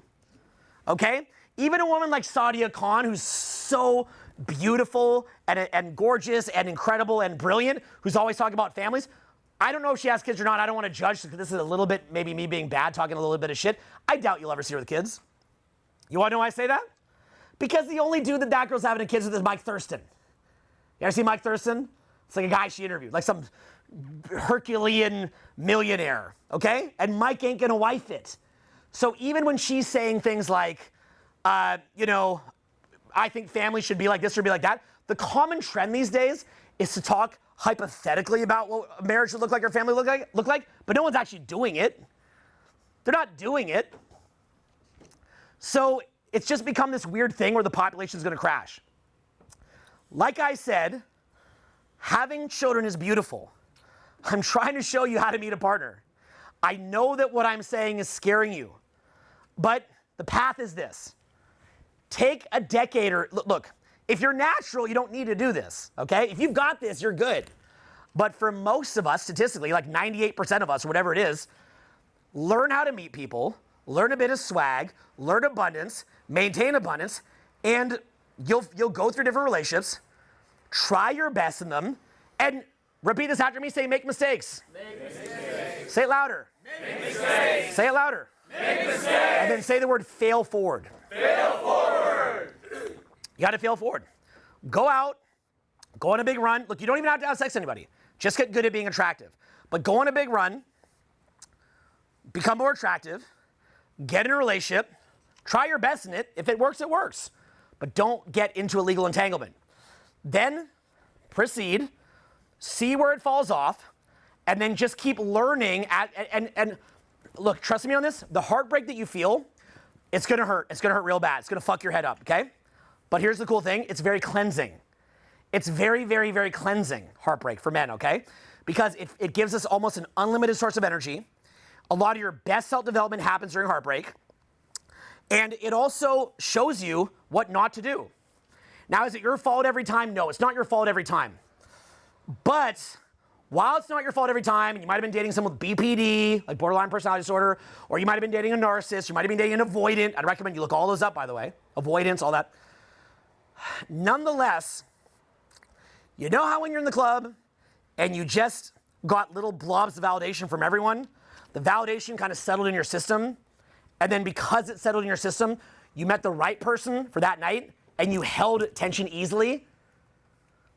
In a relationship, like I said, you tend to get your relationship at the crest of the wave, where you're loving being single to the point that nothing could make you not want to be single, right? And then again, you get that incredible person who you never could normally get because you don't even want a relationship. And you become, because when you don't want a relationship, what do you become like? What do you become like? The laser. You're this ungettable thing, right? Which makes you crazy attractive. Your options explode. The creme de la creme people who you'd want to be in a relationship with suddenly are available to you because you're unavailable, because you're having too much fun. You get in a relationship. By the way, you notice what most women say these days in their 20s about relationships? What do they say? No way. You notice that? They say, most girls in their 20s, absolutely fucking not. Because they want to go get fucked out by fun guys. They want to go on the boats. They want to go on the parties. There's no reason to do it. And they usually have they usually have a half decent sugar daddy, like kind of like one that kind of looks like what I look like, to be honest with you. Like a dude who's like 42, pot belly. You know, I'm 45, but you know, like pot belly, but still kind of passable. And basically guys that look like me. And they fuck that guy and they get paid like 20 grand a month. So they've got a provider already handled. They see him a day a week. How many of you guys would fuck a 6 for 20 grand a month? Once a week. How many of you guys would take it for free? Right? So they basically fuck a dude who's like a 6 who swings the deal by like 20 G's. They get paid a really high salary they could never get. That's why you can't get her to be your girlfriend. She'd have to give up 20K a month. She'd also not get to fuck the super hot guy she wants anymore. She wouldn't be at the parties anymore. What do you offer? Where's your lane, bro? Where's even your lane? You don't got the money of the sugar daddy. You don't got the swag of the tattoo rapper guy or the promoter, the steroid guy. Where's your lane? You don't got one. But you're trying to be a provider and provisioner? You don't got one. You know your lane though? It's called one-on-one. Say that, one-on-one. One-on-one. So in other words, okay, the main key of the whole thing is being one-on-one. It's the main key is all the stuff I show you in all the videos. All the stuff that you watch me do, the old videos where I show the real life examples, the street interviews, the seminars, the keys are all in there. Other great teachers have great keys too, not just me. Be nice. So, the way that it works, when you guys are at my seminar, okay, are any of you guys like, man, Owen's like the best fucking teacher in the fucking planet, and I like him better than, say, Tony Robbins or Grant Cardone? Do you feel like that in this particular moment? Yes. And do you guys feel like that right now? Yes. Here's the truth, though. If you guys are at Grant shit, you'd feel that way about Grant. If you guys are at Tony shit, you feel that way about Tony, okay? I've watched their shit. I've always thought that shit was worse. Yeah, okay. You got a question. So, okay, but you see my point, right? So in this moment, you're in my frame, okay? So I've showed this in other videos, but if I start asking questions to the audience, most of you guys will, have you ever seen the videos where I show that I ask questions to the audience, and the audience is more reactive to me. They're more in my frame and try to keep up with my frame. You guys ever seen those videos? Yeah. So like, if I go to you, I say, what's your name? Scott. What's on your mind, Scott? RAS. Okay, so do you guys see how he's in my frame? Here, watch. Scott, come here. Yeah. Okay, what's your name? Scott. Scott. Scott. Nice to meet you, Scott. Nice to meet you. Do you see how he's reacting to me subtly? Yeah, I am. Do you feel that way? Oh, for sure. That's attraction, except, okay, yeah. Okay, so if I say, what's up, bro? What's up, man? Stand up. What's your name? Sean. Okay, do you guys see what's happening to Sean here? Hey, Sean. You see what's happening? Okay, he's in my frame, right? What's your name? Xenon. Xenon. Yes, you got it. Xenon? Xenon, yes. That's the name of the night. Xenon? Yes. How old are you, Xenon? 35. Do you guys see Xenon's excessive blinking when he talks? Do you see how now Xenon is also trying not to blink because I told him that? Okay, do you guys see that? You see what I'm doing? You look a little too excited. Oh, put your hand down. Now you're copying me. Do you think you have a strong frame or a weak frame? Can't talk? You see what's happening? What's up, man? Hey. Okay. Ryan. Ryan, good to meet you, bro. You too. So, by the way, he's taller, better looking than me. He's got hair, and his beard's not gray. But he's still my bitch. How do you feel about that? It's what I've always dreamed Are you of. trying to say it's what I always dreamed of to have a good response? Are you pausing to have a good response? Are you trying to look like you have frame control? Probably. Okay, have a seat. Okay. So notice taller, better looking. Are you guys seeing that? Taller, better looking, but he's in my frame. That's why looks don't matter that much. Are you guys catching this? So if I'm the one running the show, you guys are great, by the way. Thank you guys for being the example. That's what you have to be like with your girl. Do you guys catch that? Yeah. So you're always the one running shit, and she's playing catch up. What I just showed you there is everything you need to know in like 2 seconds. Everything you need to know. What's your name? Latif. Latif. Hi, Latif. Hi, man. Good to meet you, Latif. Nice to meet you. Gonna let go of my hand? You want me to? No. Latif, Yes. I love you. Love you too. But do you? Warm enough to Latif, are you in my frame? Yeah, I think so. Are you reacting to me, or are you centered in your own reality? I think I'm centered in my own reality. I think you're doing better than everyone did, but I think you're still reacting. Right? Are you as centered as you'd normally be right now? Maybe not. Latif? Come on, Latif. Come on. It's okay. Yeah. You're my little Pookie. You're my little baby. Okay? Latif and me are going to talk later, okay? Okay? So what am I doing here? Frame control. Hi.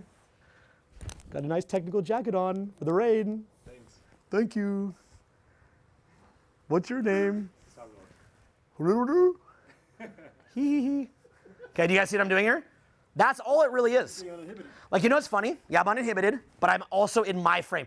I could literally, in some ways, have skipped the last 4 hours and just shown this, and that would be enough in some ways. But you wouldn't understand as deeply, though. It wouldn't be like it wouldn't click as deep. Do you see what I'm doing here? So remember, globs of validation, you'll be more in your frame. Repeat this after me. In any social interaction, there's one person reacting more than the other. So there's one person more in their frame, one person who holds the value, one person who dictates the frame, one person who is basically what happens that we're always socially pinging for who has the more certainty and the more social proof. Okay, so repeat this after me. We're socially pinging for who has more certainty, who has more social proof. So do you guys remember earlier with the clap thing? Remember that? The clap, how can you forget, right? Yeah, you're like, what thing? Okay. So the clap thing was you guys weren't in your own grounded frame. And then what happened was you went, right? Even our boy who's not here anymore because we're getting late, he was like, right? He didn't know what to do. That thing that he did where he went like that is what's happening to him with the girls. So that's what's killing his attraction, okay? So if you just maintain frame, you'll generally hold a long-term relationship quite easily. But if you lose frame, you usually can't. But the problem is it's easy in theory to maintain frame, but it's hard to do in practice when someone has a stronger frame. So if I'm like, what up, bro? What up, bro? But you see how he overdoes it? Yeah. You see the overcompensation? The only way to do it is to actually have frame. Yeah. Have a seat. So the thing is that you're gonna overdo it, underdo it, try too hard, but you're not gonna be you. So how do we do it? Taco motherfucking Tuesday, okay? No, but for real, it's like you got a little party, you've got a group of friends, you're getting validation from multiple sources, you're winning, you're living your life. Read the book, The Way of the Superior Man, right? Repeat this after me.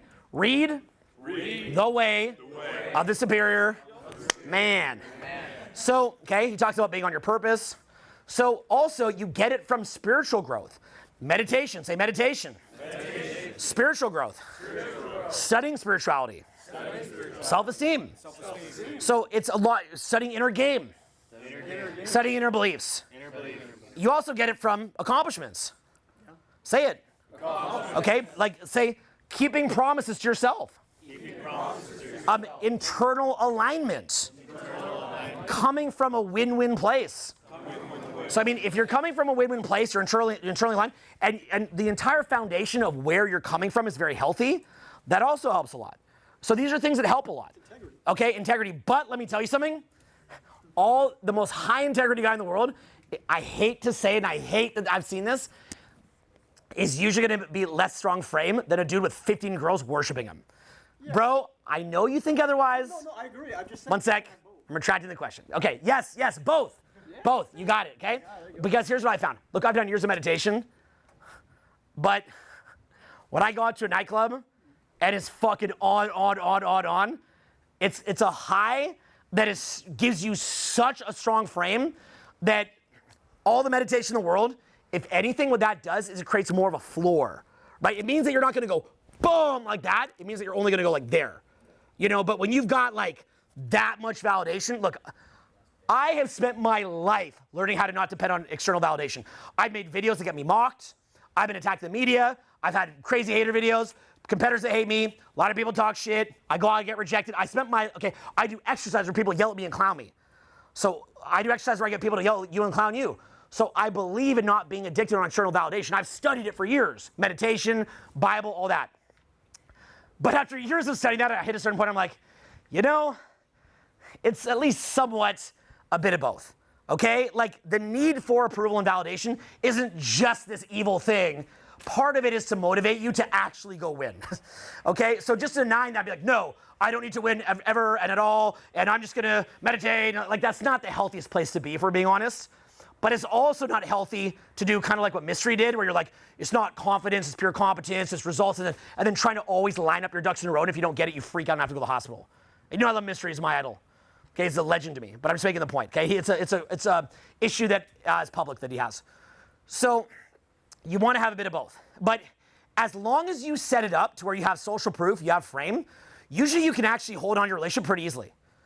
The problem is that it's like I said, even though having frame is easy in theory, it's hard to break my frame when you don't have it. Right. And when you love your girl and she's got half your shit, and you've given her your fucking heart, and you've trusted her that if you give her your heart, that she'll send that heart back to you, and that you can kind of like circulate it amongst each other and share that love, and you love it, but then some other guy comes along and has more swag and she leaves, you're fucked. And the way that it ultimately fucks you is this too, okay? I know because I'm usually the bad guy in this equation. Some guy gave his heart, money, and soul to this one girl. All his validations to this one girl.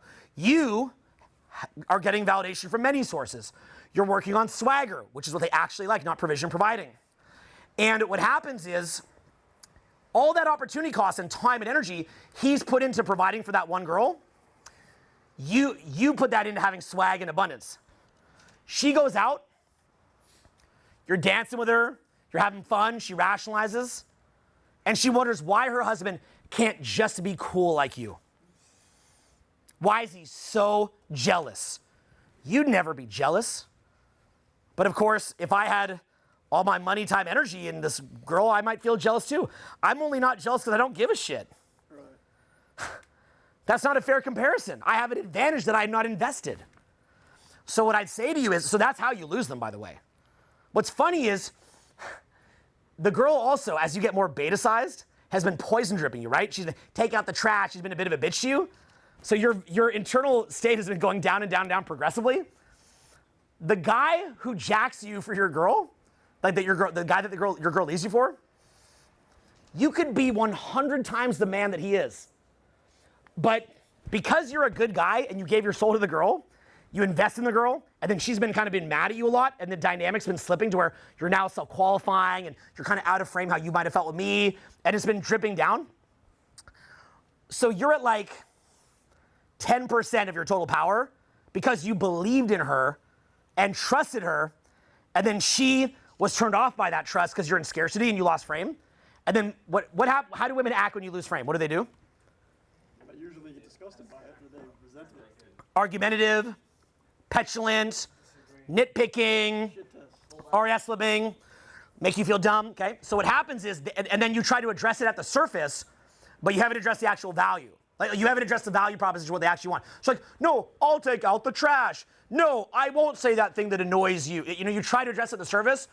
They keep saying it's at the surface. They swear up, down, left, and right. She's your best friend, so you believe her. But she doesn't even understand her own RS flip, because she can't. So then what happens is, you try to fix it, you can't.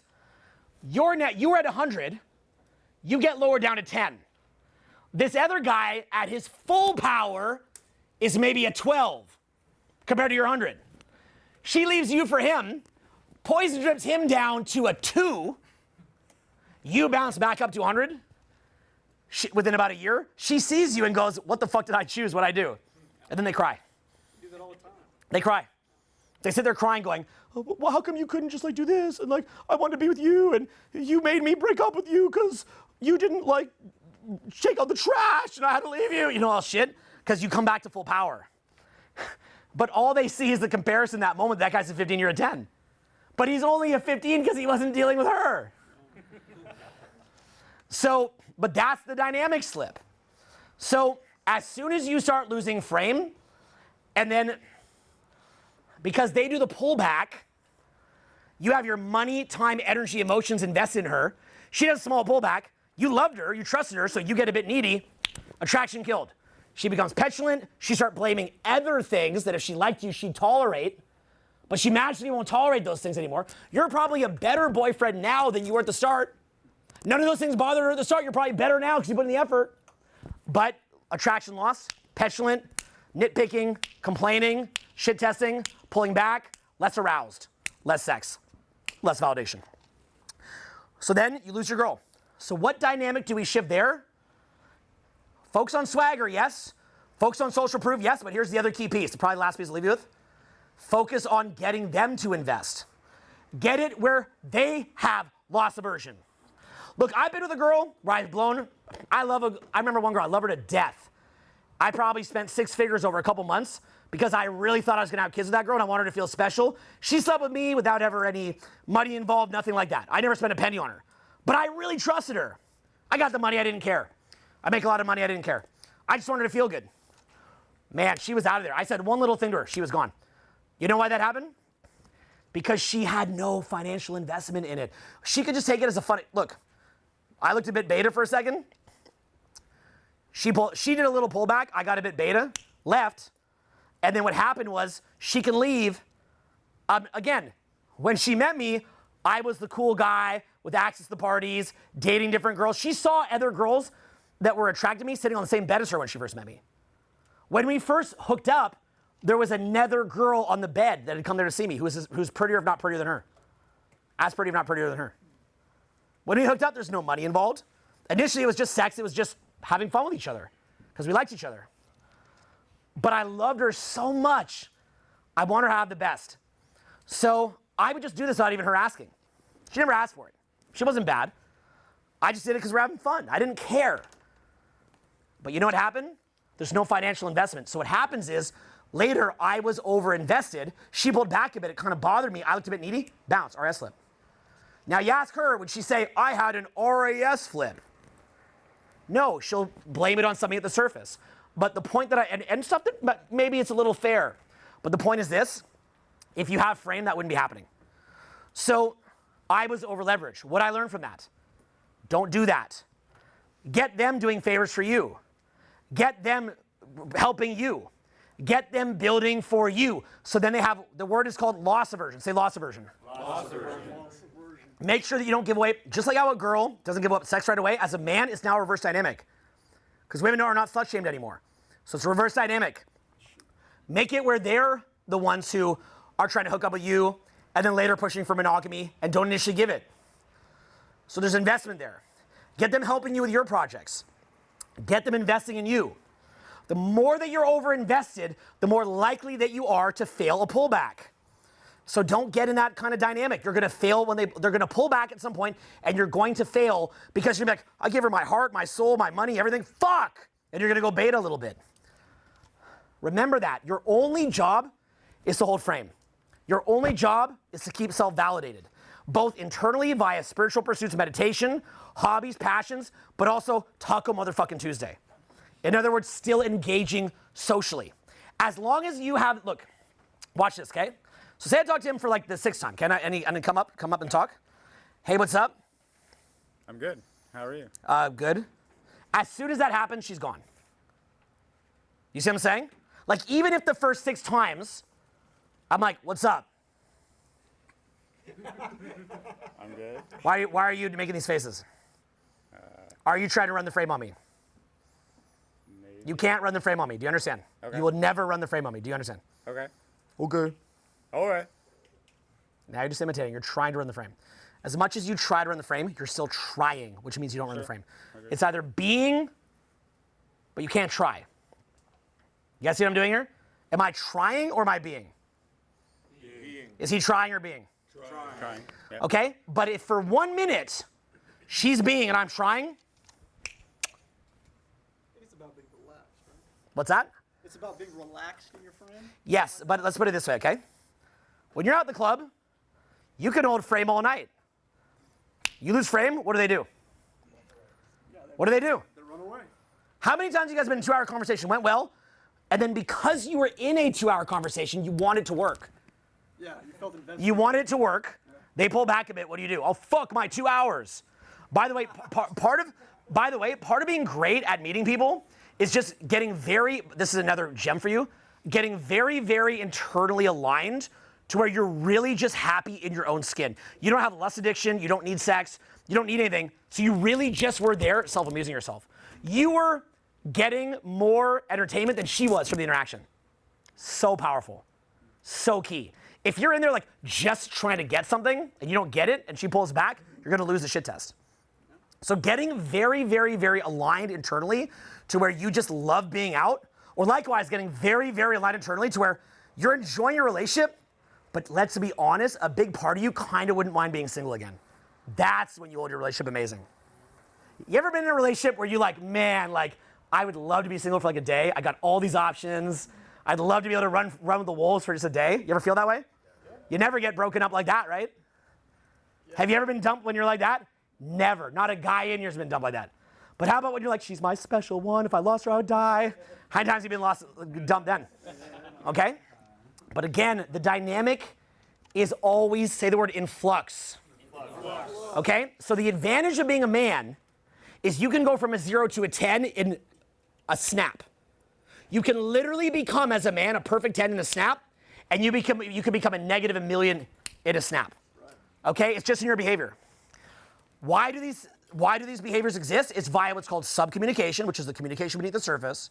And if you're in a tribe and you're the one who's killing all the animals or getting the honey out of the tree or leading us to the next cave, your winner effect goes up. And then if you're the fucking loser who's dead weight, your winner effect goes down. And the women can sense that, and then they jump on, oh, well, this week we're getting honey. Have sex with him. This week we're catching the animals. Have sex with him.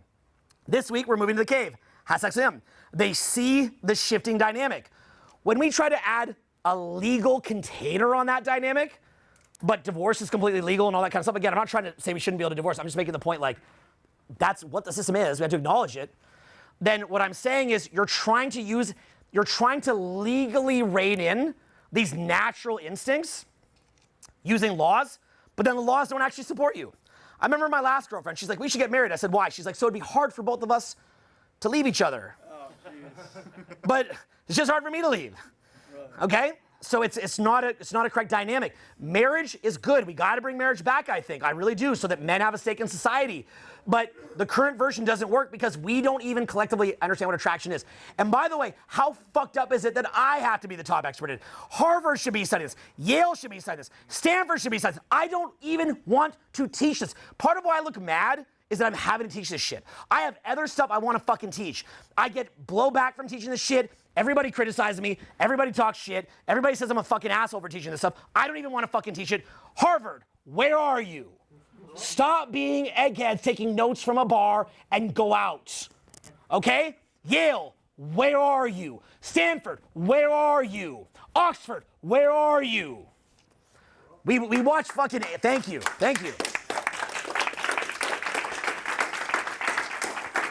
So why can we watch some beavers fuck, watch a bunch of insects fuck, but we don't even understand humans?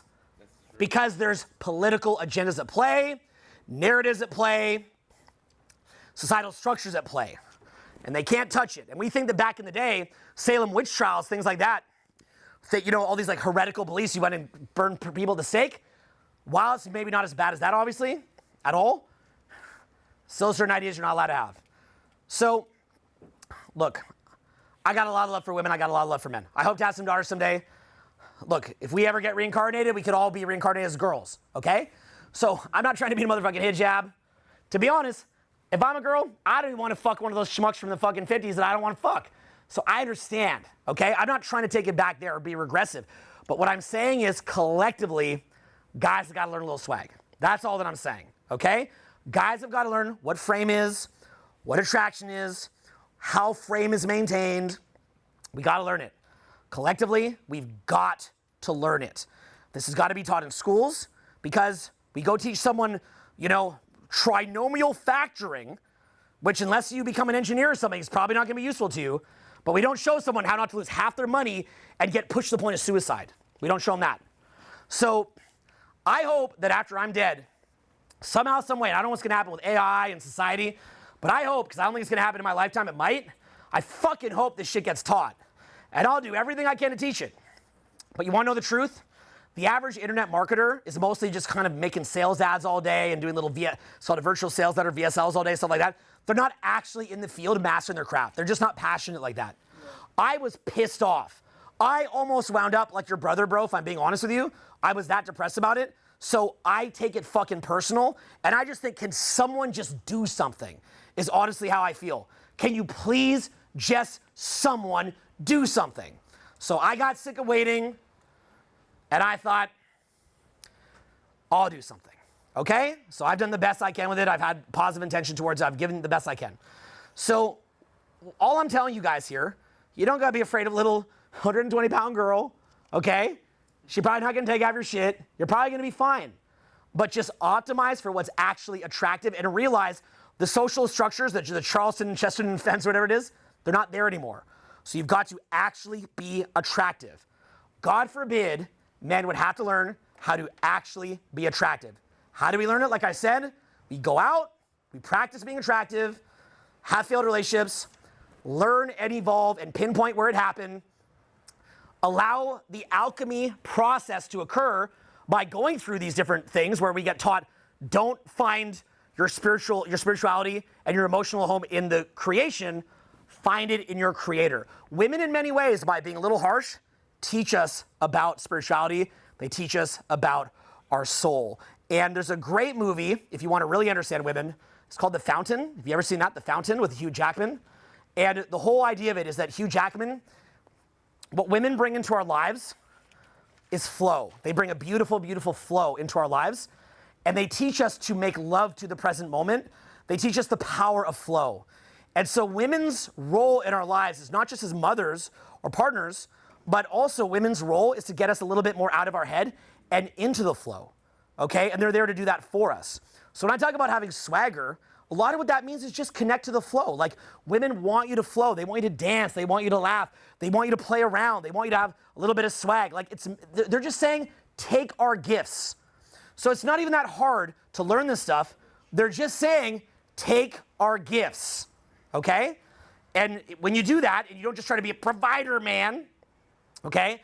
But you actually take their gifts and learn about flow and learn about just being in the moment and about how things just kind of naturally go and not being pushy and needy, but just naturally flowing, you're gonna wind up in total abundance.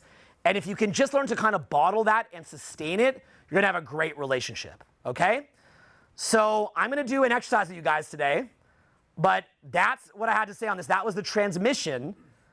And I hope now that I'll get a better reception than Ibrahim.